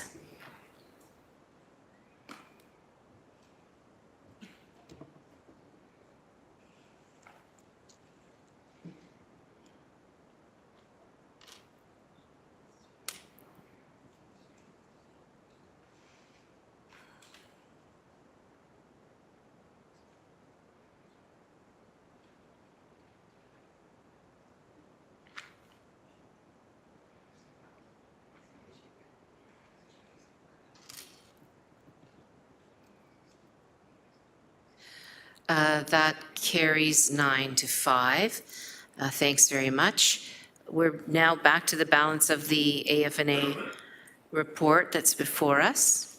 And there are no further speakers, it's my understanding, unless there is. So let me know now. Oh, Councillor Alex Wilson, please. Apologies, this is a little repetitive, but if just item 1, which is the entirety of the DC entity, could be a separated vote from the Oh, of AFNA course. report itself, that's it. Thank you. Of course, that's a very good point, and thank you for that.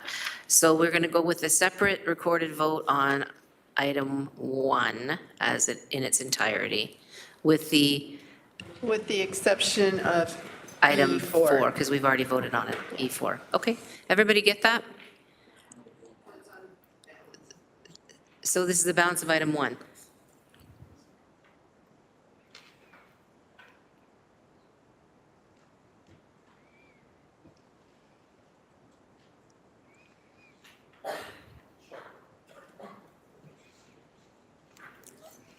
That carries 11-3. Thanks all. And now the balance of the report.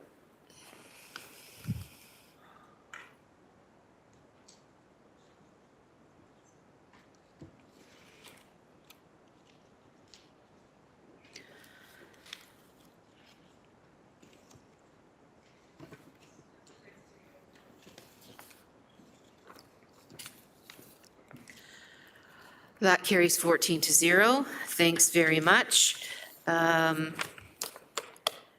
We are now on the motion to rise from committee of the whole, but I'm cognizant of the fact that it is now, I don't even know what time it is anymore. It is now almost 1 o'clock. So perhaps we should recess, and perhaps we should rise and then recess for half an hour, if that's amenable to the members of council. Okay, perfect. So then we had Councillor Maureen Wilson. Can I have a motion then to rise from committee of the whole? Thank you, Mayor Horvath. It's moved by myself and seconded by Councillor Jackson that council rise from the committee of the whole. Thanks very much. Can we have a vote on that, please?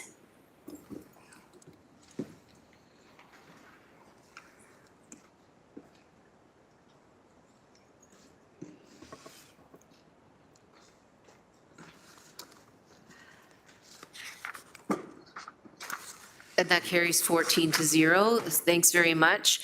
We'll now need a motion to recess for half an hour. So let's say 1:30, make it clear. Moved by Councillor Wang, seconded by Councillor Kretsch. Let's have that vote, please. Half an hour? Sorry. Oops, sorry.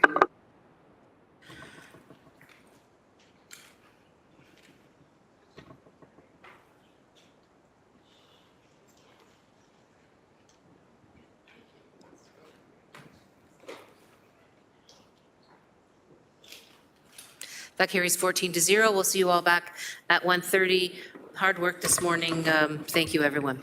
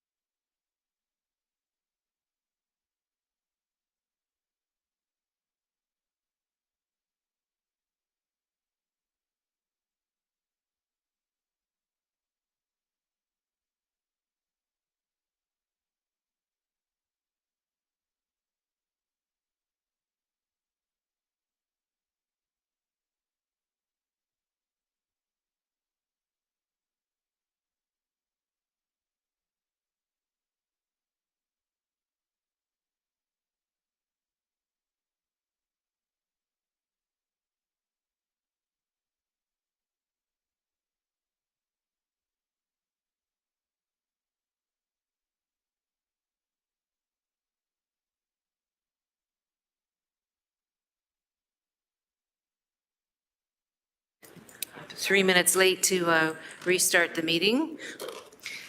So we're back in session, and welcome back, everyone. We've had the motion to rise from Committee of the Whole before we recessed, and so now we're on to motions. So we'll go straight to 7.1, which is amendment to item 5 of the General Issues Committee Report 24-004 respecting Housing Sustainability and Investment Roadmap Work Program, City Property Review and Property Disposition Strategies, PED 23099A, HSC 23028A citywide, which was approved by Council on March 27th, 2024. Councillor Francis, would you please present your motion? Thank you. I'm not going to repeat all that again, but it's moved by myself and seconded by Councillor Beattie. And if I could get it up on the screen here, because it is an amendment, that'd be helpful. Thank you.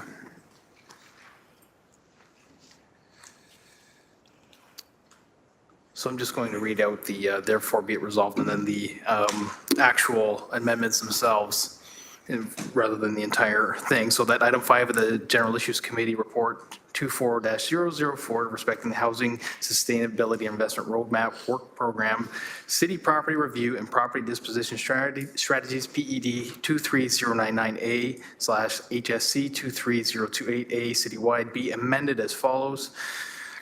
5, Housing Sustainability and Investment Roadmap Work Program, City Property Review and Property Disposition Strategies, PED 23099A, HSC 23028A, citywide, item 10.1. That the following motion be, as amended, be referred to the Hamilton Wentworth District School Board Liaison Committee.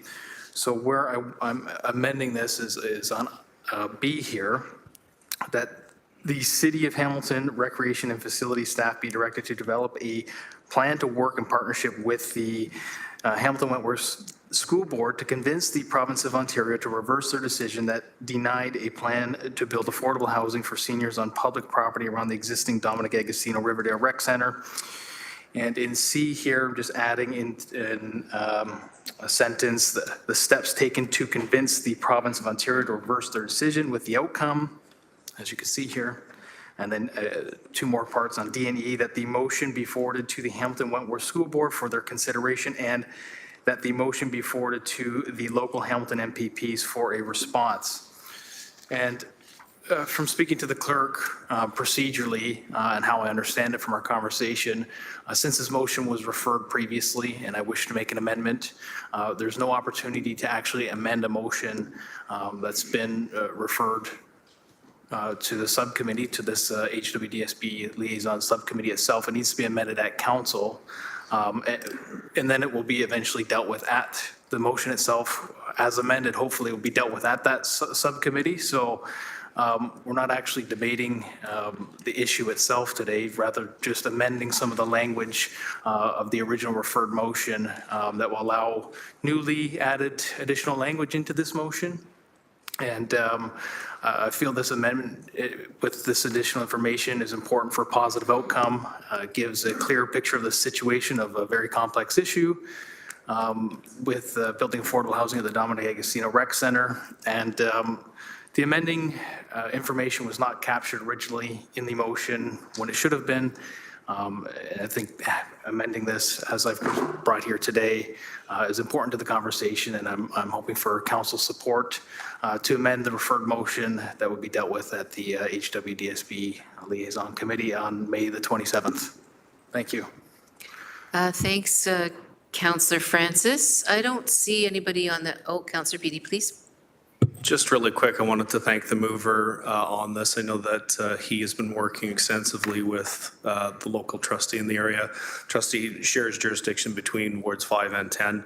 And I think that this is a continued refinement to work towards a goal of a solution that is conceived locally but has broad impact on the entire Hamilton community. So I'm happy to second and support this and hoping for continued work on it. Thanks very much. Councillor McMeekin, please. Yes, thanks, Your Worship. And I just want to comment generically The request for us to work with the school board to convince the province to reverse a decision is a very good idea. I know over the years with different governments, we've heard similar kinds of requests that don't always make a lot of progress. That's not just the current government, but even the previous one. It makes a lot of sense to be working cooperatively when we can. And I just want to say that I think the Hamilton Wentworth School Board and the partnership committee with the city is a really good idea, good deal. Madam Mayor, you were instrumental in helping us up in Ward 15 when you responded so positively in your letter to the minister about the urgent need for a new elementary school in a community where one school was having to open 6 new kindergarten classes next fall. Just a silly kind of thing, and your letter carried some weight. It even got the MPP and the MP out to the community meeting, which was nice. And the long and short of it was we got that school, I think, largely because of the initiative of the committee that you followed up, you and I followed up on. So I think it's good to work with them as in any possible way we can to advance the interest of our beloved city. That's it. Thanks. Thank you, Councillor McMeekin. Councillor Clark, please. Thank you, Mayor. I will equally be brief. The previous decision by the previous provincial government was predicated upon the latitude that they have to utilize school property in the manner that it was being suggested. It was a different time, it was a different place. We now have a government that is indicating that housing and affordable housing is the priority.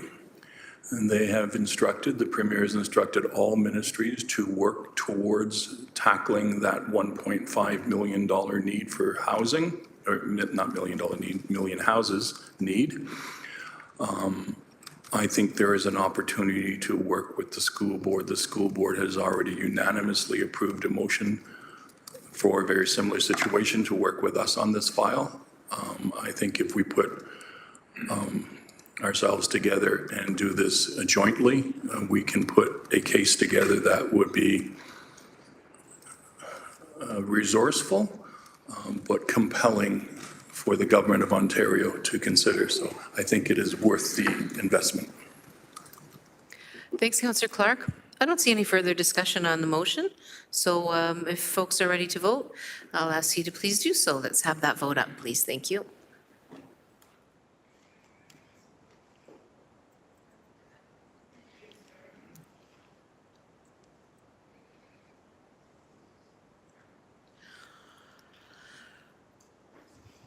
That carries 15-0. Thanks very much. We're on to item 7.2, nomination for the Association of Municipalities of Ontario, AMO 2024 to 2026 Board of Directors. Councillor Jackson, would you please present your motion?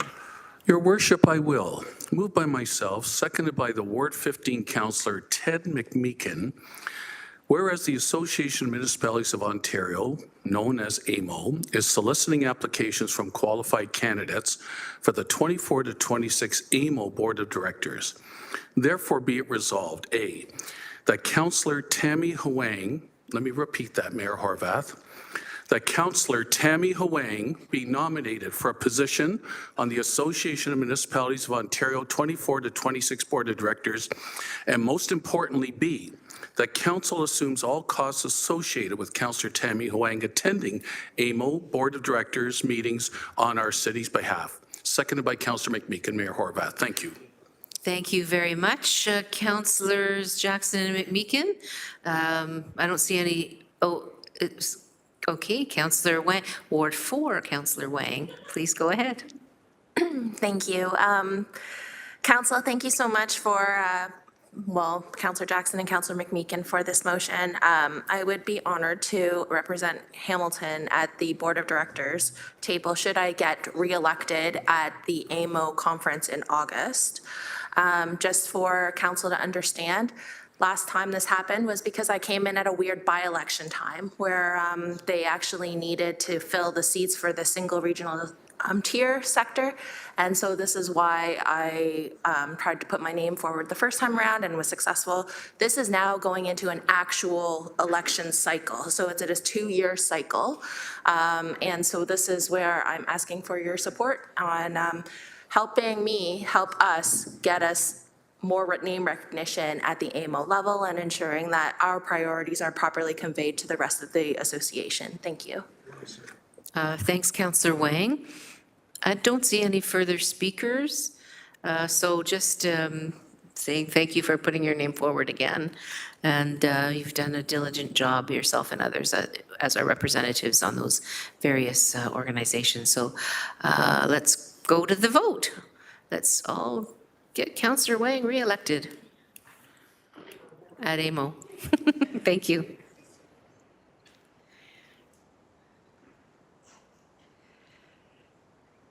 That carries 15-0, resounding support from your colleagues, Councillor Wang.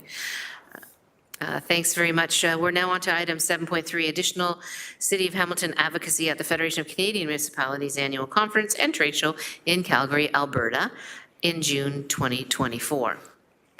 Councillor Nan, can you please put your motion forward? Yes, please. It's moved by myself and seconded by Councillor Maureen Wilson. And it's before committee, whereas Council on April 10th this year selected the mayor and myself as the City of Hamilton's representatives to the FCM Conference and Trade Show in Calgary, Alberta from June 6th to 9th this year. And whereas the FCM represents the interests of municipalities on policy and program matters that fall within the federal jurisdiction, therefore be it resolved that we increase our delegation by adding Councillor Crutch to be selected as a City of Hamilton representative at the FCM Conference and Trade Show in Calgary at the same date and time that the mayor and I will be there, and that that council assumes the costs associated with Councillor Crutch's attendance at the FCM ACM, and it be covered in the general legislative budget 300-100. And for council to understand why we're increasing our delegation, similarly to what Councillor Huang mentioned as it relates to AMO, by having a larger delegation to these annual meetings, it enables us to spread out inside of those conferences to not only advocate on behalf of our municipal interests, but also to learn best practices. I've had the privilege of bringing back a lot of important information for our municipality to benefit from the first one in Toronto that I went to last year. Last year, we also were able to sponsor resolutions, and successfully, I think we got a 94% consent rate on our convention floor with the resolution that we passed. By having more of us at the table and on the floor and going to the workshops, it enables us to be much more effective in covering and securing support for the work that we're doing on an advocacy level federally. So that is why. Thank you. Thanks, Councillor Nan. I don't see anybody else on the speaker. Councillor Wang, did you want to speak to this? Okay, I'm just trying to figure out if we're on the new list, which we are. Councillor Crutch, please go ahead. Yeah, I just want to encourage anybody else, if they can attend, to attend. The goal of having a number of people there is so we can organize, right? As Councillor Nam was alluding to, right? We can go to the caucuses, have conversations with people, advocate for our representatives to be appointed to committees and boards, and that gives Hamilton a seat at the table. And the sort of, I'll say, preliminary type of gossip I hear is that we haven't always had a strong contingent at this. So for Hamilton to show up and do that would be great. So if other people want to join us, they should really consider doing so as soon as possible. Thanks, Councillor Crutch. I don't see any further speakers then, so we'll go to the vote on that motion.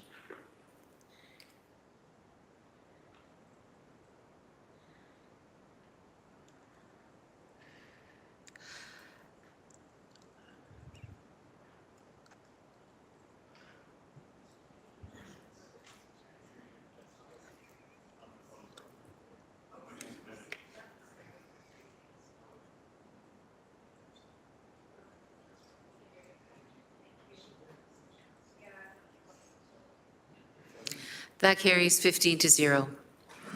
Thanks very much. We're on to the next item, which is the 7.4, 2024 International Children's Games. Councillor Francis, would you please present your motion? Yes, I will, Madam Mayor. Moved by myself, seconded by Councillor Tattison. 2024 International Children's Games, whereas Mexico will host the 56th International Children's Games in July of 2024 with over 1,500 youth athletes aged 12 to 15 years old from cities around the world competing in the games, including Team Hamilton. And whereas Councillor Pauls was appointed to the International Children's Games Committee on November 16th, 2022, therefore be it resolved that Council assumes all costs associated with Councillor Esther Pauls' attendance at the 2024 International Children's Games in the city of Leon, Mexico from July 15th to the 20th, 2024, from the General Legislative Budget 300100. Thank you. Thanks, Councillor Francis. Moved by yourself and seconded by, sorry? Councillor Tattison is a second. All right, that's great. Thanks so much. Any discussion? Councillor Pauls. Thank you for that. 2 weeks ago, I went to a parent and student meeting for the ICG. There was about 60 of them, 18 students with their friends and family, and you should have been there. The excitement of the parents having their child compete. I know we only could take 18, but I want to tell you, this is what it's all about. It's not about competition. It's about participating in sports. And you all know what sports does. You all know what exercise does to the body, to the mind, to the soul, and it's very important. But I want to tell you that those students that are going, they're going to represent Hamilton. I'm going to represent Hamilton. I'm going to brag about Hamilton. So it's very important, and I want to thank you for supporting me to going and to cover some expenses. I just want to say thank you. But I just want you to realize that the city of Hamilton, from all over wards, when we met together, how excited they were that their child was going to compete and get to have friendship from other people from the other parts of the world. So thank you again. Thank you, Councillor Pauls. I don't see any further speakers on the list, so we'll go to that vote, please.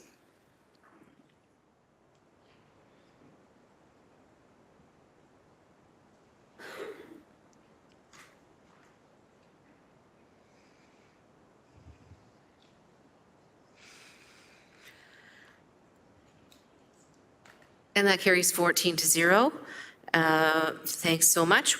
Congratulations. We're on to now the Federation of Canadian Municipalities election to the 2024-2025 Board of Directors, 7.5. Councillor Wang, would you please present your motion? Thank you, Mayor. Moved by myself, seconded by Councillor McMeekin.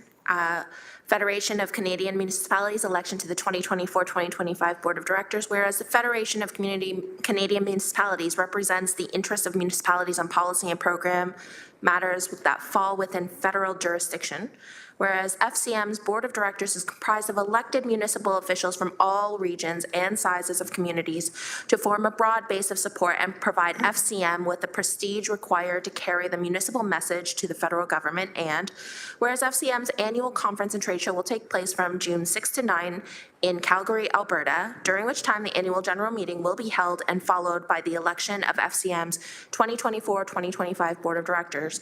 Therefore, be it resolved that Council of the City of Hamilton endorse Councillor Narinder Nan to stand for election on FCM's 2024-2025 Board of Directors, and that B, Council assumes all costs associated with Councillor Nan attending FCM's Board of Directors meetings. Thanks very much. I don't see any speakers. Councillor Nan, did you want to speak to this one?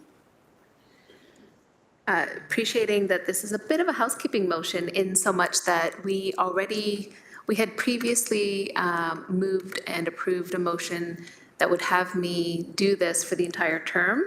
But in order to stand for election, you actually need an annual authorization to be submitted as part of your nomination package. So that is why this is forward. Yeah. Thank you for that, Councillor Nan. Much appreciated. So that's been duly moved and seconded. No further speakers, so we'll go to the vote, please.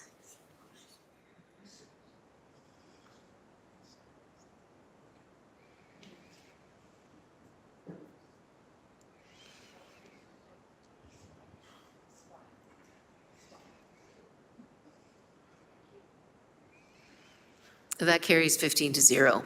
Thanks very much.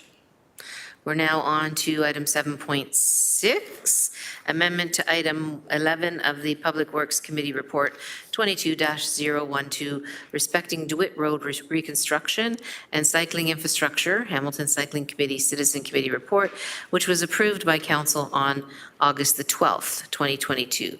Councillor Beattie, would you please present your motion? Thank you, Mayor. It's moved by myself and seconded by Councillor Mark Tattison. This is, as you mentioned, an amendment motion. Some lengthy whereases, but I'll get through them.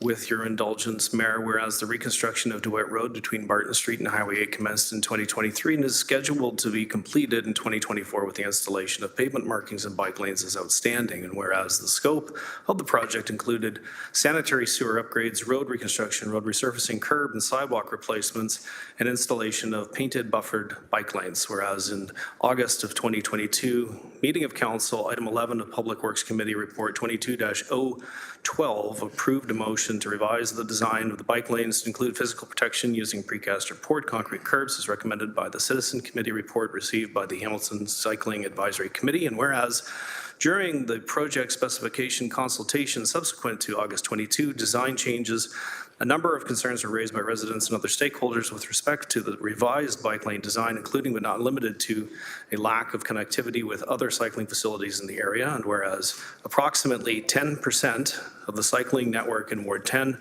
as approved in the cycling master plan, has been completed to date, and specifically within the vicinity of DeWitt Road, there are network gaps, including on Highway 8 and Barton Street, that are limiting the creation of an all ages and ability cycling network. And whereas a buffered bike lane on DeWitt Road could be enhanced to include physical protection in the future when without roadway construction, similar to a staged approach for cycling facilities in other areas of the city. And whereas the DeWitt Road community has requested enhancements, including but not limited to speed cushions, pedestrian crossovers, and speed limit reductions, that item 11 of the Public Works Committee Report 22-012 be amended by deleting the recommendation A and adding the following: that the DeWitt Road project design be reverted back to buffered bike lanes. The rest, I think, stands for itself, and I wouldn't mind giving an opportunity to speak to it. Of course, please go ahead. Thank you, Mayor. First, my thanks to members around this table that reached out to engage in some fulsome conversations. I recognize that this motion could be framed quite negatively without any context, and I think it was important for me to be able to speak one-to-one with anyone who had questions, and the majority reached out directly, and I'm appreciative of that. As the mayor expressed earlier, listening is required, and I believe that the context for this motion is best achieved through listening, so I'm appreciative of that. Listening is what I've been doing for the better part of a year with community, with staff, and my extreme thanks to the trio of directors, Kennedy, Rael, and Hollingworth, who have been very helpful in trying to unpack how we got here and the best way forward. And I'm very, very appreciative for their work with me on this over the past year. Also, listening to local cycling enthusiasts, and that's the folks in Stoney Creek who are actually going to be using this type of infrastructure. There are many in Ward 10, and we agree that above all else, the state of cycling infrastructure in the ward isn't that great. And what this motion, I think, hopes to speak to in a broader term is addressing that. But it needs to be done, I believe, in a connected and measured way. I would use the analogy that we need to crawl before we walk, we need to walk before we run. And the motion from the Citizens Advisory Committee, albeit well-intended, puts us to a full sprint. And when you go from a crawl to a sprint, you trip, you fall, and we don't want to do that. In Ward 10, we have orphaned pieces of infrastructure here, there, and everywhere. And unfortunately, the current cycling master plan and even the accelerated plan doesn't really address that. basically continues the direction of hodgepodge cycling facilities with very little connectivity. And I think, again, we can all agree that connectivity is key. I have started to address that with Danny and Peter in the active transportation file, and Director Hollingworth as well. We've had many, many robust conversations, and I think we're going to be able to move ahead with a better, more robust plan. But again, we need to crawl first. The emphasis and where I think we need to focus on cycling infrastructure has to occur in an east-west fashion. Everything in our community moves from east to west. For groceries, you go to the east, you go to the west. For medical appointments, you go to the east or you go to the west. Our recreation facilities are located at the eastern or western portion of the community. Same for our schools. And this is important for this conversation because an argument will be heard, I'm sure, about the type of hard infrastructure in regards to some of the schools on the street. But again, the street moves north-south, and the communities that service those schools travel in an east-west fashion. Filling the gaps of the east-west cycling network is a priority of mine, and I'm trying to do what I can to refocus our efforts with staff to implement new cycling lanes in that fashion, that orientation. I want to make specific note that this is not a motion against bike lanes. This is not a motion against staff direction. In fact, this is returning to the original staff direction embedded and supported in the original 2018 master plan document for buffered bike lanes on the street. Now you'll see that there's been correspondence from members of the community. Many members of the community would rather there be no bike lanes at all. You've seen that correspondence, you've seen the petition. What I believe I'm offering as the ward councillor here is a compromise that simply returns to the original staff supported direction that again is embedded in the original document. This also allows, as network connectivity gaps are fixed, for future installation of a more robust system when we get to there, when we're at that running stage or even walking stage. But right now we're crawling. So I'm hoping for support to move ahead with this direction, knowing that there is a bigger plan at play in continuing conversations, and I view this as the beginning point of what I would classify as a rebooting of the local implementation in a more robust fashion that meets the needs of local cyclists and reorients our system from north-south priority to east-west priority. And I'm hoping to answer any questions, and I know that staff are available. The trio of directors are waiting eagerly to answer questions from committee should they arise. And with that, I'll turn it back over to you, Madam Mayor. Thanks very much, Councillor Beattie. Councillor Kretsch. Thanks. So first I'll start off with just some of the comments that were made earlier during the discussion about Magnolia Hall. I've been really clear that the principles I have decided to cast votes on and make decisions on are not whether or not other people support what I'm doing. And it's nice that people do that sometimes, and I support people, but I'm doing it always for a very principled reason. I always articulate those reasons and why I'm doing it, and I'm not interested in, and I'm not suggesting that you would ever say this, Councillor Beattie. I'm not interested though even in the perception of a transactional relationship. So I'm being very clear about that before I say a word. So there are a few things here that I'm confused by and why I won't support this in the current way it's set up.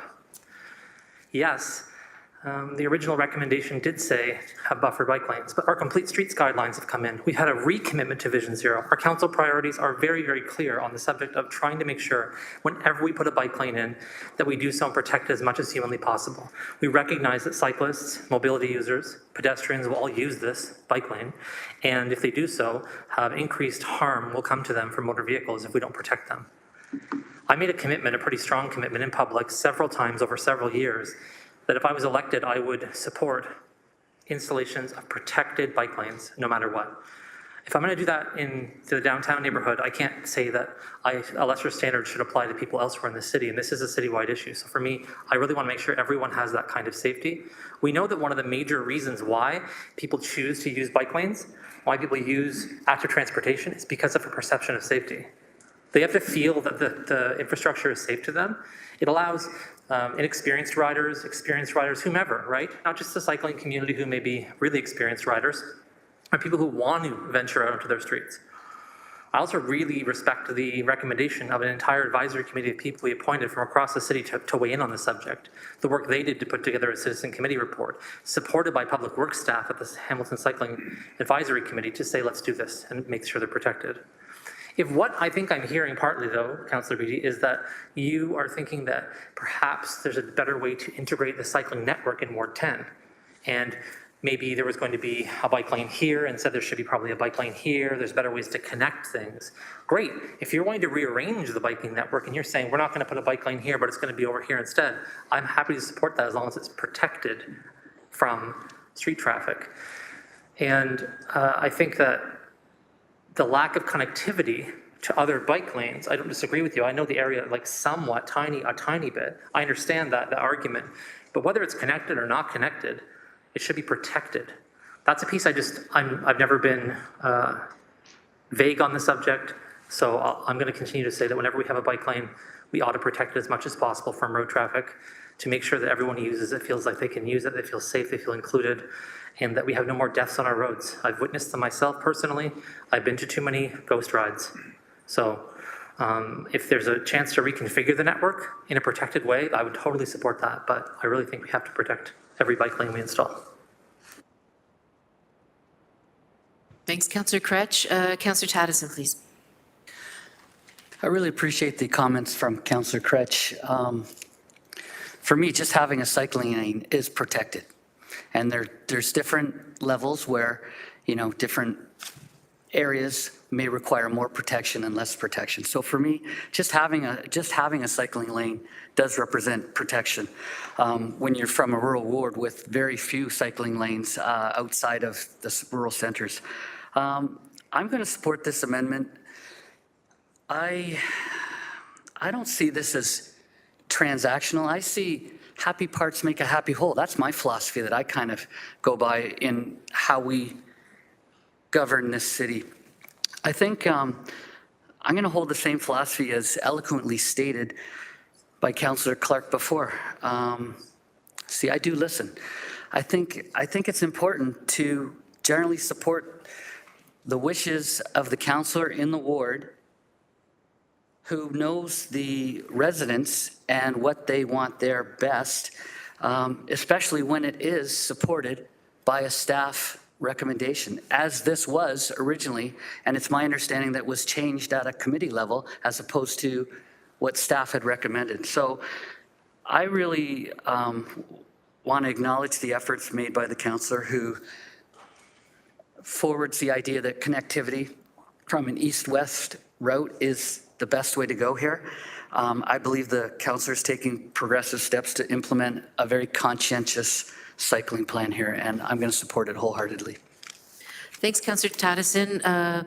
Councillor Clark, please go ahead. Thank you, Mayor. And while I admire the desire to create a standard across the entire city, one ward is not the same as another road. If I look in Ward 9 and we talk about complete streets, I have many streets in my ward that do not have sidewalks. People walk on the street. They push the carriage down the street with the kids. They ride the bikes down the street with the kids. There's no sidewalk. There's no intention to have sidewalks because there's a cost to that. And so if it's a small rural street, why would we spend the dollars on a sidewalk for a small rural street? We don't have bike lanes. I have bike lanes in the urban part of my ward, and we have increased them over the years. But in the rural side, I think of Ridge Road that goes all the way from Stony Creek to Grimsby. I think of Highland. I think of Green Mountain.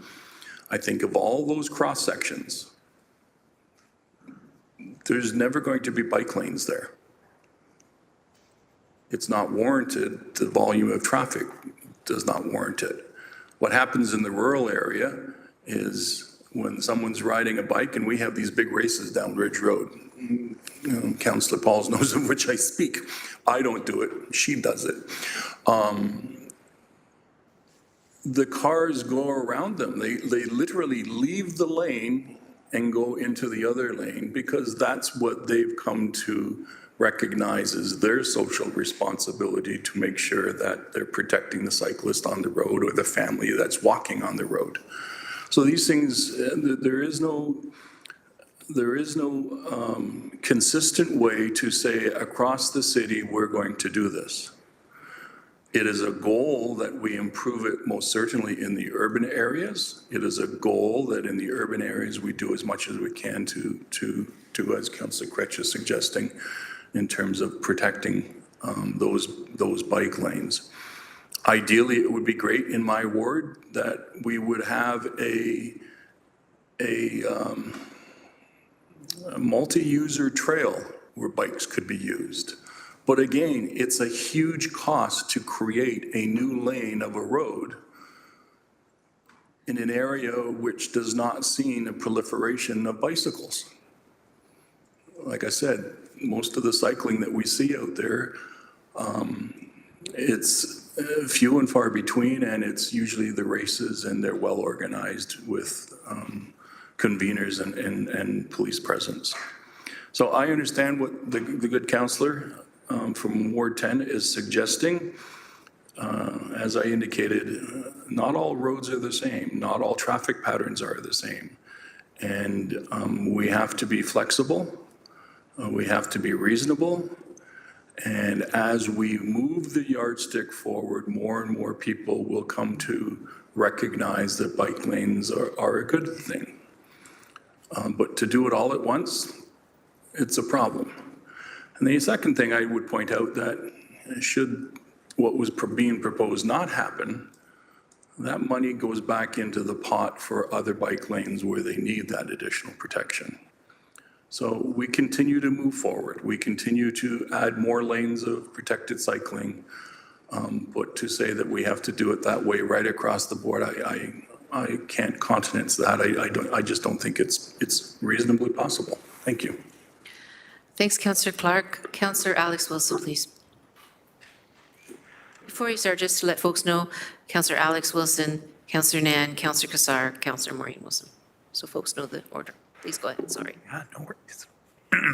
I really want to echo both Councillor Kretsch and Councillor Taddison in my remarks. I think so often we think about particularly amalgamated communities as so distinct, and I think there's a lot of parallels between the West and the East End, and I just want to talk about the Hat Street bike lanes for a second because, oh wow, talk about piecemeal coming in. First we start with a multi-use trail that's raised up by Governor's Road.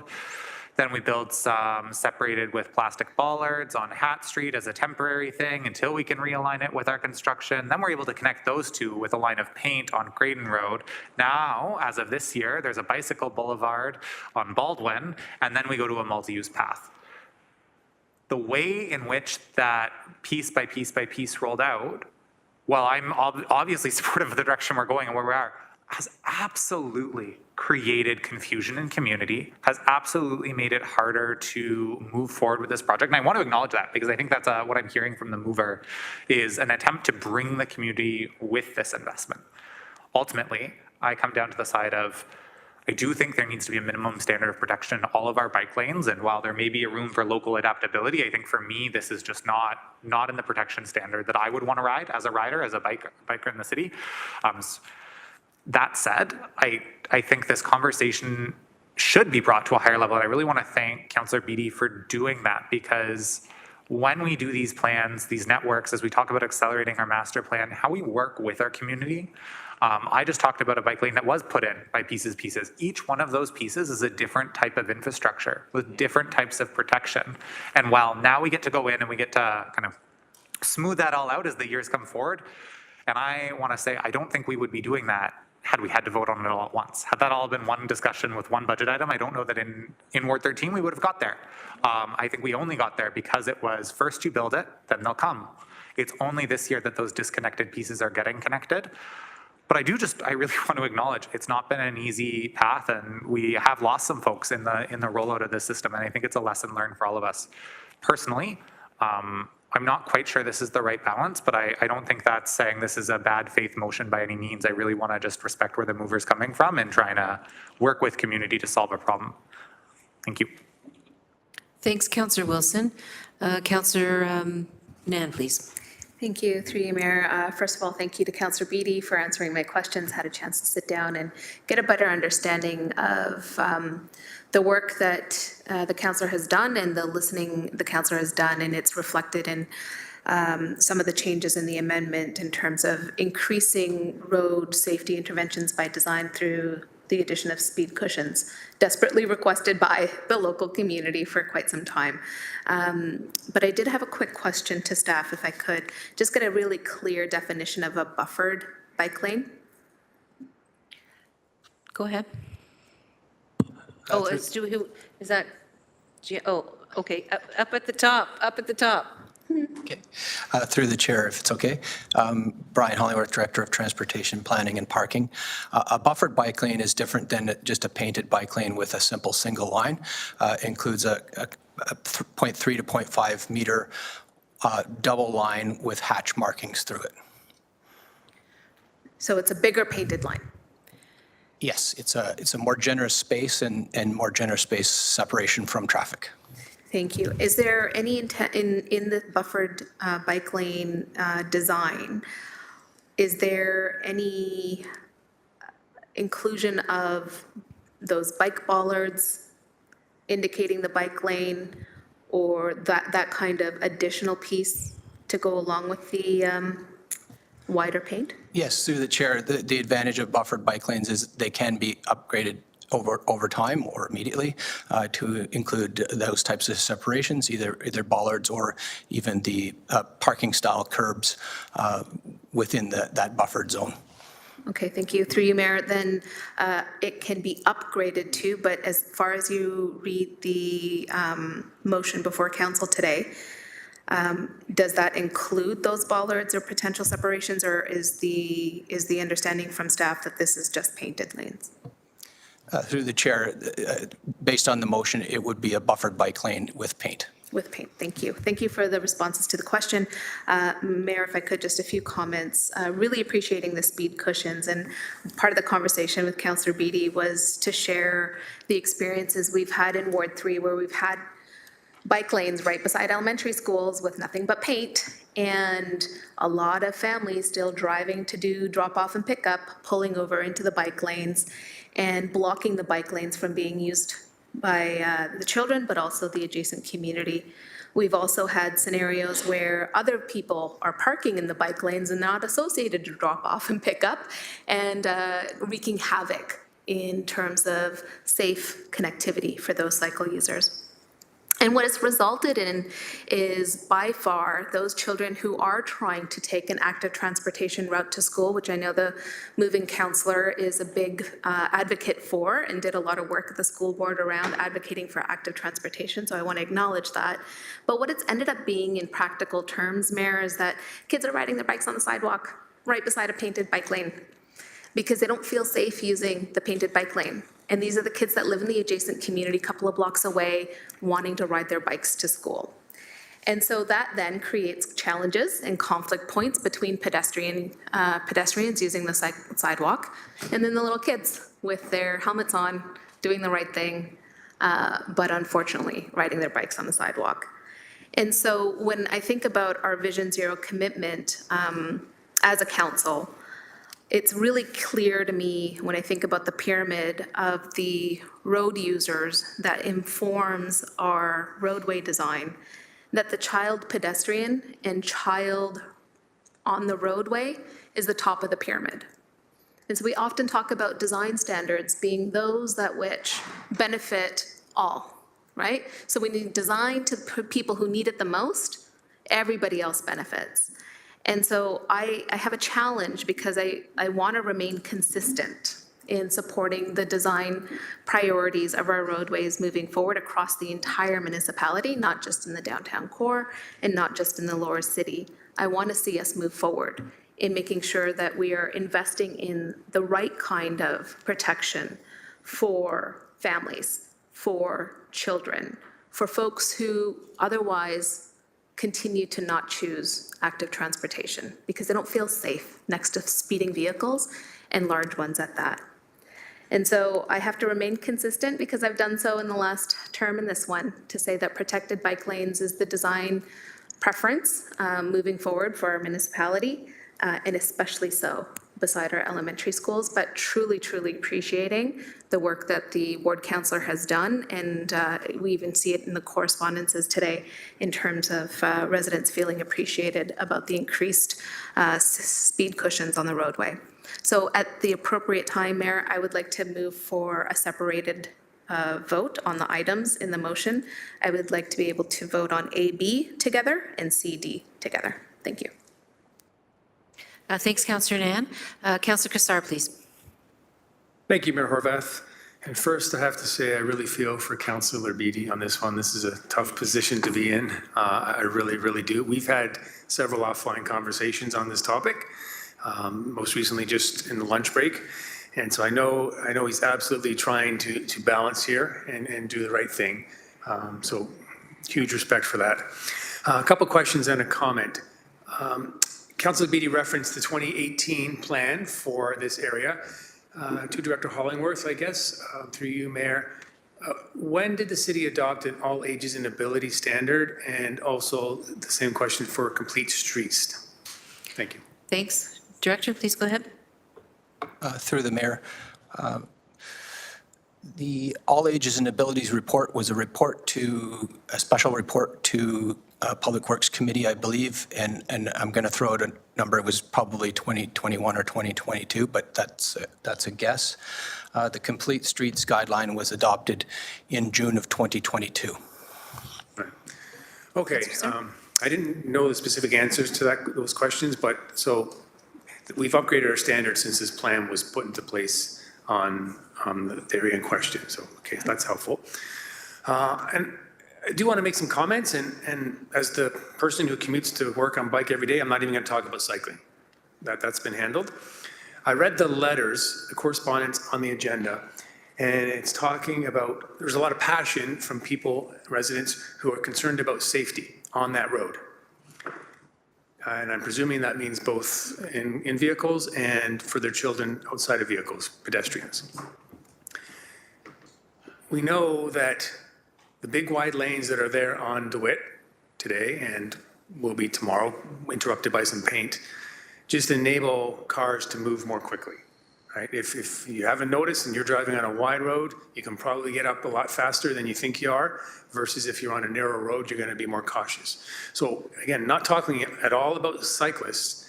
If these roads were narrowed by a concrete barrier, it's actually going to make things safer because people will be subconsciously, unconsciously forced to drive slower because it's a little more, they're a little more encumbered. That's just a fact. So that's where I struggle.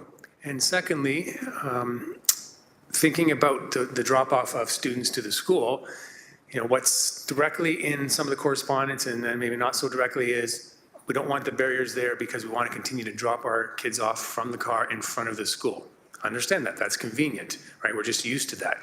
So that means they're going to pull into the bike lanes and then pull out of the bike lanes. So anyone who did want to use them, it'll be dangerous, and it'll still be dangerous for pedestrians and children, regardless of what paint is on the road. So it just encourages that kind of dangerous behavior. So that concerns me. And I know Councillor Beatty knows this, and I've talked with the folks at Daily School Route, DSR. There's the initiative they have, a walk a block, which encourages families, if they are going to drive their children to school, to drop them off a few hundred meters away and walk the rest. That takes away the congestion. So there are solutions here that could address that. And again, I understand the position Councillor Beatty is in. It's a tough one. He's trying to do the right thing. But reading the correspondence and here, which says, please remove the bike lanes or keep them painted, and the I want more safety is a real contradiction for me. So I was prepared to support Councillor Beatty with the motion based on from a cycling perspective, because I know he's trying to do the right thing. But when I read the correspondence, I can't reconcile that contradiction. So unfortunately, I won't support it, but really understand what the council is trying to do and want to support the bigger picture, and we've already had this conversation, so I'll leave it there, Mayor Horvath. Thank you. Thank you, Councillor Kassar. Councillor Maureen Wilson, please. Thank you. I think you're hearing sympathy or empathy around the table. So from Ward 1, that has the highest multimodal split in the entire city, putting in protected bike lanes or bike lanes generally is still sometimes an uphill battle. So I think it was Councillor Wilson who said, you know, not ascribing any ill intent. I don't think anybody at any time should ever ascribe, and I know you're not. I know you're trying to bring the community with you, and I admire that. We've all been there. We'll continue to be there. Forgive me for those who have had to endure this little story, but for me, it's helpful for me. When I was doing my undergraduate work and I was still living in Northern Ontario, I would have to take the Greyhound bus down to Southern Ontario. And at the time, there was smoking allowed in the entire bus. And the first thing I would have to do, of course, when I got to my residence was just disrobe, shower, etc. And then one day, magically, I was traveling down and the driver said, you can only smoke in the back half of the bus. And this was glorious. And of course, we got to a point where, of course, we know, with respect to secondhand smoke, it doesn't respect the front of the bus versus the back of the bus. I tell that story because while I appreciate the recommendation from staff was in 2018, we have had an update to our corporate policies according to our road classification systems. And we do that because we have now the knowledge that comes with, regrettably, what works and what doesn't. I'm not going to put staff in an awkward position with some theater and ask them, do you know? So I'm just going to tell you what we all know. We all know that research tells us again and again and again and again the same thing. Protected bike lanes are good for everyone.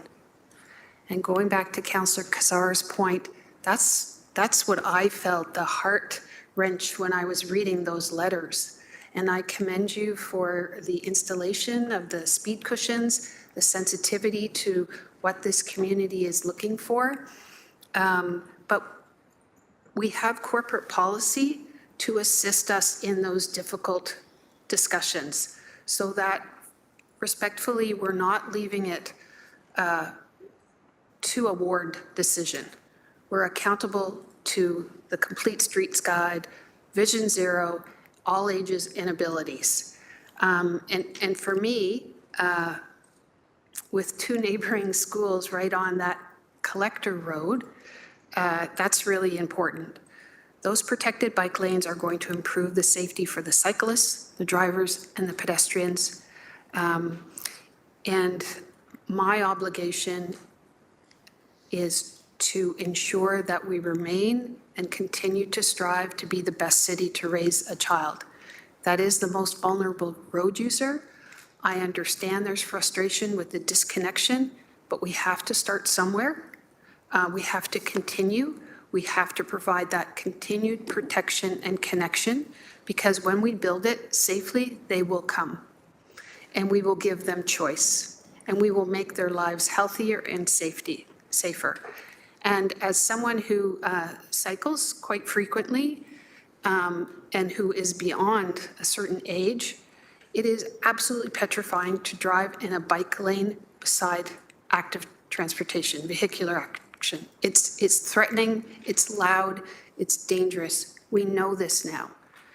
So regrettably, while appreciating the work of the councillor, I know that the research is telling us that protected bike lanes reduce fatalities and collisions by 30 to 50%.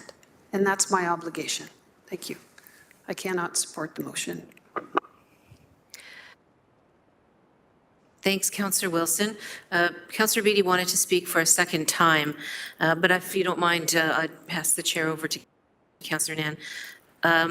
You know, it's really interesting to reflect on how we make policies that are the gold standard, really, and then we have an obligation to bring people along. And I think we've had a couple of those conversations today, actually, about bringing people along when it comes to these kinds of decisions and the implementation of some of the bigger policy issues that we have agreed upon as a council, or a previous council for that matter. And I guess the thing that I worry most about is the transition period from where we have been to where we're going, and the acknowledgement that we do have a different standard now, and we do have a different imperative in terms of how we protect people's safety.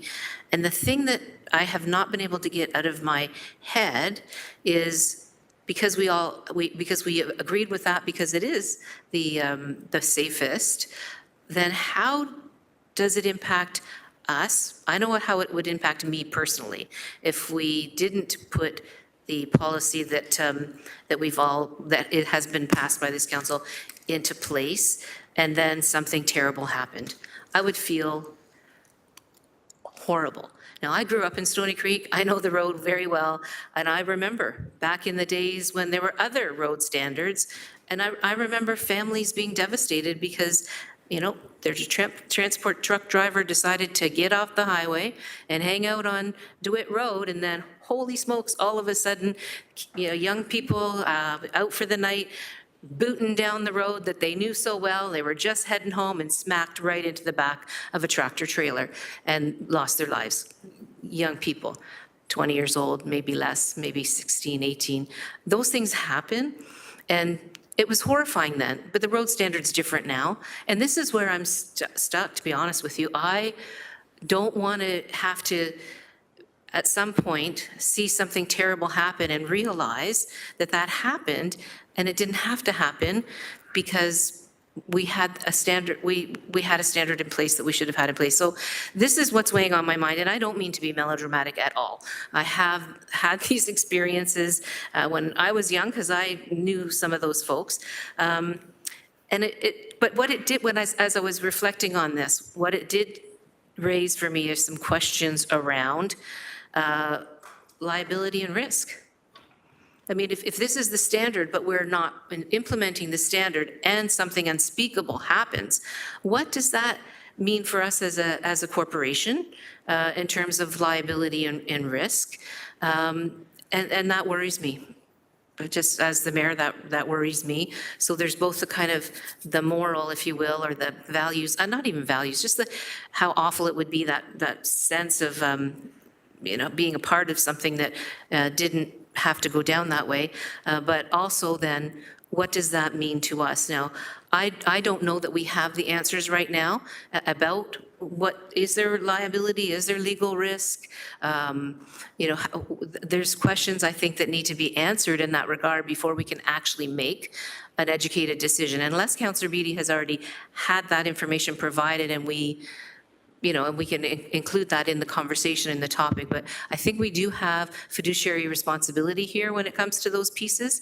I also think that there might be an opportunity for some more technical analysis. Now, what I heard from Director Hollingsworth was that the opportunity to put Councillor Beatty's idea in place, or his motion in play, doesn't prohibit us from upgrading with the semi-permanent infrastructure in terms of a barrier. So I guess I'm going to ask a question, and I certainly don't want to put anybody on the spot, but if this item is deferred for a very short time, let's say until the next council cycle, or perhaps the June cycle, we get something done by June. Is that enough time, and I would ask legal as well, is that enough time, first of all, for us to get a report back in terms of the technical analysis, does it create any barrier in terms of getting the project completed this year? Because that's, I think, one of the big imperatives here. Thank Do you you, know what Mayor. I'm saying? Over Like, so to if we staff. put this off for a little while, just to get the required information in terms of legal, risk, and perhaps technical, is it a problem to complete the project this year? General Manager? Through the chair thanks, Colonel. to the mayor. Jackie Kennedy, under Engineering and Construction Services, she's online and she can speak to the timeline. The contract is active right now. The contractor is on site. The implications of those delays, she can speak to more clearly. Thank you. Director? Thank you. Thank you for the question through the mayor. This contract, as General Manager Can just expressed, is underway. We have a contractor who is ready to remobilize and finish the work at site. And so in terms of the impacts on that front, there could be some costs associated with asking them to pause any further. In terms of the ability for comments back from legal and risk, I would defer that to another staff to respond to. Thank you. Okay, I appreciate that. Thank you. My understanding in speaking to Councillor Beatty was that the infrastructure would, because it's part of the contract, would be maintained as a part of a city's supply of these types of barriers. And I heard that they can be added or upgraded at any time. That being the case, this contract would complete, if this passes, with Councillor Beatty's motion, so just the buffered lanes. And then what does it take cost-wise and time-wise to then subsequently put the semi-permanent infrastructure in? Could I get a response to that one, So please? timeline to increase, or to upgrade with the bollards or temporary curbs. Thank you for that clarification there.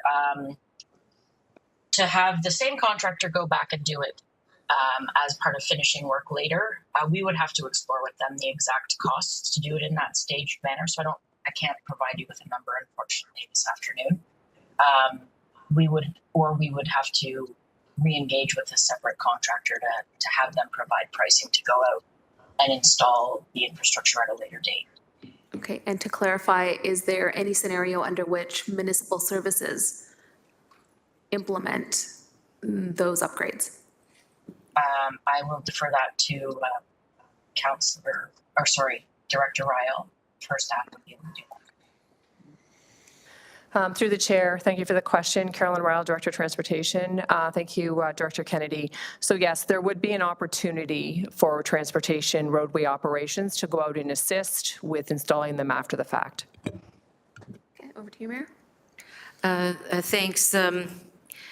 Thanks for that.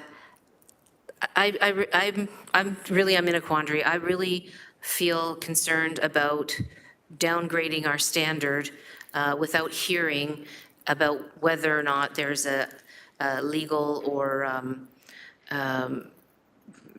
risk type situation that we're putting ourselves in as a organization. So I would like to get that report back, frankly, and maybe I would ask through you, and thank you for taking on the chair, I appreciate that, ask through you to legal, how long something like that would take to give us a bit of an analysis in terms of risk and legal liability.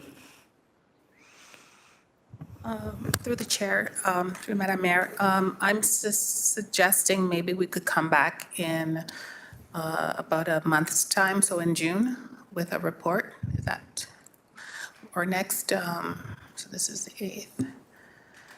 We'll try for the end of this month, if possible. And Mayor, would you be seeking to add that as direction to the motion that's on the floor, or would you be moving something separate? Well, this is what I'm grappling with right now. Can I just ask then again, I'm sorry to be nitpicking on this, but is it then the case that by the end of this month, this work would be completed by the contractor. Okay, over to Director Kennedy. In terms of the current contract that is underway and completion timeline of the. It's possible that we will have to work with the contractor to coordinate some additional time before they can remobilize. If we're talking about a couple of weeks, I think it's probably something we can manage. So I'm sorry, there was cutting in and out. I just want to be clear. That if it's a 2-week window, Director, did you say that it is plausible to work with the current contractor to remobilize if needed? Thank you. Yes, that's what I said. Thanks very much, Councillor Nan. I really appreciate that. I know very well, so I'm just going to make a few comments and then I'm going to actually ask for a deferral for 2 weeks. That's what I'm going to ask for, so I just want to let you know that. I really do think we do have a responsibility to look at these things carefully and identify all of the unintended consequences that might flow from a decision like this one. I think that it's appropriate to do our due diligence in this regard. I also know that it makes it harder sometimes to defer something like this. It makes it harder on the ward councillor, or sorry, on the mover of the motion. It makes it harder on the community. It can create, you know, all kinds of further conversation that perhaps is difficult. But I think those are things that we are going to have to accept if we're going to take our time to make the right decision here and to make a decision that we can all feel that we've come to with the knowledge that we need in terms of the implications or unintended consequences. I suspect that folks came here knowing how they were going to vote already, and I haven't talked to Councillor Beattie about it since we initially talked last week because I've been wrestling with it, frankly. And so I'm going to put that deferral motion 2 weeks so that we can get the risk, the legal analysis, risk liability, and any technical analysis Upgrade that options. we might need. Right. So just to clarify through the clerk, procedurally then, does the deferral motion trump the motion that's here right now? Okay. And then just to clarify further procedurally, another option you could consider, Mayor, is to add a E, So I wrote directing the E. staff I wrote the E. Sorry, go ahead. to do what you're seeking to do through a deferral motion. And that might be an opportunity for some collaboration on the steps that you feel you need in terms of information and due diligence for our municipality before making a final decision. So I'm just going to take a pause. Questions to you? Yep. I appreciate that. I actually wrote E, I'll show you my book later, that staff report back on, with legal risk and technical analysis. I didn't put a time frame because I wasn't sure of that information. The only concern that I have is that A says that the DeWitt Road project design be reverted back to buffered bike lanes. And there's no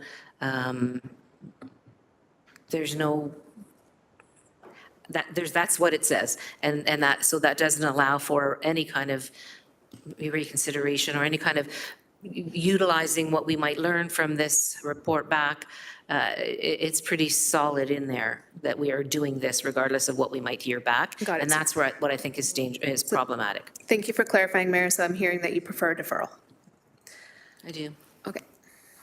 So With- the deferral with all due motion is respect, Councillor moved. We'll Beattie. need a seconder for the deferral.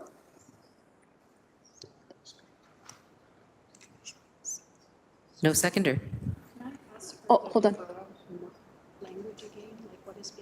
Okay, so requesting the deferral language to be visible, appreciating that councillors are wanting to be informed before making this decision, and we are entertaining the deferral language right now so that we can get clarity about whether or not it is going to be seconded.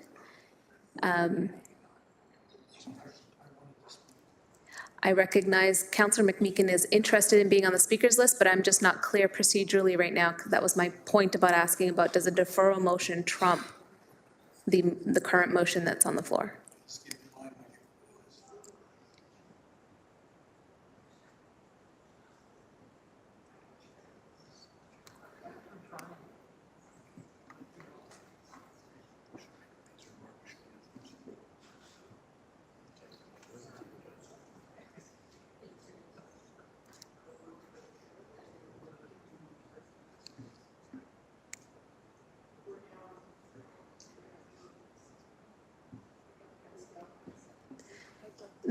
And the request is to see the language of the deferral to determine if we have a seconder. Okay. So the amendment to item 11 of Public Works Committee Report 22-012, respecting DeWitt Road reconstruction and cycling infrastructure, which was approved by council on August 12, be deferred to May 22nd, 2024 council meeting in order for staff to prepare a report following a technical review, and for city solicitor to prepare a report respecting risk, liability, and legal advice on the matter. I would just like to clarify the language in that. There was also reference by the mayor to the point that Director Rael commented on, which was the ability to insert upgrades. Is that part of what you were hoping to get covered in the technical review? Got it. Okay, so is there a seconder for the deferral motion? There's no question or comments on the deferral without it being seconded. Okay, seconded formally by Councillor Maureen Wilson, and questions and speaker list is now open for the deferral. I just want to honor, there's many people who want to speak, so I saw Councillor Wilson, I saw Councillor McMeekin's been trying for a while to get on this one. I see Councillor Beattie indicating visually, and then everybody else reminding you that we also have the tool of the e-scribe. Okay, I can't see the speakers list in front of me, so Councillor McMeekin, thank you. Thank you, Madam Chair. I'm a little confused. I drive around this great city of ours in Dundas, born and raised in Hamilton, lived on the mountain, represented Ancaster, Dundas, Flamborough, Westdale. There are painted bike lanes all over the city, all over the city. Can't hear me speak. Painted lines all over the city. So we're going to do a risk analysis and technical, legal risk and technical analysis and take seriously that particular line of argument. We've got a much bigger job to do than just on this one road. I say that respectfully. You've got a lot of bike lanes that fortunately or unfortunately, depending on your perspective, are not buffered or protected. That's my comment. Next up is Councillor Beattie. Thank you, and through you, Chair. While I understand where the mayor is coming from, and I'm always reticent to not be in alignment with the head of council, I'm not going to support the deferral based on a couple of salient points. Some of the information, I believe, is embedded in the motion that I brought forward with regards to the ability to add a more robust level of infrastructure with very little impact at a later date should this council or future councils decide to do that. The design is such that it can be added at any time, and that's embedded in the motion. As I mentioned earlier in my speaking notes, there has been considerable conversation with the three directors, and you've heard from all three directors, and so have I, over the course of the last getting on to 345 days now, well beyond a year, on what works, what doesn't, what falls into some kind of standard and still offers a degree of protection for potential cyclists. This motion, quite simply, is returning to the original direction. That's all we're doing. There was an original direction embedded in the master plan for buffered bike lanes. This is simply returning it to that standard. And if there's ongoing issues or thoughts about risk and such with regards to buffered bike lanes in general, then I'm sharing the confusion of my colleague from Ward 15 that we have these all over. They function well all over throughout the city. And I believe that the original decision for the buffered bike lanes was based in statistics and data and standards. Perhaps, if asked, a director would speak to that. There's a reason why the original direction came forward, and perhaps some standards have changed, I don't know, but I believe that the data can still support, based on traffic counts, based on the perceived usage on this minor collector. I think that this is becoming a bigger conversation than it needs to be. It's actually quite simple. So I'm not going to support the deferral, and hope that we can finish this today. As Director Kennedy pointed out, the contractor would like to finish this project. And any delays, I do have a concern, and I share that, I think, maybe with the director, that we could be putting ourselves in some additional cost overruns if we push this too far, and we don't have a specific timeline on when this might come back. So I'd like to complete it, finish it off, and it is done with the professional advice of the directors in the room, and I'd like to proceed with that. Thank you, Councillor Beattie. May I just clarify something that you said? You said the upgrades are embedded in the motion that is before council today. It's embedded in the whereas clauses. It's not direction today, correct? Sorry, Chair, through you. Yes, that's correct. Thank you. Okay, next on the speakers list is Councillor Clark. Thank you. Thank you. I'm not supporting the deferral. I'm a bit surprised that we're seeking legal advice on liability on road users when we have this knowledge. The liability rests with the automobile operators, the vehicle operators. That's where the liability rests. Can the municipality be brought into a tort? Yes, we know that. It can be brought in on 1%. We're added to the lawsuit. Congratulations. Does it mean that we're responsible and we're going to be ultimately liable for it? No, it does not. We are added to torts all the time. So the risk is always there that we will be added to a tort if there's a lawsuit. But ultimately, the liability is with the insurance companies and the vehicle operators. We do the best we can with the evidence that we have to move forward and provide safe roadways. If the drivers follow the roadway, there is no risk to the bicycle operator. Where the drivers do not follow that roadway, then the liability is with them. Yes, the risk to the community, absolutely. But as Councillor McMeekin has said, we have these things all over the city. And if you're now saying that we're going to put bike lanes with protected areas in every road in this city, it will bankrupt the city. We do not have that kind of money. I understand where it's important to do it in an urban setting, absolutely. But in rural areas and rural cross sections, I don't agree. So I don't think the deferral is necessary. I think the deferral is trying to jam a decision down the council's throat through the back door. I think the councillor has done Point of what is order. reasonable. Point of order, Chair. Sorry, my apologies. I should have called a point of order myself. Please proceed.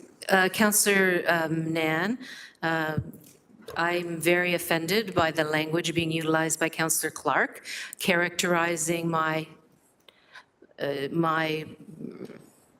very open and honest request for further information as jamming things down people's throat and being inappropriate. It is never inappropriate to ask straight-up questions, and I'm offended, and I ask for withdrawal, please. Thank you. Councillor Clark, would you withdraw your comment? I apologize, and I withdraw the comment.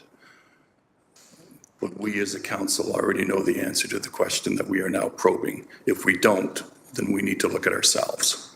because we deal with liability and risk every single day in this municipality. Thank you. Thank you. Speakers list just to confirm. Okay, I recognize the mayor and then Councillor Wilson. Thanks. I just want to say that I understand where people are coming from on this. I really do believe that we have a responsibility because our policies have changed and our identification of our requirements around the highest order of safety when we're bringing new infrastructure online is different than all of the things that already exist all over the city. And so I wanted to just clarify that, in fact, this is a bit of a different situation. We're putting new infrastructure in, not infrastructure that's been here for a very long time. If I'm not mistaken, part of the reason that we're having the conversation is because we made a decision to reduce the timelines on the implementation of some of this infrastructure, which is why I would suspect, and I don't know for certain, but why this conversation is happening right now in terms of this particular piece of infrastructure, because it's now part of the new standard. So I do appreciate, though, the conversation, and just wanted to clarify. Thanks. Thank you. Next up is Councillor Maureen Wilson. Thank you. That was going to be my comment. As proposed, this does not meet our present corporate standards for this classification of road. Our corporate standards now are policy guiding the use of roads. My understanding is complete street, vision zero, all ages and abilities. So I don't think there is a suggestion that we're legally vulnerable as a concept existing. I think the question being asked is, could we potentially be vulnerable moving forward given our corporate policies in place now? And typically, I am consistent. If someone is asking for more information or an opinion, I generally would support the councillor in seeking that if it assists this body or them individually, and they think it will bring further accountability. I don't want to be disingenuous. It's not going to change my position because I think we, as humans, are vulnerable. So I'm happy to support the amendment or the deferral. Thank you. Thank you. Any further speakers on the deferral? We have Councillor Crutch, followed by Councillor Pauls. Thank you. I'm not going to vote in favor of supporting the deferral because I think the work is actually already being done. I do agree that we have different standards. That work's already being done. It's being voted on. There are complete street guidelines. We do have different standards. And it's not going to change my vote for someone to say, well, there's a legal liability also on top of that, or there's a risk on top of that, or beside that. We aren't installing, to Councillor McMeekin's point, but we aren't installing new bike lanes in the same manner we're installing old bike lanes. And so you're right, bike lanes have been installed in the city in this manner for many years. There hasn't been a moment, I think, when there's been a Ward 2 bike lane come up yet. I eagerly look forward to that moment. Hopefully we can protect it as much as possible and continue to add protections to other bike lanes. But I do think no matter what we decide about this, that the standard is not about different parts of the city functioning differently. Like the evidence is about people, not about different parts of places or rural or urban or downtown, any of that. The evidence is universal, actually, to Councillor Titus's point. The evidence studies all of these areas, all of the cycling habits of all people, and says that universally protecting bike lanes is better. So yes, if we made a bike lane in every single road in every single area and protected them all, of course we'd bankrupt the city, but that's not the suggestion here. The suggestion is not to do that in every single situation immediately. But when we do install them, right, we do put them in, that protecting them I think matters. So I'm just saying it's not gonna change my vote whether we defer this or not. I don't think there's any more homework to be done on this specific issue from my perspective, because I think that the council has worked with 3 directors, all who understand the different risks and liabilities involved. So we should just make a decision either way today. Councillor Pauls. Thank you. And through the chair, I'm wondering if I could just ask one question before I make up my mind. The question is the new infrastructure standard now that we have protective barriers, or do we follow a criteria, some yes and some no? Thank you. Over to which step?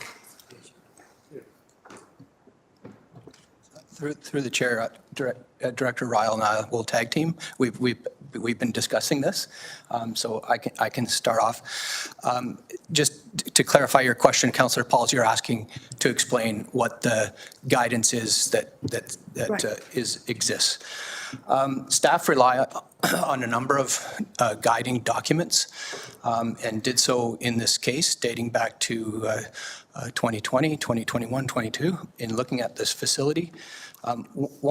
There's a number of them. One of them is an Ontario provincial standard called the Ontario Traffic Manual Book 18, and there's something in there called a nomograph, and it allows us to kind of help assess what type of facility is applicable, and it's based on the design speed of the road and volumes of the road.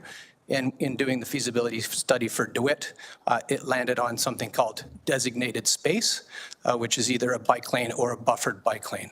And that's a starting point for guidance. A number of references have also been made to the city's Complete Streets design manual. And if you use that tool, again, there's always trade-offs to be made, and there's a decision-making tool in that document as well. And in this case, DeWitt would probably fall under a connector typology, which the Complete Streets would suggest cycle tracks. If it was built as a new facility, cycle tracks are separated facilities. So it's not a black and white. I don't believe there's a specific policy that we could say precisely what the facility type would be, but other things that have been referenced include the all ages and abilities, guidance that's been provided by council. So there's a number of tools that we rely on, and I don't know whether Director Ryle wants to expand on that. Thanks. Thank you, Director. Director Ryle? Through the chair, thank you, Director Hollingworth. If I can add in addition, so as part of the initial review that would have been done during the design period, and what is done with any project that's underway is that the road safety group is heavily involved and takes a look at the characteristics of the roadway. They look at the volumes, they look at the speeds on the road. They also look at collision history and what may be transpiring on the roadway, which also helps to assist with any decisions that we're making with regards to road safety and the different parameters that we'd like to have incorporated as a part of any new design and then construction of a roadway. I just wanted to make mention, and to Councillor Beatty's comments earlier, there was a lot of debate back and forth with regards to all of us, with regards to the original design and then the motion and then what was discussed and brought back today for consideration. There were a number of other things that were discussed with the councillor if this were to be passed, and one would be the addition of the speed cushions. Again, controlling speeds on the road is key.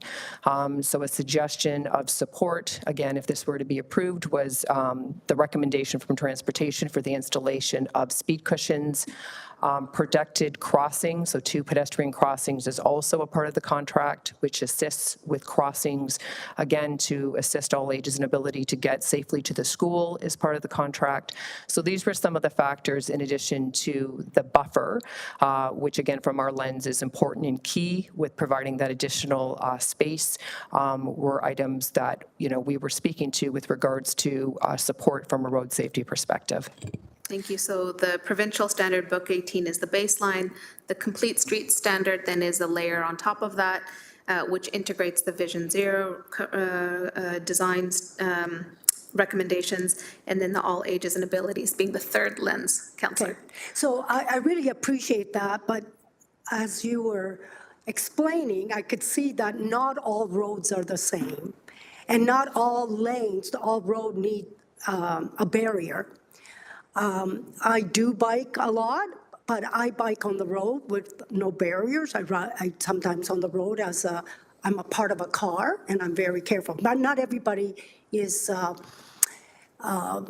maybe comfortable in doing that, and I understand. I think barriers are important. But as I look at this, I'm not down where Councillor Beatty is all roads are different. And because of that, I think because I don't know the area that well, and Councillor has done a lot of work, I will support that. And like he said, if we see that we need barriers, we could add them. So, so I will be voting accordingly. Thank you. Thank you. So we're still on the deferral. Any further speakers? No.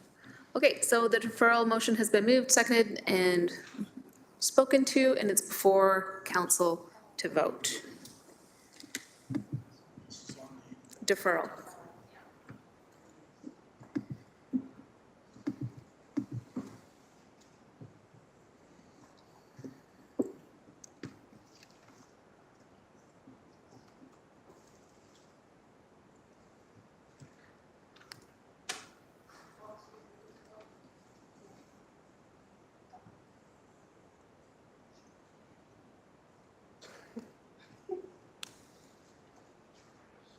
And the deferral is defeated.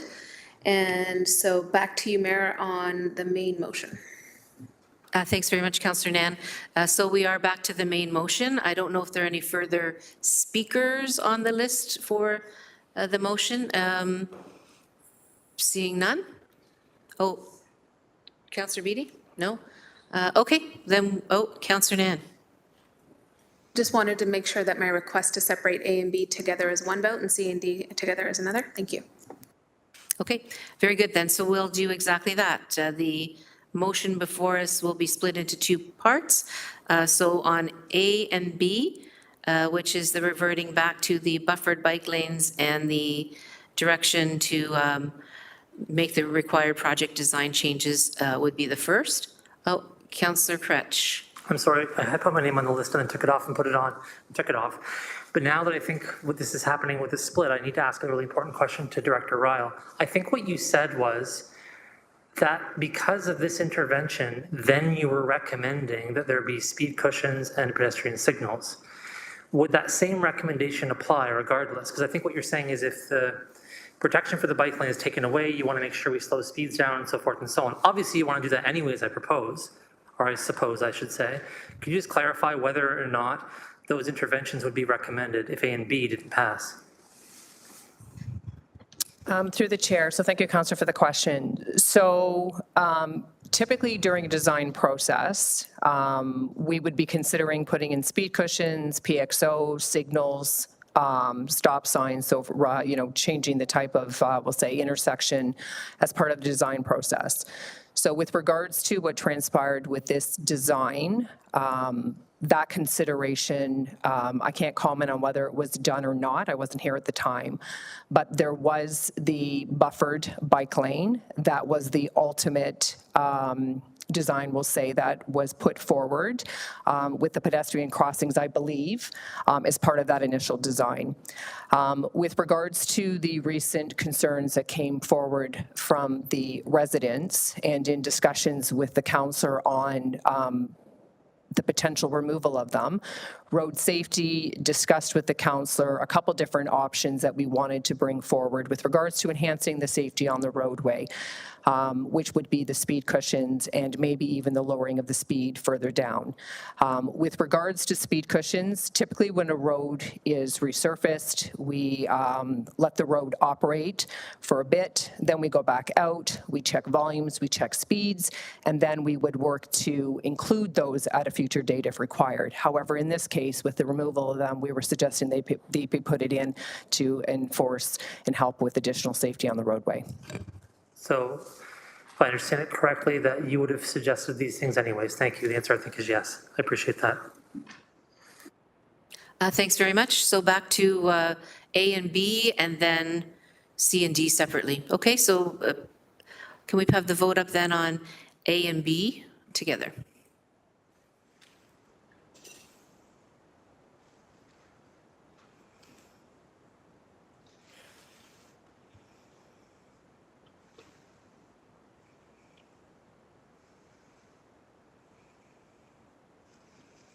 That carries 8-7, and then we're on to C and D.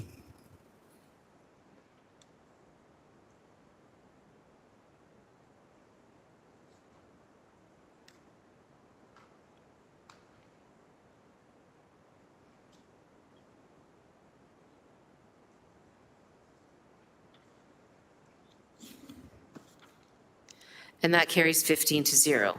Thanks very much, everyone. We're now on to 7.7. Motion from Councillor Kassar regarding regulatory changes relating to the Cutting Red Tape to Build More Homes Act, 2024, Bill 185. Councillor Kassar, would you please present your motion? Thanks, Mayor Horvath. It's moved by me, seconded by Councillor Wang. I'll just summarize the whereases for, hopefully it would be well received by council here. Basically, Bill 185 has been introduced. I think it's at second reading now. There's an opportunity for City of Hamilton and others to speak to the changes. There's a lot happening in the bill. There's changes to Bill 109, there's changes to Bill 23, and there's also changes that are concerning to staff and I think to council based on our stance on a frozen urban boundary. There's a risk where now that can be forced upon us. So that's kind of the summary of the whereases.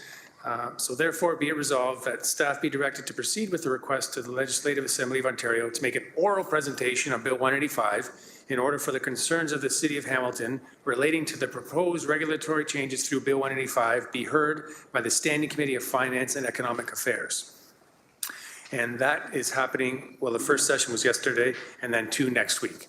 So just to speak to it briefly, staff are frantically, I think, working on a written response, which I believe will be presented to us in the very near future. They've already submitted a request to speak. Should council approve it, they will proceed. Should council deny that, then they would withdraw that. And I think it's very important that Hamilton's voice be heard on this issue, and hoping council will support. Thank you. Thanks, Councillor Kassar. Councillor Alex Wilson, please.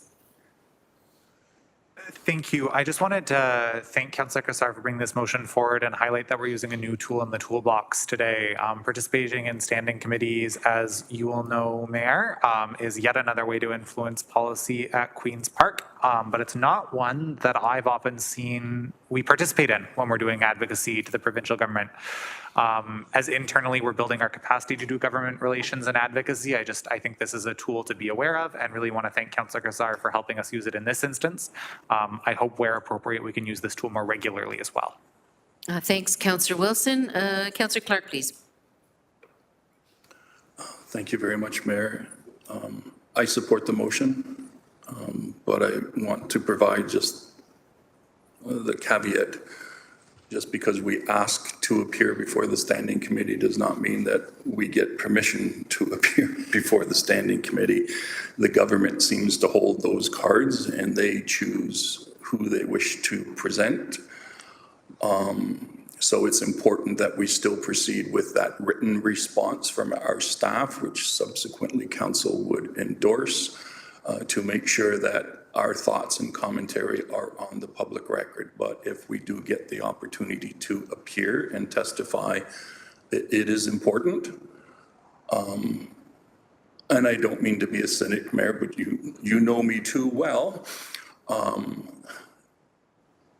I found sometimes that the standing committee hearings are, they need to do it because it's in the legislation, but it doesn't mean that they're going to listen to the voices. And we've seen that time and time again. The Conservation Authority appeared on the standing committee and provided our advice on pieces of legislation. Our advice was not heeded. And I know we're not, there's a plethora of different opinions out there. But sometimes I find that the standing committee is they have to jump through this hoop. But I often wonder whether or not they are seriously taking these things into consideration, because when they do clause by clause, invariably the government members support the government legislation and they don't modify it. But I still think it's vitally important that we start taking these steps and pushing that bar as much as we can. So I fully support it, and the mayor has continued to do her advocacy to the ministers to explain our concerns on some of these changes. Thank you. Thanks, Councillor Clark. Councillor Meekin, please.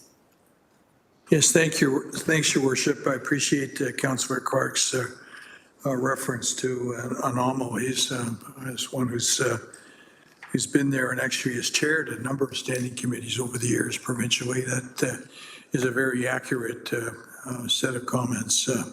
Occasionally, there's some deviation from it, and I guess one has to hope against hope that maybe that's the way to go. I think it's absolutely essential that we appear, even if we're attempt to appear, even if we're denied an opportunity to appear, because the message then is, at least we've stood up and publicly declared our interest, our concern, our passion, only to not be listened to. Some would say again, perhaps. I wouldn't say that, but some might say that. So it's important, absolutely important, critical that we do that, and a failure to do that, I would gently suggest would be to be seen as being concurrent with the legislation. I don't think that's where we're at as a municipality. Thank you. Thank you, Councillor McMeekin. I don't see any further speakers on the list, so we could please have the vote up.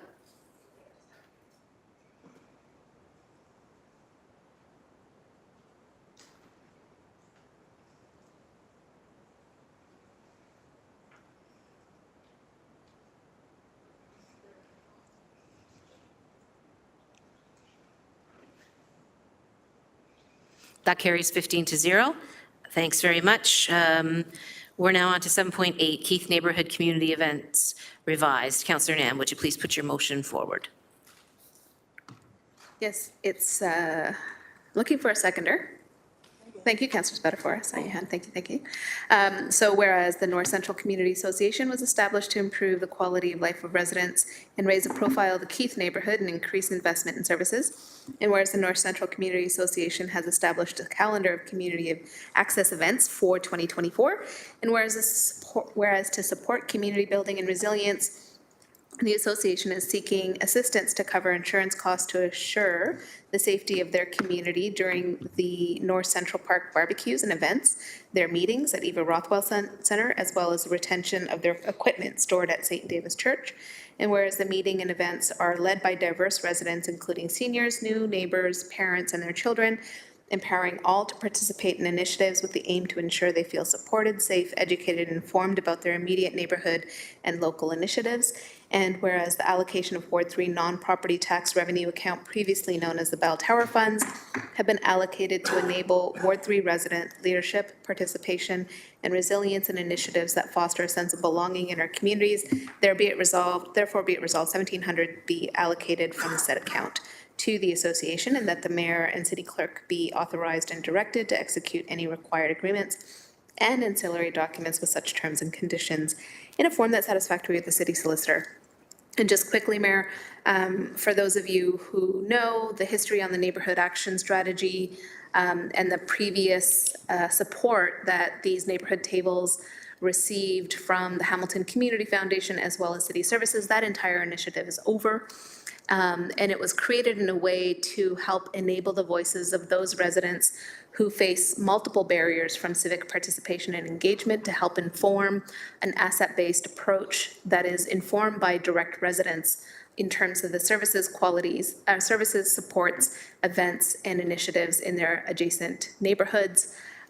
With that, I've been allocating Ward 3 discretionary dollars that are not tax revenue generated from this account to support those types of initiatives as we continue to gap the kind of resourcing that is needed to ensure equity in participation in leadership around our neighborhood events. So that is what this motion is for. Thank you to my seconder. Thanks very much, Councillor Nan. Any speakers to this item? Seeing none, we'll go to the vote.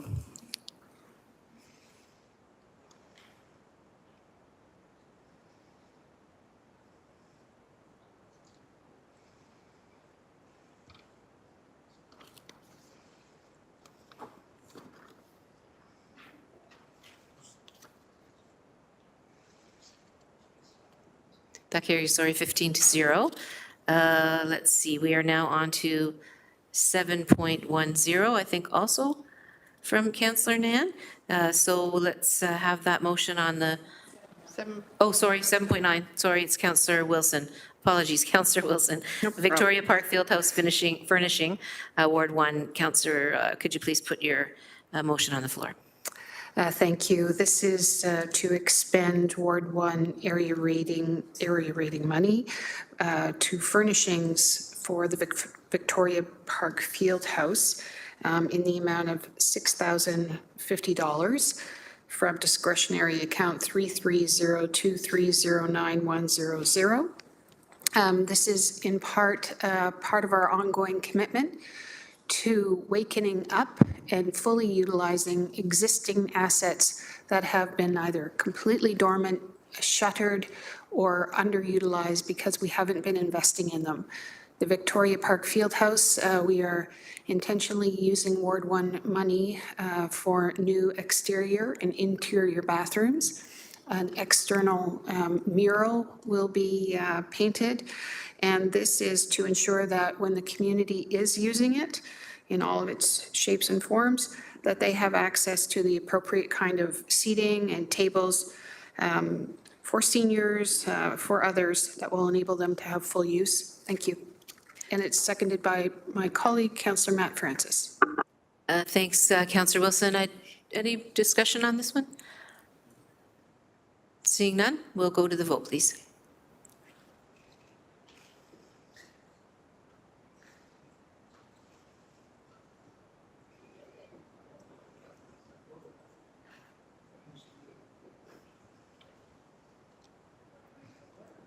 And that carries 15-0. Thanks very much. We're on to, now we're on to 7:10, which is amendment to item 8 of the Audit, Finance, and Administration Committee Report 23-010, respecting the Grant Subcommittee Report 23-003, which is approved by the Council on June 21st, 2023. Thank you, Mayor, and that pretty much summarizes what we're up to here. It's moved by myself and seconded by Grant Subcommittee Chair, Vice Chair, Councillor Kretsch. It is a housekeeping item from last year's allocations to the Community Enrichment Fund, and it is because Catholic Family Services of Hamilton has dissolved as an organization, and the Banyan Community Services picked up the program that was approved by the Grants Committee for this grant. So it's just a housekeeping item to make sure that Banyan Community Services can receive the funding as they have already been carrying out the programming. Thank you. Thanks, Councillor Nan.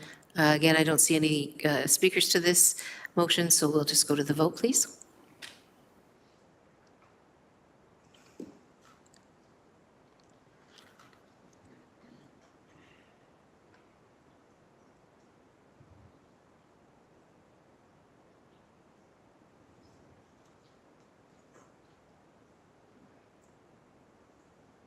That carries 15-0. Thanks very much. Okay, we have no notices of motion that I'm aware of, nor have there been any put on. So we'll go then to statements by members, and as is the custom, folks can just get on your speakers list, and we'll take you one by one. I would like to actually just hand the chair over to Councillor Nan to just follow up on a comment that I made this morning. So thank you for that. The month of May is a month where we have a lot of various groups or folks in our community that we celebrate because of their heritage and their communities. And so I think it's important to acknowledge that in May, we are celebrating a number of really great cultures. It's Asian Heritage Month right now in May, Dutch Heritage Month, Jewish Heritage Month, Polish Heritage Month, and South Asian Heritage Month. And these kinds of designations help us to celebrate all of the wonderful folks that make up the city of Hamilton, and helps us to foster strong relationships and ensures that our city is very welcoming. I did have the honor of attending the 79th anniversary of the liberation of Holland to reflect on the incredible courage and sacrifices of Canadians. Jewish Heritage Month brought the grand opening of Margaret's Legacy Holocaust Learning and Advocacy Center, which is a welcome addition to our city. And I know Councillor Wilson was there as well. Both Councillor Wilsons were there at various points. Councillor Pauls. It was quite a moving experience. So please do go and look at the permanent collection there. The exhibit is very powerful. If you get a chance, I'm sure they'd be happy to take you around. It's really quite moving. Well, anyways, I just did want to mention these various cultural members of our community that we're celebrating in the month of May, and let you know that there have been a number of really exciting things already, and I'm sure there will be more to come. Thanks so much. Okay, I'll take that chair back, and we're over to our speakers list, starting with Councillor Kassar. Thank you, Mayor. Just a few quick items from me. First of all, I want to give a congratulations to the Jerseyville Baptist Church, who just celebrated their bicentennial this past weekend. So 200 years, that's quite a long time for North American standards. So congratulations to them. Also, as many might be aware, the Canadian Open Golf Tournament is happening later this month, the week of May 28th at the Hamilton Golf and Country Club. Huge economic impact to Hamilton and Ward 12.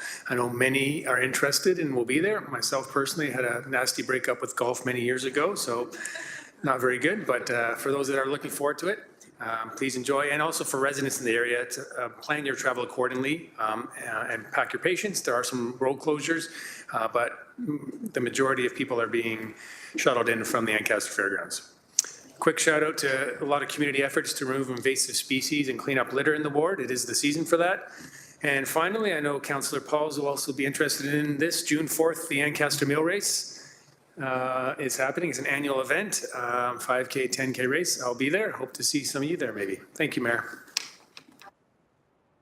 Thank you, Councillor Kassar. Councillor Clark, please. Thank you, Mayor. I had a very interesting meeting with a resident of mine who is concerned about property taxes and the cost of living. He's an 81-year-old man. He didn't work in a union job. He worked in construction. He has no pension. So he has old age security and he has CPP. His taxes on a 1,200 square foot townhouse are now $5,000. For him, that represents a huge chunk of his pension. And he asked me to share with council that there are people on fixed income who are truly struggling. He is a proud Italian man. He does not want charity from council. He is concerned about what all levels of government are doing to the affordability issue, and he is struggling. Their limited income means that when they're coming home with 4 or 5 potatoes in a bag, it's costing them $5 or $6. And when you look at their food cost for this lovely couple living by themselves, they are truly struggling to the point where he is distressed.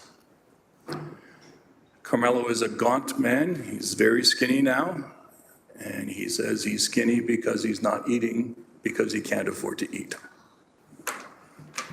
This is what residents are experiencing in this new world that we have come out of since the pandemic, and it has not been easy on most of us, but there are many in this community who will never raise their hand up saying, I need help, because they're too proud. I asked him, what do you want me to say to council? And Carmelo said, I just want them to know that their decisions have real impacts on people who do not have the income to pay the increases. He's worried when he sees a 10% increase in water over 10 years, so 10% a year for 10 years. He's worried when he sees projected tax increases again 5 and 6%. And he said to me, he's afraid that he's going to find himself with no place to live because he can't pay the taxes and can't pay the bills. So I just thought it was important that while we're making some very difficult decisions in the coming budget cycle, it's important that we remember that these difficult decisions that we're making have real financial costs on the residents in our community. I promised Carmelo that I would bring it here. He told me I could mention his last name and where he lives and everything. I didn't feel comfortable doing that. I think Carmelo is sufficient. I know some people will balk at this commentary, but the reality is our residents are struggling. And they're not just struggling here in Hamilton, they're struggling in every municipality in the province of Ontario today. So I just wanted to put that on the floor, and now I can tell Carmelo that I have shared his position with the council. I thank you for your time, Deputy Mayor. Thank you, Councillor Clark. Next up on the speakers list is Councillor Pauls. Thank you, Deputy Mayor. And this last weekend was a very busy weekend. I went to 7 events, but I got to admit, the mayor was in all of them. She came every single one, and plus she did her own. So I wanted to say, Mayor, congratulations of splitting yourself in 100 ways to go to all these commitments. I know she's not here, but I want her to know how much I appreciate her being there. On Friday, May 17, from 6 p.m. to 9 p.m., the Concession Street BIA is hosting the Night Market Sidewalk Sounds and Food Drive. Participants are invited to bring a non-perishable donation or school supplies from Mountain Kids Club to receive a cupcake from Corner's Delight. Festivities will include tribute performance from Young Elvis, Johnny Cash, and Rob Orbison, as well as Modern Jazz and the DJ. So please come on out. Concession Street is doing well with these sidewalk sounds, so I hope you can come. And finally, I would like to make Ward 7 citizens aware that I will be hosting another community meeting on Wednesday, May 29th, from 6:30 p.m. to 8:30 p.m. at Sackville Senior Recreation Center, located at 780 Upper Wentworth Street. And we have representative from the city department will be on hand to provide updates and answer questions, including public works, traffic operation, parks, landscape, and architect services and parking. I just want to say that I will be going door to door with my pamphlet to make sure people come out. I do have newsletter, but sometimes people don't read them and they're not aware. And now with not having Mountain News, I want to make sure Ward 7 knows that I'm having this meeting, and I will be delivering over 250 pamphlets around the neighborhood, making sure they all come out.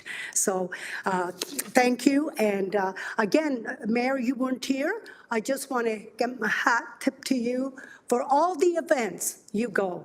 I had people say, wait, the mayor's here. I said, yeah, and she's going somewhere else. In a few hours, she'll be somewhere else. So I just want to say thank you. On behalf of Ward 7, they really appreciated you coming to all those events. Thank you.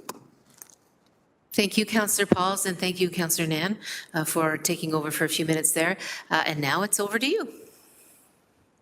Thank you, Mayor. And being Deputy Mayor and keeping up with the requests that come into your office, oh my. So it was my honor and privilege as Deputy Mayor to speak on your behalf at the Mental Health Week launch just in the forecourt.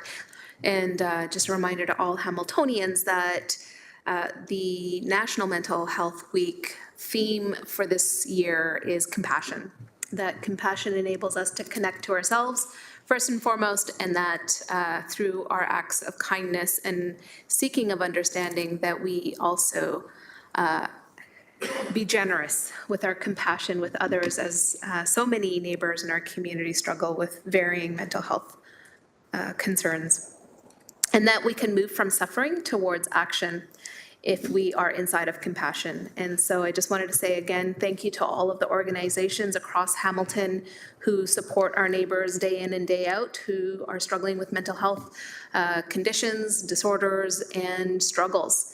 And it was a wonderful barbecue out in the forecourt to celebrate the work that volunteers and staff do, but also to recognize and honor the courage of every person who does seek support and, you know, show up to an extending hand and move from a place of suffering and hopefully towards thriving and continuing to be active participants in our community. So I wanted to acknowledge that.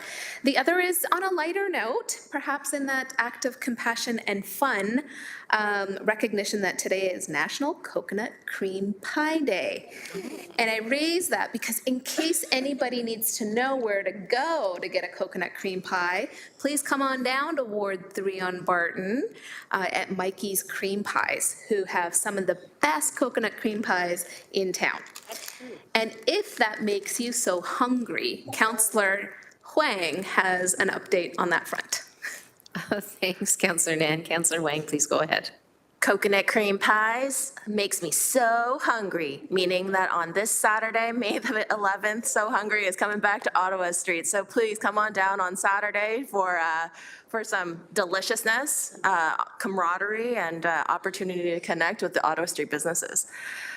In addition to your litany of different events that are happening in May, I do want to acknowledge it's Mother's Day this weekend, so happy Mother's Day to everybody. It is also Nursing Week, so I wanted to just say Happy Nursing Week to all of the nurses. I have several in my life, and I would be, if I didn't make mention of it. Also this week is Economic Development Week. So I wish to say thanks to our economic developers and thanks to the teams that are around that help support us as a municipality in attracting and retaining investment here at the City of Hamilton. But yes, please come on down to So Hungry this Saturday. Thank you. Thanks, Councillor Wang. Councillor Jackson, please. Nice tag team there between 3 and 4. Mayor Horvath, last night I had an outstanding town hall meeting at Sherwood Library, about 80 people in attendance, about a 3-hour meeting for Phase 2 of the Mountain Brow Boulevard Concession Street Reconstruction Project. It was the last final preview before construction's hopefully going to begin later this month and take the balance of the year. And once again, from around the Kenilworth Circle, going westward all the way to Upper Gage, we're going to provide a nice continuum of a multi-use social recreational pathway for pedestrians and cyclists with protections. And as well, we're going to provide the solar panel lights on the escarpment side. There'll be additional laybys and a brand new road, of course, as well.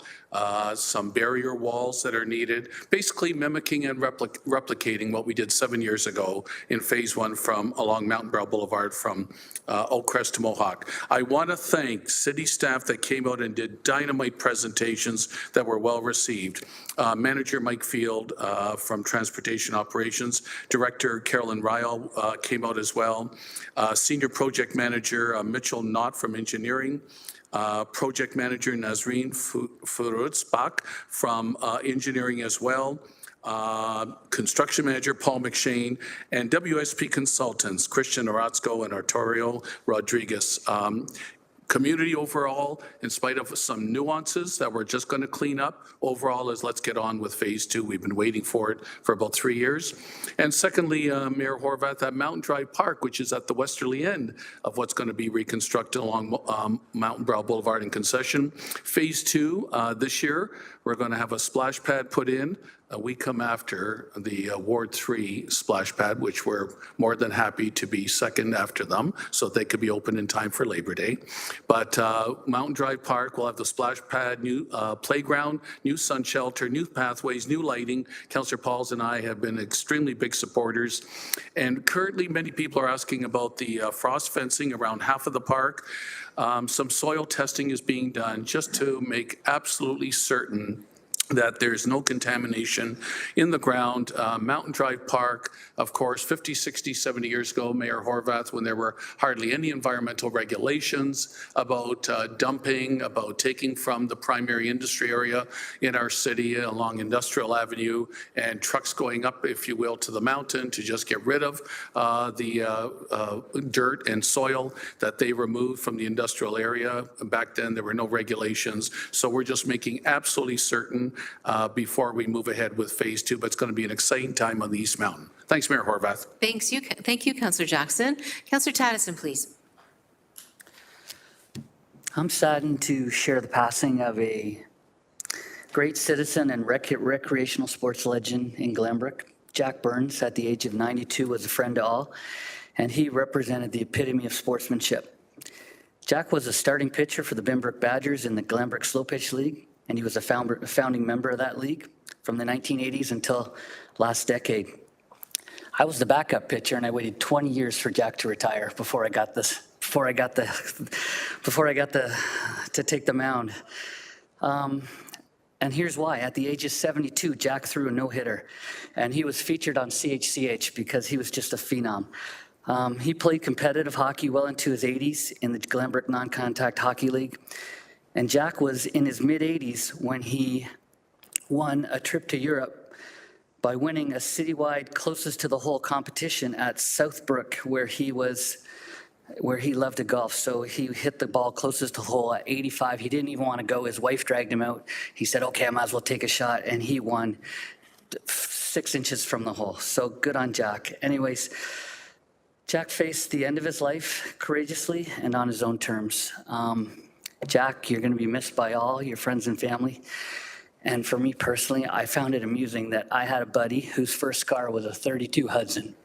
So, Jack, to your friends and family, we wish you condolences, and to you, best of luck up there, buddy.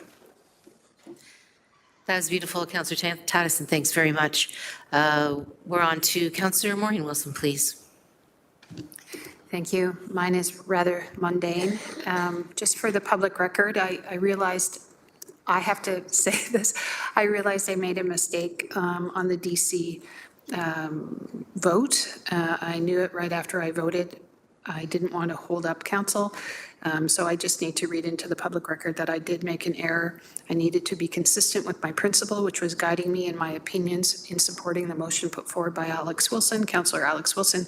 And so as a consequence, I did make an error on 1V. So just wanted to put that in the public record. Thank you. Thanks, Councillor Wilson. Councillor McMeekin. Thanks, Your Worship. To Councillor Tattison, I can't even throw a no-hitter against my 2-year-old grandson. So that's a remarkable accomplishment. May 23rd is the next meeting out in Waterdown Senior Center of our Community Council. And I think this will be our 6th meeting since the election.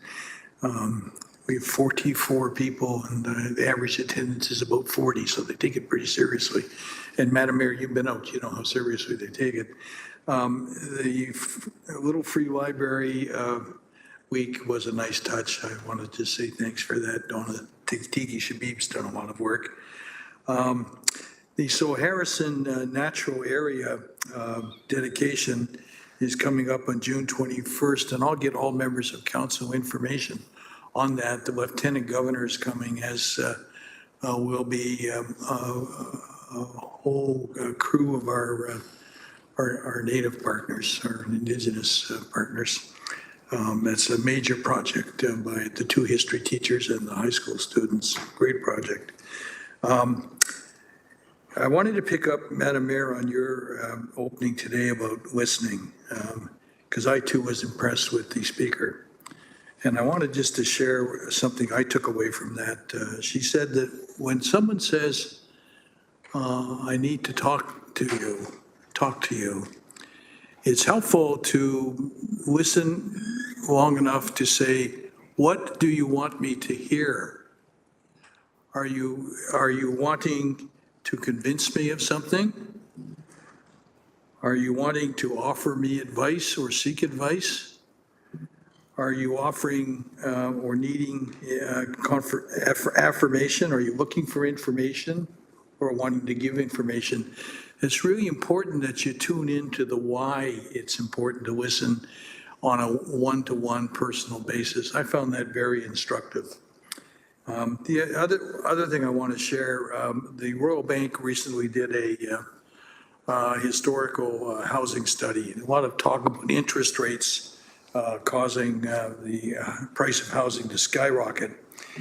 And you and I, Madam Mayor, talked about this earlier in the week. In 1990, the average cost of a house in Toronto was $250,000. The average salary was $59,000. The tax rate was anywhere between 16 and 19%, and you needed 4.28 times your salary to buy a house. Today, the average price of a house in Toronto is $1.1 million. The average salary is $89,000. Interest rates are 5%, some think too high, but less than two-thirds the rate in 1990, and you need 12.4 times your annual salary to buy a house. So it's not interest rates that are causing the rise. They play a factor, but they're not the prime factor in the cost of housing and the beleaguerment that a lot of people feel in terms of acquiring a starter home. Thanks. Thank you, Councillor McMeekin. Councillor Spatafora, please go ahead. Thank you, Mayor. Just a few announcements. This Saturday, May 11th at 12 p.m., we're going to be doing a cleanup at Gilkson Park. I just wanted to thank Brooke Benny and the Riddell School Parents Committee for teaming up with us to have this event. I'm looking forward to give out some of the new Ward 14 swag that came in. No bouncy castles, if anybody's wondering. Next, I will be hosting a town hall June 17th at People's Church. Looking forward to that. Also looking forward to what Ward 6 continues to improve on with those beautiful wrought iron fences and the escarpment stuff. Ward 14, we're waiting. It's coming. We're looking forward to it. It's going to be fantastic, but I'm happy for Councillor Jackson and the Ward 6 residents at this time. Looking forward to that same feeling. Lastly, I will be attending the Negev dinner Thursday night at Luna Station. I'm looking forward to that. And I think that's it from Ward 14. Thank you, Ward 6. Thanks very much, Councillor Spatafora. I don't see anybody else on the list unless there's somebody that has a last-minute thing they want to share. We'll then go on to the next part of the agenda. Thank you all for updating your colleagues and the community about the things that are important to your residents in your ward. Council communications updates, April 19th, 2024 to May 2nd, 2024. Councillor Nan, may I please have a motion to receive the council communication update listing? So moved by myself and seconded by Councillor Francis. Thanks very much. So that's on the floor. Is there any items that folks want to have referred that anybody wants to speak to on the communications items? Councillor Nan? Thank you, Mayor. Just recognizing communication update number 7 on the vacant unit tax. Appreciating staff provided the update as it relates to some of the concerns that council members shared regarding the scenario in Toronto, and wanted to use this opportunity to say that the City of Ottawa in their second year of declarations being filled out are at nearly 100% of residents who could have filled out the forms and declarations have done so. So as much as we were concerned from the Toronto model, I also wanted to emphasize the Ottawa experience and knowing that our Hamilton staff have been working closely with the Ottawa staff on the vacant unit tax. Thank you. Yeah, thank you. I don't see any other speakers on the list. So can we now have then the vote on the communications update listing?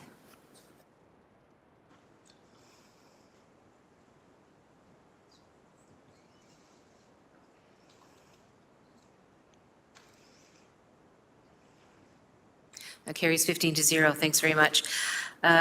So, folks, we're now going to head into the private and confidential section. Although there are closed session minutes that we need to approve. Oh, Clerk Phelan. Mayor Horvath, I just been reminded that I inadvertently left 11.2 on the council agenda. It was to be removed. There is no verbal update on the cybersecurity incident today, so we'll add that to the changes to the council agenda. I apologize for this. Thanks very much. I appreciate that, Clerk Pilon. My understanding is that the updates will come at different dates, perhaps the 15th and the 22nd this month. So thanks very much. So then, can we have the motion, please, to approve the closed session minutes of the April 24, 2024 meetings as presented?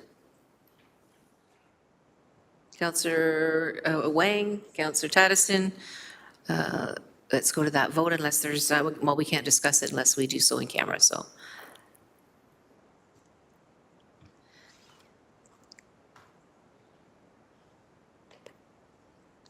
Carries 15-0. Thanks very much. We're now going to move into closed, and so may I please have a motion to move into closed session to consider items 11.3 and 11.4 pursuant to section 9.3 subsection C of the city's procedural bylaw 21-021 as amended, and section 2392 subsection C of the Ontario Municipal Act 2001 as amended, as the subject matters pertain to a proposed or pending acquisition or disposition of land for city or for the city or a local board purpose. Councillor Jackson, Councillor Spatafora, thank you very much. Let's have the vote on moving into camera, please.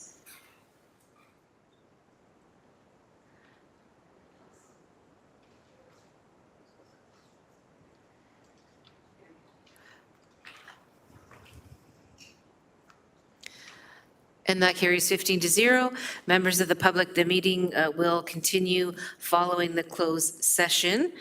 Closed session portion of the meeting. When you see the members of council rejoin the meeting, council will wait up to 5 minutes upon reconvening an open session before proceeding with the meeting to provide members of the public and the media time to return.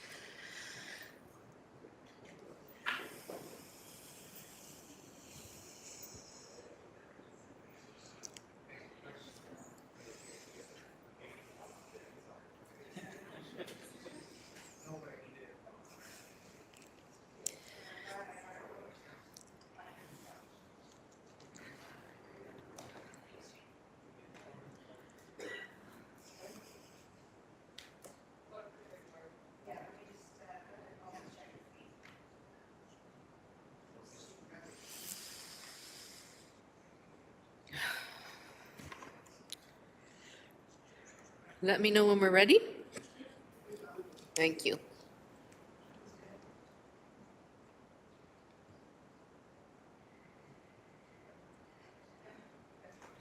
Okay, thanks very much, everyone, for being so patient. We are now back in open session, and we have a couple of motions that we need to deal with. First in open is lease agreement Pier 7, 121 Haida Drive, formerly 47 Discovery Drive, PED 24078, Ward 2. May I have a motion to approve the directions to staff in closed session and maintain the confidentiality? Moved by Councillor Cretch, seconded by Councillor Tattison. Please indicate your votes. I appreciate the conversation. I think we're in open now, right? Okay. So we're doing a show of thumbs? Oh, you guys are scaring me. It's like, what's going on now? Okay, our vote is up. If you have your electronics, good. If you don't, then you were jumping the gun to get out of here before adjournment.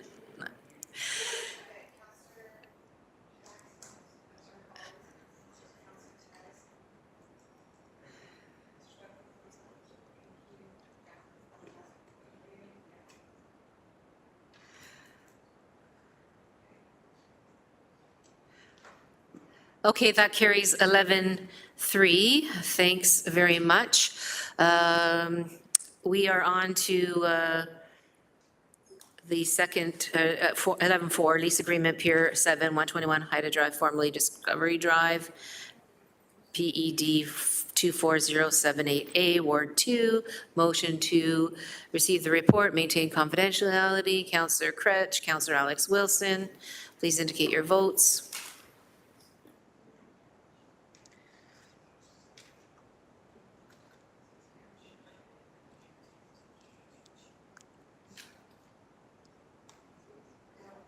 It's not coming up.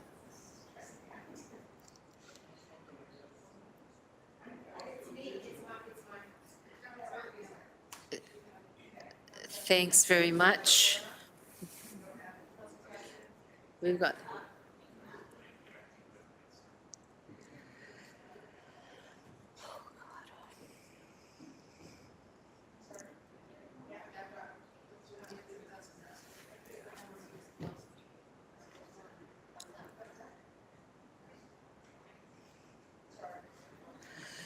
That carries 13-1. Thanks, folks.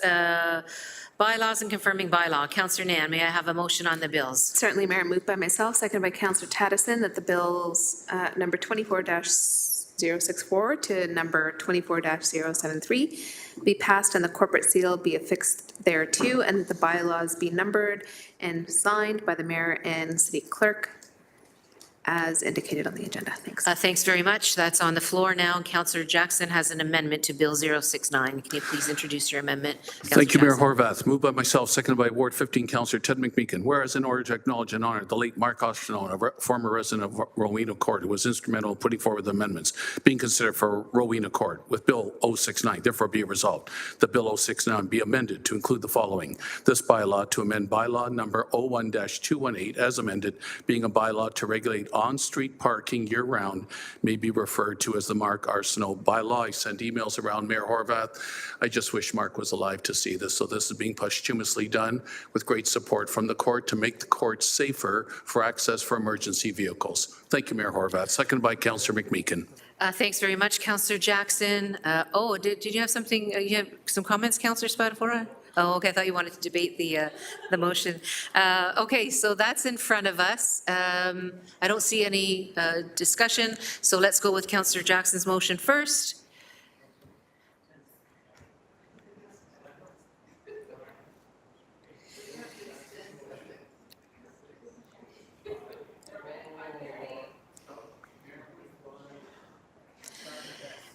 Thanks very much. And now we're on to the remainder of the bylaws.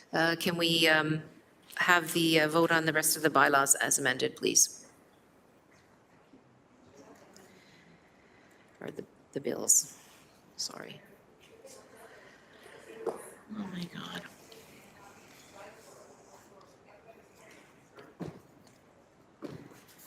That carries 14 to 0. Thanks very much. I think we're at adjournment. Can I get a motion for adjourn? Councillor Clark, Councillor Nan. Thanks very much, everyone. That's a vote first, and then we can go. Oh, thanks, everybody. It's been a day. That carries 14 to 0.